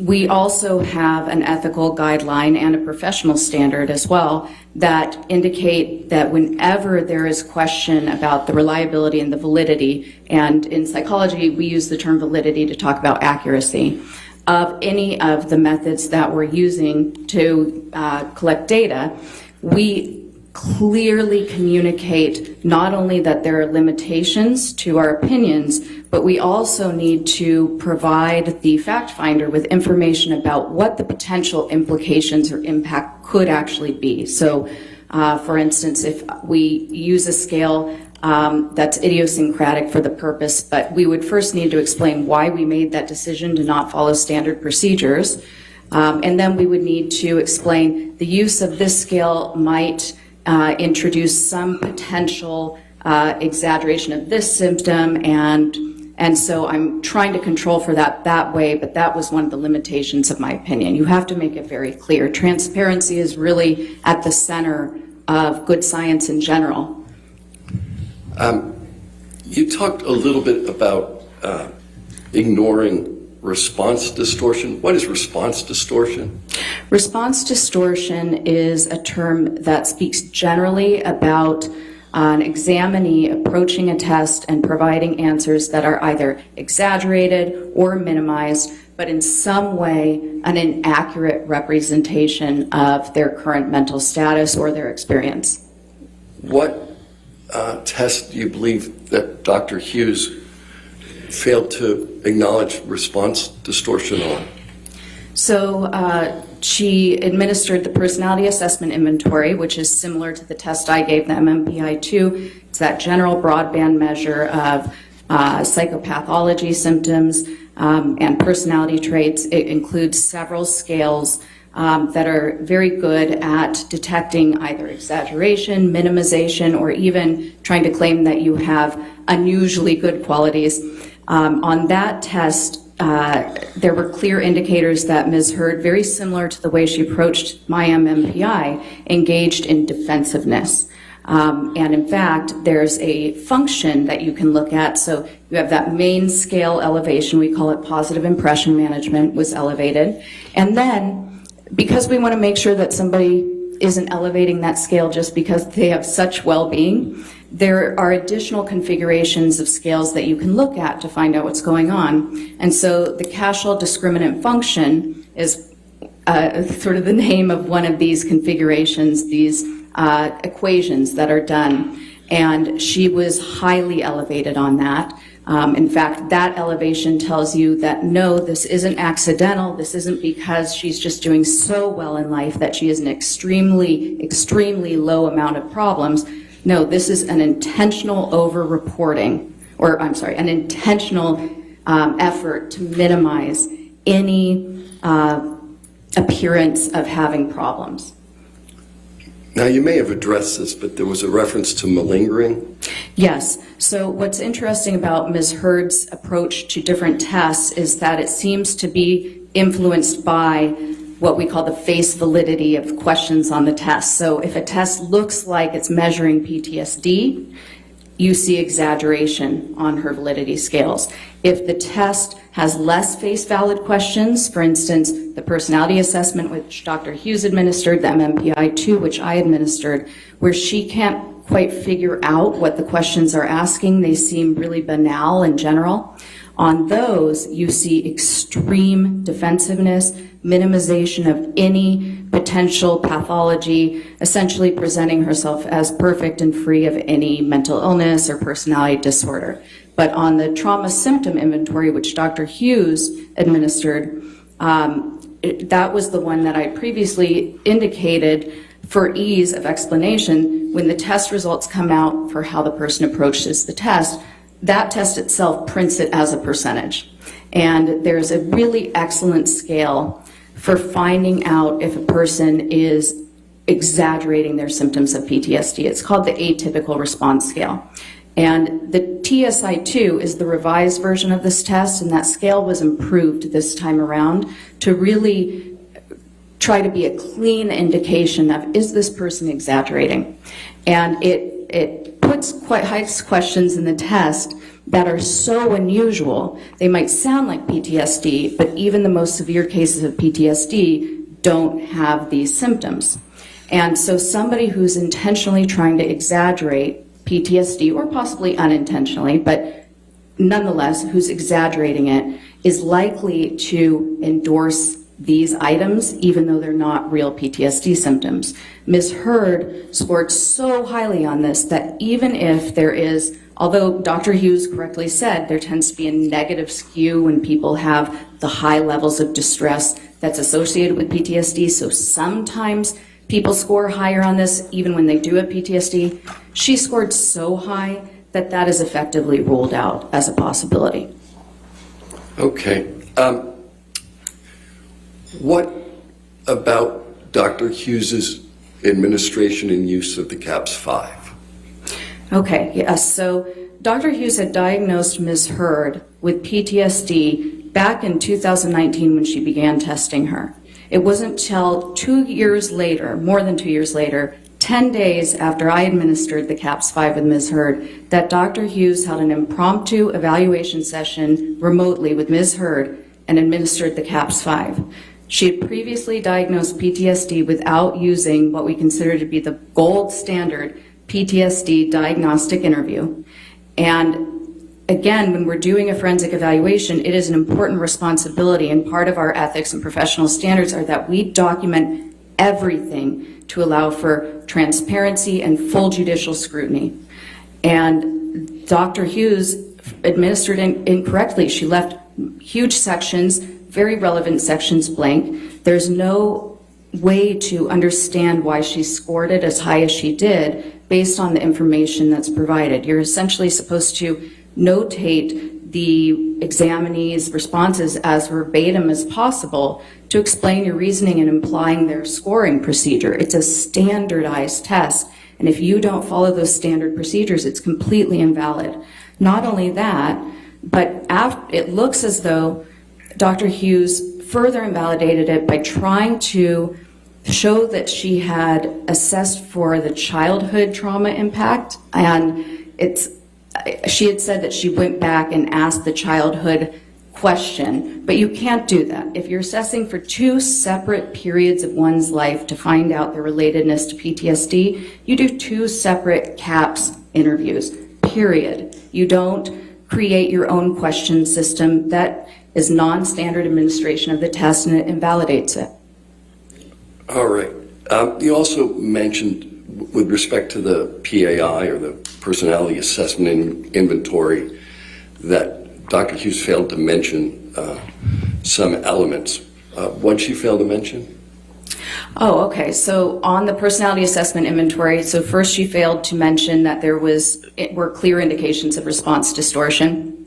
She also failed to mention that Ms. Heard scored in her score profile against their main scores. She did elevate a score for the borderline personality disorder sort of section, but that in and of itself would not indicate a diagnosis. However, the configuration of her scores overall is consistent with that, and in fact, it's one of the diagnostic suggestions given by the test itself.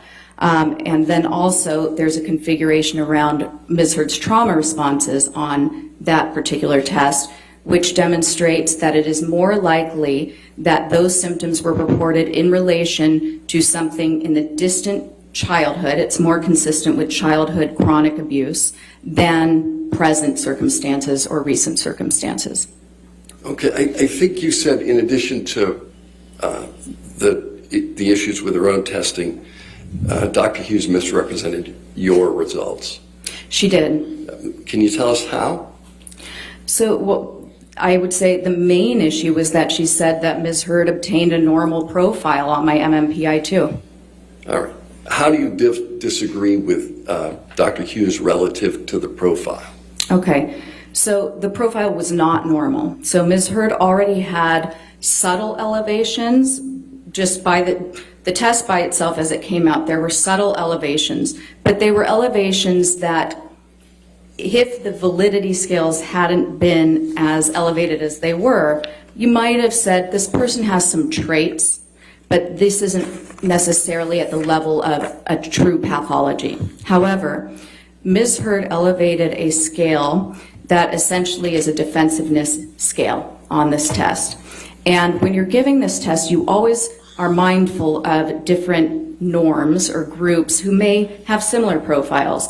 And there are certain groups of litigants who tend to elevate this scale as well. So I had that in mind. However, Ms. Heard elevated this so much that it was far beyond the mean for the litigants that are known to have the highest levels of this scale, this defensiveness scale.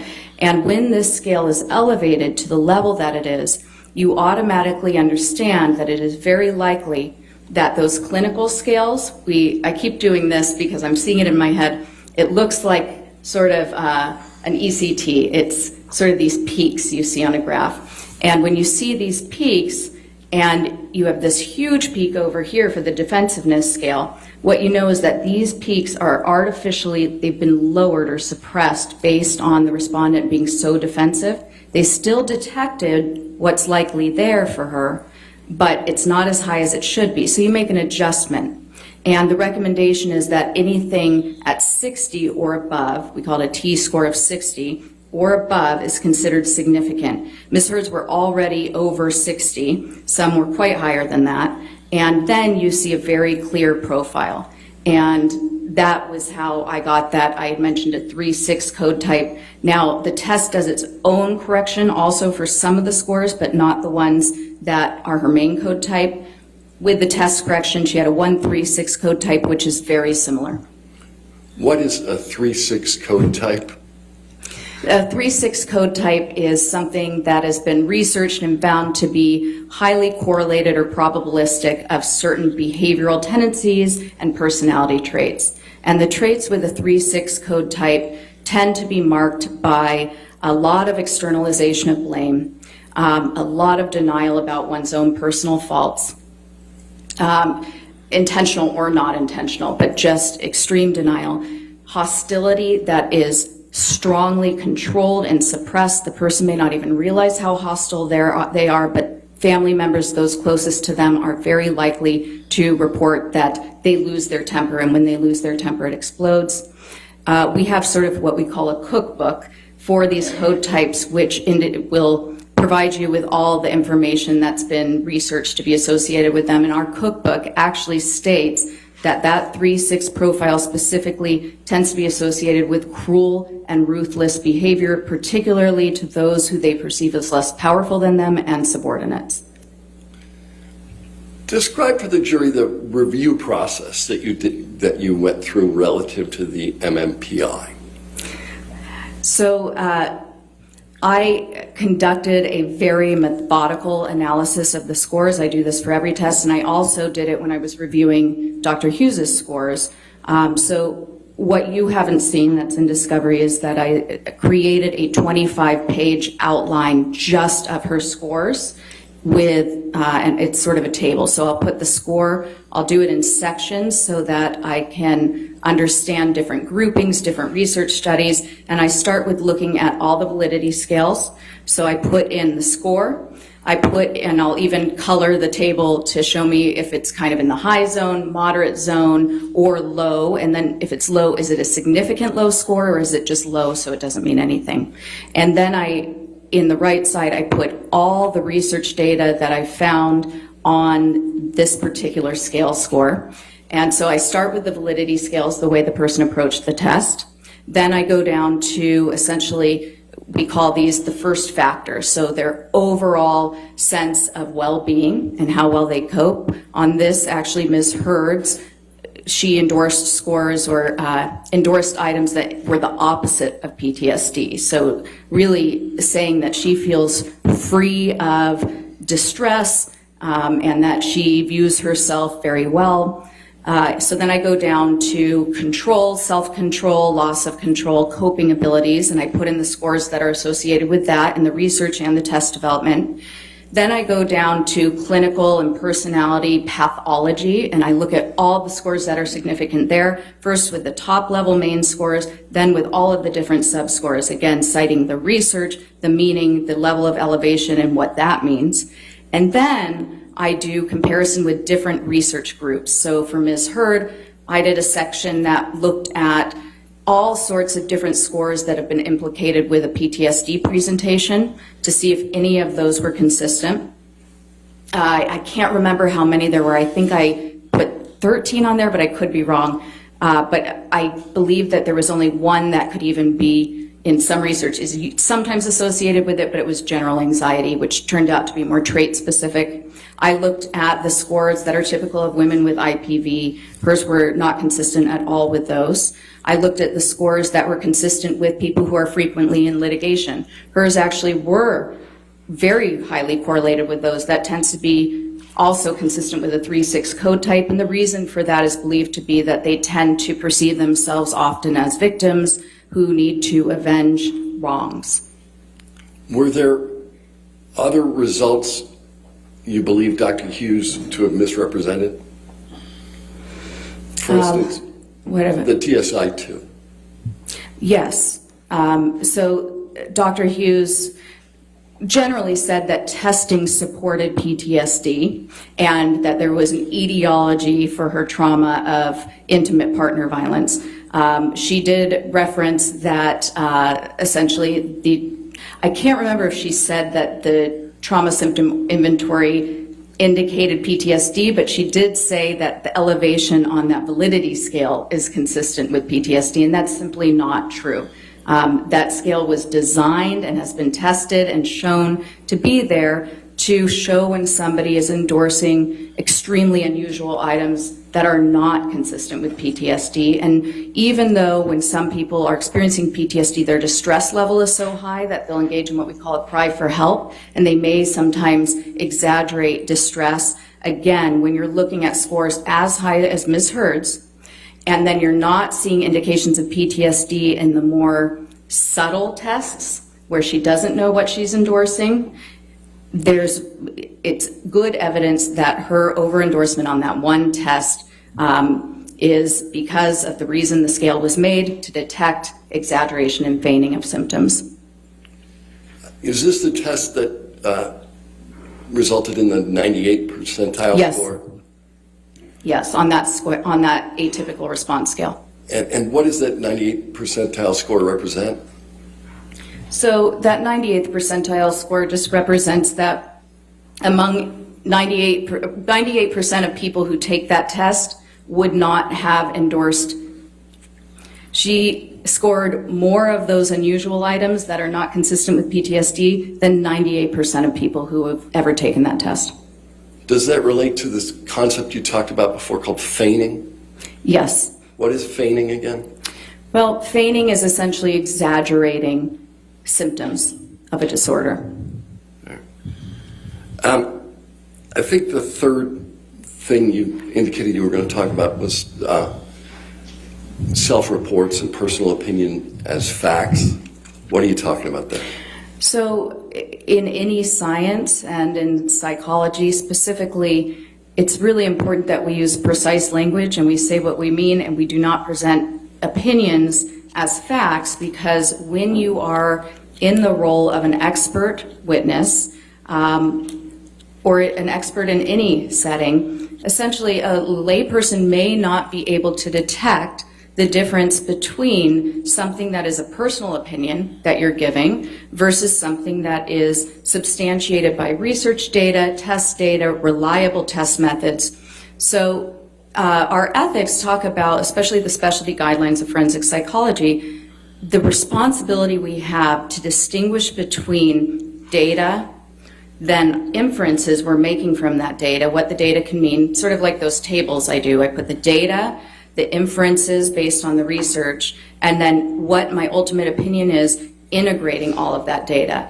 And it's very important that we clarify that to the fact finder, to the judge, the jury. That's our responsibility, that we do not cloak personal opinions or the self-report of an examinee as an expert fact or somehow scientifically based when it is just a personal opinion or self-report of an examinee. What do you mean by self-report?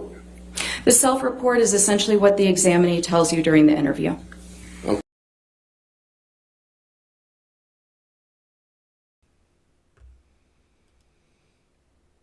see how she's basically saying with this scale, it shows that there are exaggerations, and Amber definitely did exaggerations with her claims against Johnny.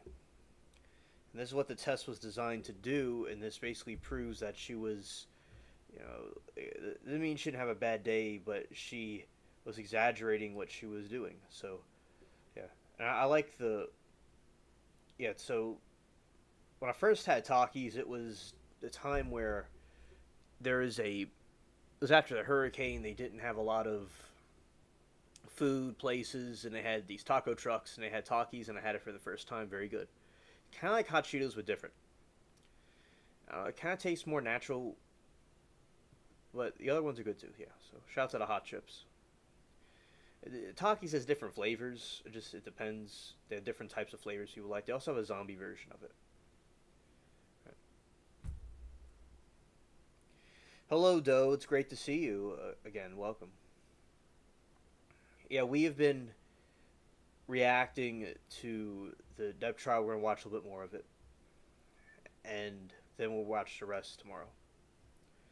We've been having a very fiery chat. And Doe, I always like your shorts and your posts. Doe, you're doing very good through your channel.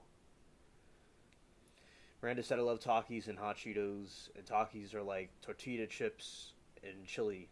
Yes, very good way of explaining it. Watch a little bit more of this, and then it'll be done for the day. Then we'll pick up back tomorrow. Okay. When did Dr. Hughes do this most? She did this most when describing instances of alleged IPV. And there's also an issue there because one of our ethics also discusses the importance of relevance and withholding, essentially constraining our testimony to the data and not including private information, personal information that unnecessarily compromises the dignity of any of the litigants. She provided a lot of what was Ms. Heard's report to her, the allegations of abuse, when describing Mr. Depp, who she had not examined, when describing Mr. Depp's behavior, his motivations. I believe she used the word obsessive jealousy quite a few times, talked about Ms. Heard being in a highly dangerous situation. These are simply things that we cannot detect based on testing and a psychological evaluation. We have to evaluate the person, we have to get consent, and we can only describe an individual, not whether or not IPV has occurred. And we certainly shouldn't go into explicit details about sexual encounters or other things that are highly prejudicial, shocking, and hard to forget. All right. Dr. Hughes says that Ms. Heard has PTSD. Do you agree? I do not. Why not? The results of my multi-method comprehensive evaluation based on carefully selected, researched, relevant test instruments, based on comparing those instruments to Ms. Heard's self-report, observing Ms. Heard's behavior over 12 direct hours of assessment, reviewing copious notes from prior therapists who indicated symptoms in their notes, reviewing the notes of Nurse Filati, previously Nurse Borum, who spent, I believe at one point, almost 2 months with Ms. Heard daily, reviewing the notes of her treating providers, all of the legal documents and discovery. There was no evidence of PTSD. How is evidence of PTSD generally exhibited? So really the bottom line in a forensic psychological evaluation is a change in functioning. That's what we're looking for. Again, I said we don't have a crystal ball. We're not wizards. We can't get into somebody's head. What we're looking for were there identifiable changes in the way the person engaged in their world. Were they able to keep a job? PTSD is an extremely disabling diagnosis. When a person has true PTSD, it is difficult for them to work. You'll see unemployment, job loss, it causes extreme levels of distress and impairment. There's divorce, there's isolation and estrangement from children, from family members, extreme alcohol abuse, often a string of sudden DUIs when the person never had any before. They become homebound, they can't go to the store. They're certainly not going to events. They're not having success in their film career, usually. They're not exercising every day, pursuing their hobbies, being avid readers, obtaining level 3 sommelier training, having dinner parties with friends, speaking to public groups. Those are just indications of very high functioning. And when you're looking for a decrease in functioning over time, that is inconsistent with that decrease. What about Dr. Hughes' suggestion that Mr. Waldman's statements served as a trigger for Ms. Heard's PTSD? All right.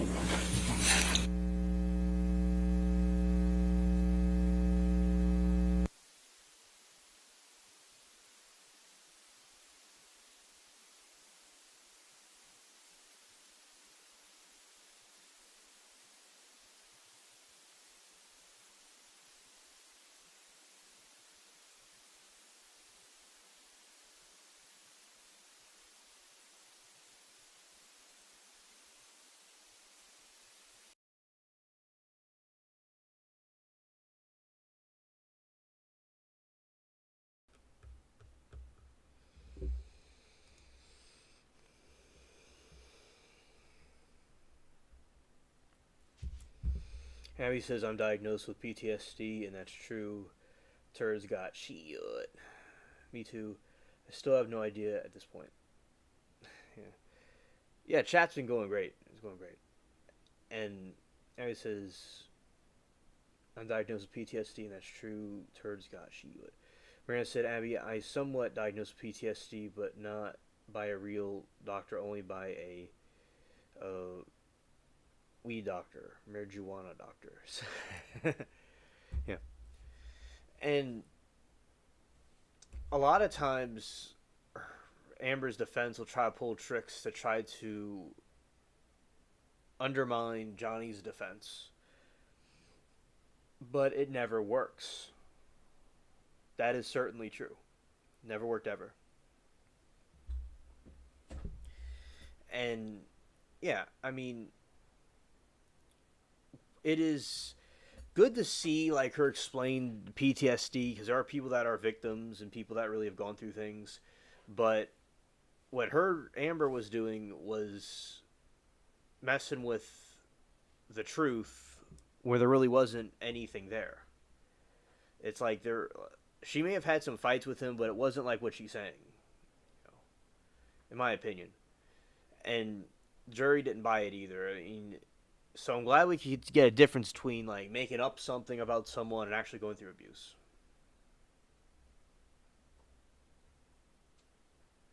Oh, hello, Sam. Good to see you. And yeah, it's a real thing. A lot of people have it, and people have been through different horrible stuff. But I think it's a mockery to people that actually have been through abuse because of what she is doing. Like, what she's doing is an insult to people that have been abused. Miranda said, PTSD is awful. I barely notice mine unless I hear a loud sound. Waking up, getting crazy scared. Sometimes it's awful. Abby, I love disassociation too. Makes it very, very unhealthy way sometimes. Abby says, LMAO turd is literally you should see a specialist. It's because PTSD is rough as hell. I used to dissociate and have recurring thoughts while driving, and boxing almost got me. Heard makes women who actually go through the struggles look bad. I agree. And it would discredit women that actually go through actual abuse, by the way, too. And depression comes with PTSD. Yeah.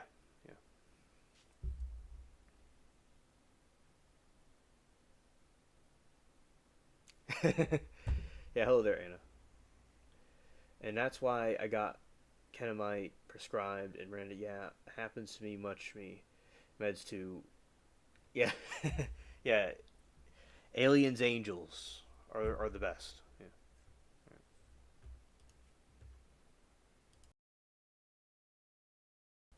So this is the psychologist on the stand in her trial, in the Johnny Depp trial.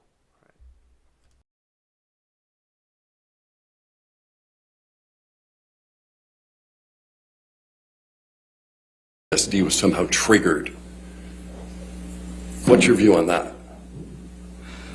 I would say that it can't be triggered if PTSD isn't present. Thank you very much, Doctor. All right, cross-examination.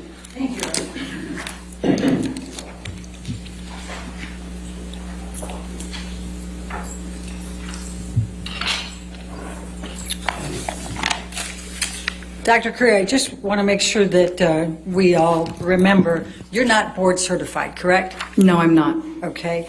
And you've been licensed for how long? I've been licensed for 10 years. Okay. And you are being paid by Mr. Depp's legal team to be here, correct? Yes. How much have you charged so far?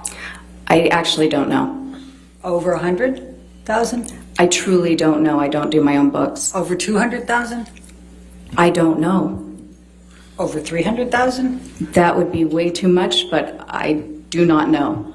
Okay. Now, just so that we all remember, you had dinner at Mr. Depp's house for 3 to 4 hours with Mr. Depp, Mr. Waldman, Mr. Chu, and Ms. Vasquez, correct? I was interviewed. I asked if there was anything I could eat because at about 3 hours I started to get hungry. Mr. Depp then offered to order takeout for the entire team.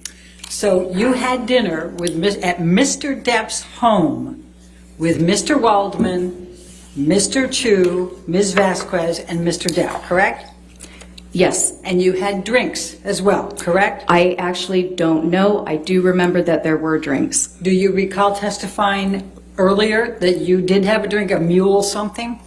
No, I remember testifying that there might have been a mule, a Moscow mule. Okay, thank you. We didn't have animals there as well, right? No animals. Okay, that's good to know. And you talked about transparency. I just want to make sure you had several designations, expert designations and reports in this case, correct? Yes. And in not one of them did you disclose that you had dinner and drinks at Mr. Depp's house for 3 to 4 hours with Mr. Waldman, Mr. Chu, and Ms. Vasquez. Is that correct? Ms. Bredehoff, you're mischaracterizing what occurred. Dr. Curry, please answer the question. Not once did you disclose this in any of your reports, I did not correct? disclose that I was interviewed as that standard procedure. But it's true that you have never gone to a client's house to be interviewed for an expert witness position, correct? Yes, because I never had a client that was essentially homebound because of their celebrity status. All right. And you talked to Mr. Depp for 3 to 4 hours before taking on the role of assessing Ms. Heard and deciding whether she was suffering from any distress, correct? I did not talk to Mr. Depp. I was talking to his legal team and he was there to observe.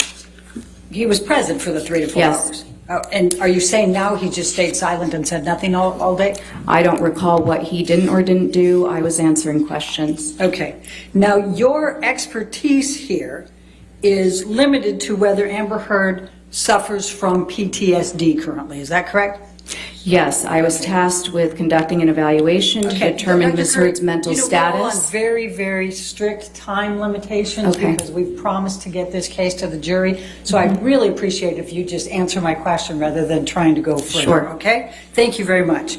Now, after you had the dinner, you then provided a designation in February of 2021 in which you said, and this is long before you ever saw Amber Heard, correct? You said that Amber Heard, quote, exhibits patterns of behavior that are consistent with co-occurring cluster B personality disorder traits, especially borderline personality disorder, end of quote, correct? No, No, we went through this before. we did. But, and that was on the designation, was it not? I told you last time that I did not write that. Okay. And you don't know who did on the legal team, correct? No. Okay. And then I also asked you, if you may recall, whether you listened to the audio recording in which Mr. Depp taunted Amber Heard that she had a borderline personality disorder. Do you recall that? I recall you asking me that, yes. Did you recall listening to that audio tape? I don't recall Mr. Depp taunting Ms. Heard. I do recall that he at some point suggested she might have that diagnosis. Okay. And that was back in these audio tapes back when they were together, correct? Yes. Okay. Now, you've never before been asked to testify or serve as an expert with respect to someone who has bipolar disorder, correct? No, as I previously stated, that's not true. All right. Let's get you in that position. My extra copies were all distributed before. Does everybody have those? Not up here anymore. Okay. Then my apologies, but I'm going to go now. Your Honor, can we approach? All right.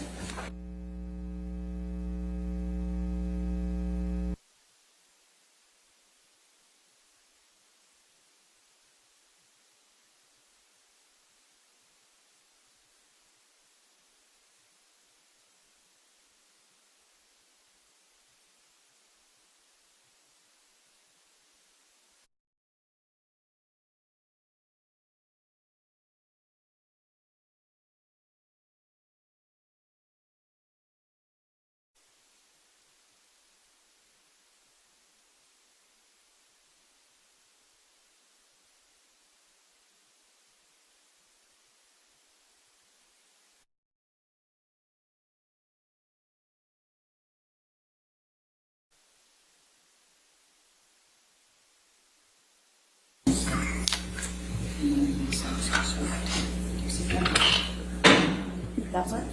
Yes. Okay.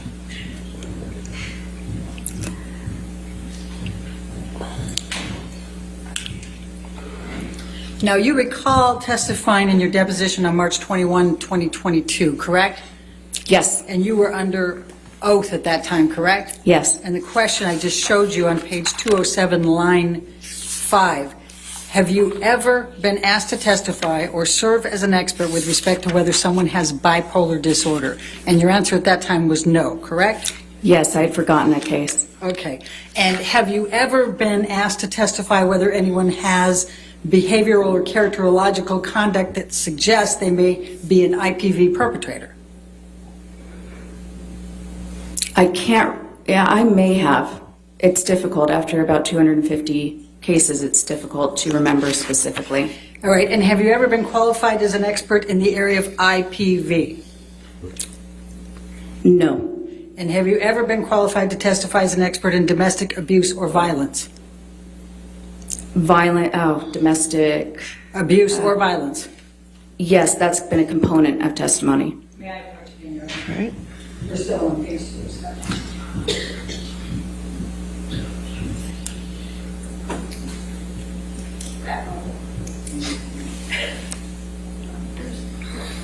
I can see what you asked me on that. Can I take a look? Do you want?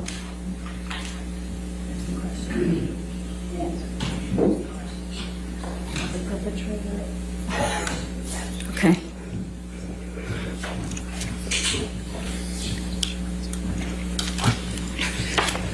Line 16 of page 207, have you ever been qualified as an expert in the area of IPV? Your answer on line 20 was no, under oath, correct?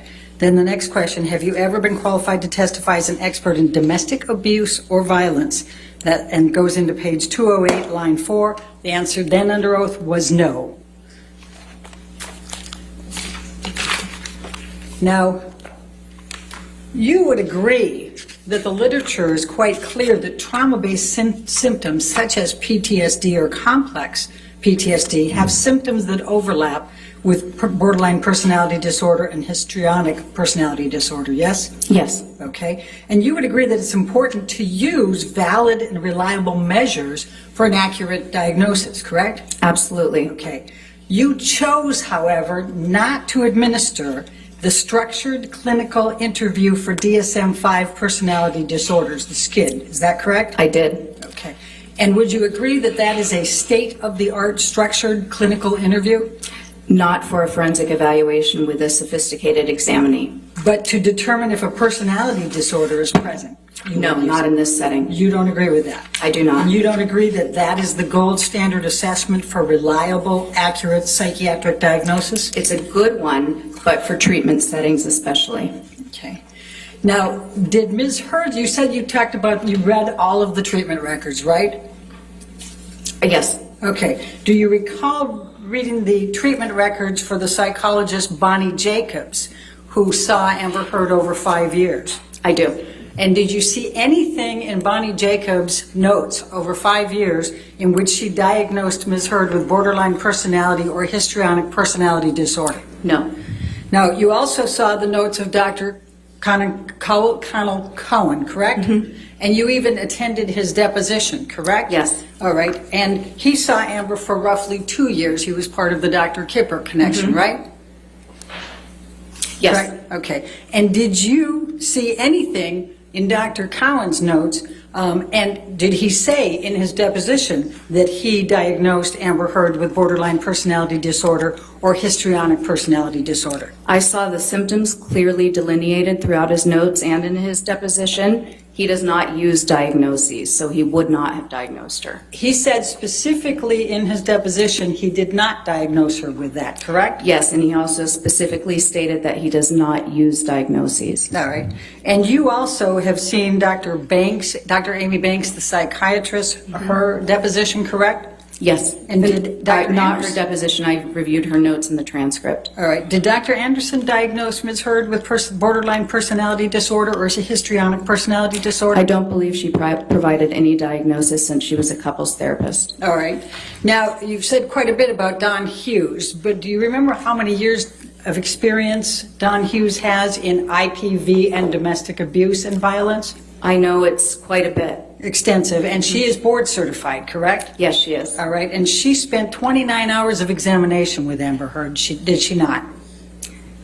Yes, mostly Okay. interviewing. All right. And she interviewed her therapists, Bonnie Jacobs and Conan Cowell, correct? Yes.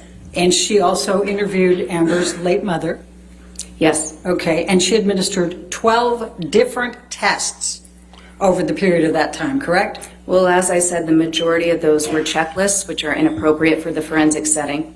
I understand that's what you say, but she administered 12 different tests, correct? If you want to qualify them as tests, sure. Okay. And so you disregard no, I'm not even going to say that. Okay. Let's go to the CAPS-5 and PTSD. Now, you assessed Ms. Heard's traumas in her life, correct?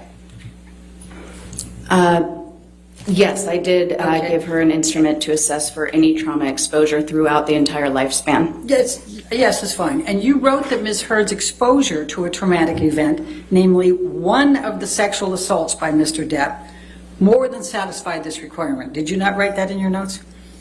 That is not what I wrote in my notes. Do you have my notes? So we And can you look at them? administered a structured clinical interview based on that trauma, correct? Not exactly. It's not quite right. Okay. Now, Dr. Hughes administered a full intimate partner violence assessment, correct?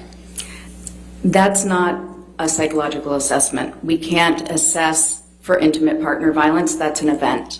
Dr. Hughes administered a full intimate partner violence assessment, She correct? stated that, and that's actually something I'm rebutting today. Okay. And you reviewed her psychological testing? I sure did, yes. Okay. And are you aware that in September 2019, Ms. Heard had a trauma-based symptom on many of those valid tests? Can you be a little bit more specific? Many of those valid tests? Which tests are you talking about? Do you have a recollection of that, September 2019?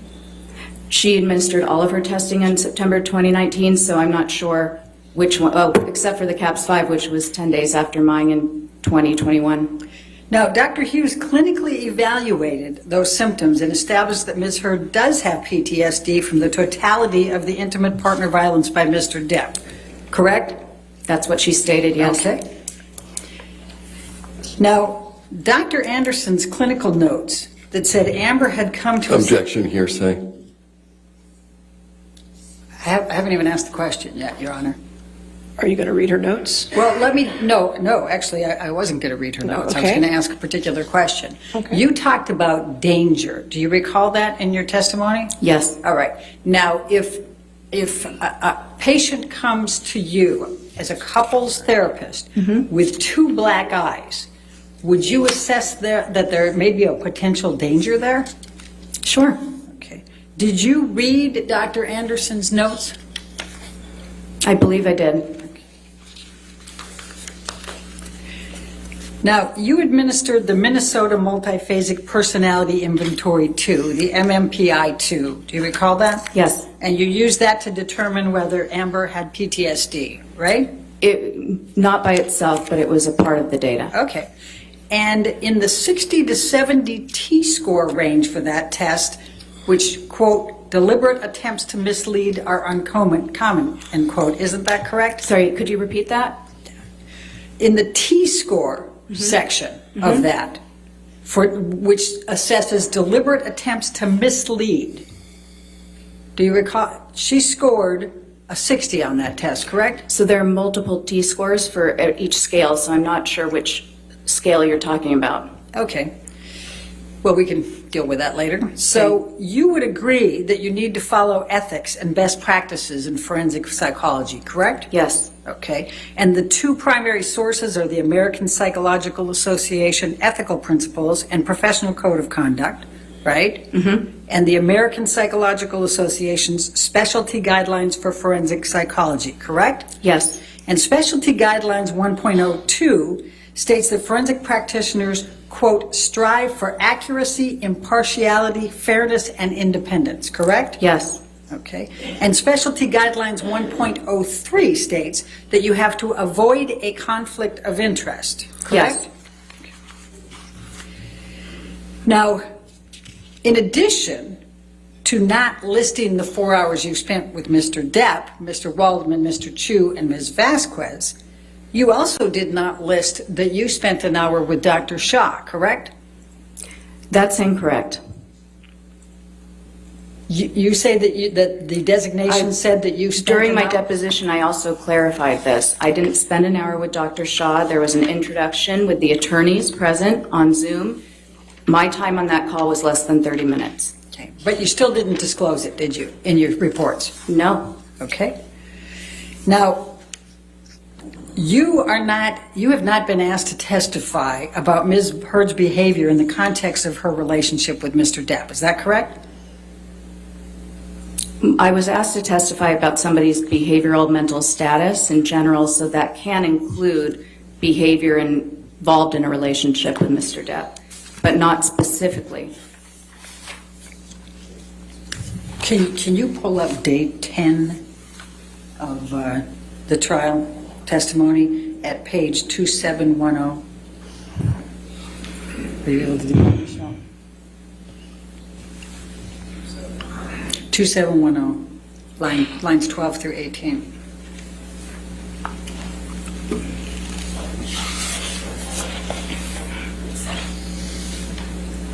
May we approach? All right. All ready?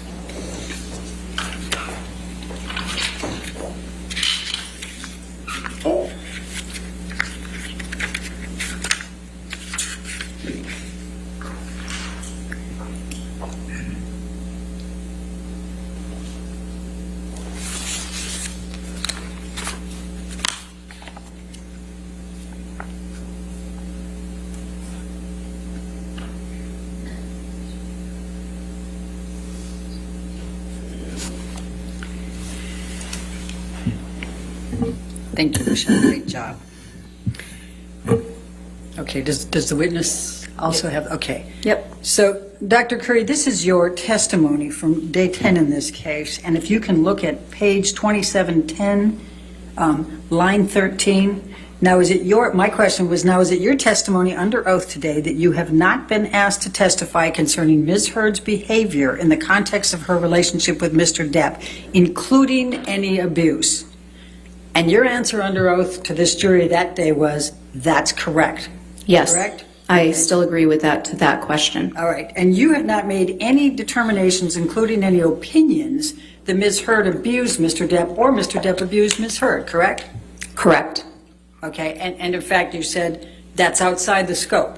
Yes. Right? Okay. Of psychology. And you cannot testify whether Amber Heard suffered any emotional distress as a result of any of the defamatory comments that she has alleged Mr. Waldman made through Mr. Depp, or Mr. Depp made through Mr. Waldman, correct? Objection, Your Honor. Do you want me to read my response? What's Sure. the objection? I'm sorry. Hold on, Dr. Sorry, Curry. Your Honor. That's okay. What's the objection? Are you on approach? Okay.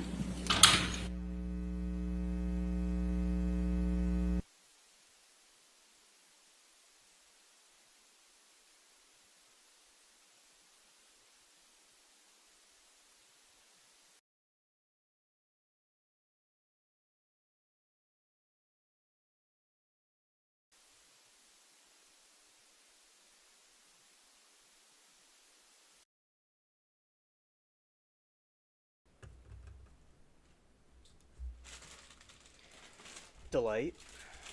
That is Dr. Curry. This is from 2022, the same year that I believe I met you.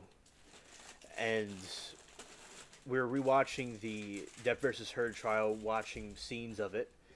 And this was the testimony of the testifying of Dr. Curry. She was like a psychologist, a doctor who deals with the mind. And I know you know what that is, but that's what she was doing with, and she was talking about regards with Amber Heard, who was claiming this PTSD, and she was explaining about how the PTSD scale works, and how they're able to tell if someone's faking it or exaggerating things. And it was basically an eye-opener to show that a lot of things Amber Heard was saying was not really true. Like, she was exaggerating stuff in the view of truth. So that is who she is. She's she was called in twice, and this was one of the times she was called in, and we were reviewing her testimony. In my trial chat friends and I, we like watching trials, and it's something that we want to react to as we're past a couple of days or so. So that is what's going on over here. Okay. 2 more minutes left, 3 more minutes left, I suppose, of this, and then it'll, we basically got through the whole thing. All right.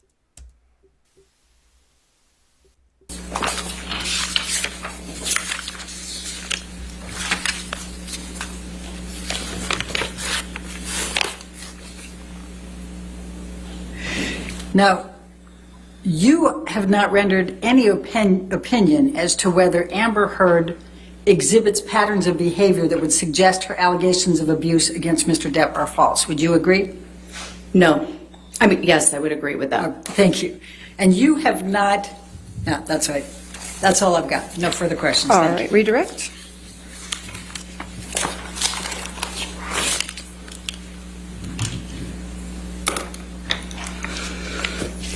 You were asked about the skid. Yes. What's that? It's a structured clinical interview. It's for rendering a diagnosis. It's best for treatment because you're asking direct questions of the examinee and about symptoms. So if you have an examinee who has a tendency to minimize, you're not going to get much information. Why didn't you use it? Because, well, first of all, I had a limited amount of time for my evaluation, and I had already had to just to complete the interview was extremely time-consuming, and I had to even restructure it into handouts so that I could keep Ms. Heard on track. I determined based on that, so this is where you would make an inference. So because I was having difficulty getting direct answers to my questions from Ms. Hurd, I had determined that creating forms of those questions would be a better use of the time, which it was, and then I further deduced that adding on the structured clinical interview would probably be unproductive, given that I had limited time and needed to use the best, most reliable methods for getting information in that time. You were asked about the APA specialty guidelines, Yes. specifically 1.02 and Yes. 1.03. Have you complied with them? I have. No further questions. Thank you. Thank you. Dr. Curry, you can have a seat in the courtroom. you, You're Your free to Honor. go. Thank you, ma'am.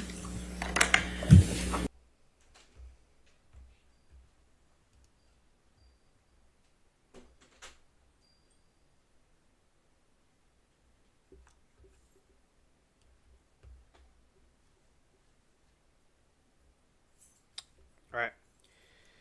That'll be it for this time because we've completed this clip and we start new ones next time. All right, now today we got over 100 views, quite a few likes. Thank you all for that. And yeah, I enjoy y'all's commentary and y'all like talking to each other and helping each other out.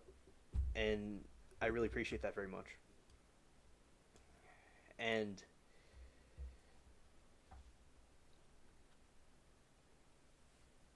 all right. Yeah. So that was, we watched Amber Heard's nonsense. We watched the Dr. Curry, famous Dr. Curry, watched a couple of them and got to see some humor and learn some things or refresh our memories about the trials that we have watched. So love you too, Roxy. I'm glad that you came here. We've always had a great time with each other. Sorry, little sister, and she's been stolen. Oh, okay, understood, Miranda. And I get together. Yeah, Anna, that would be very nice to meet everybody at some point. I love you too, Abby. And I love everybody very much. It's been a very great stream with everybody. Okay, so now we'll be ending it, and I'll be going live tomorrow, God willing. And I really appreciate the conversations. I'm reading y'all's chats and responding back and forth. It's been very, very nice this evening. And y'all are the greatest chats on the internet. Thank you. And peace.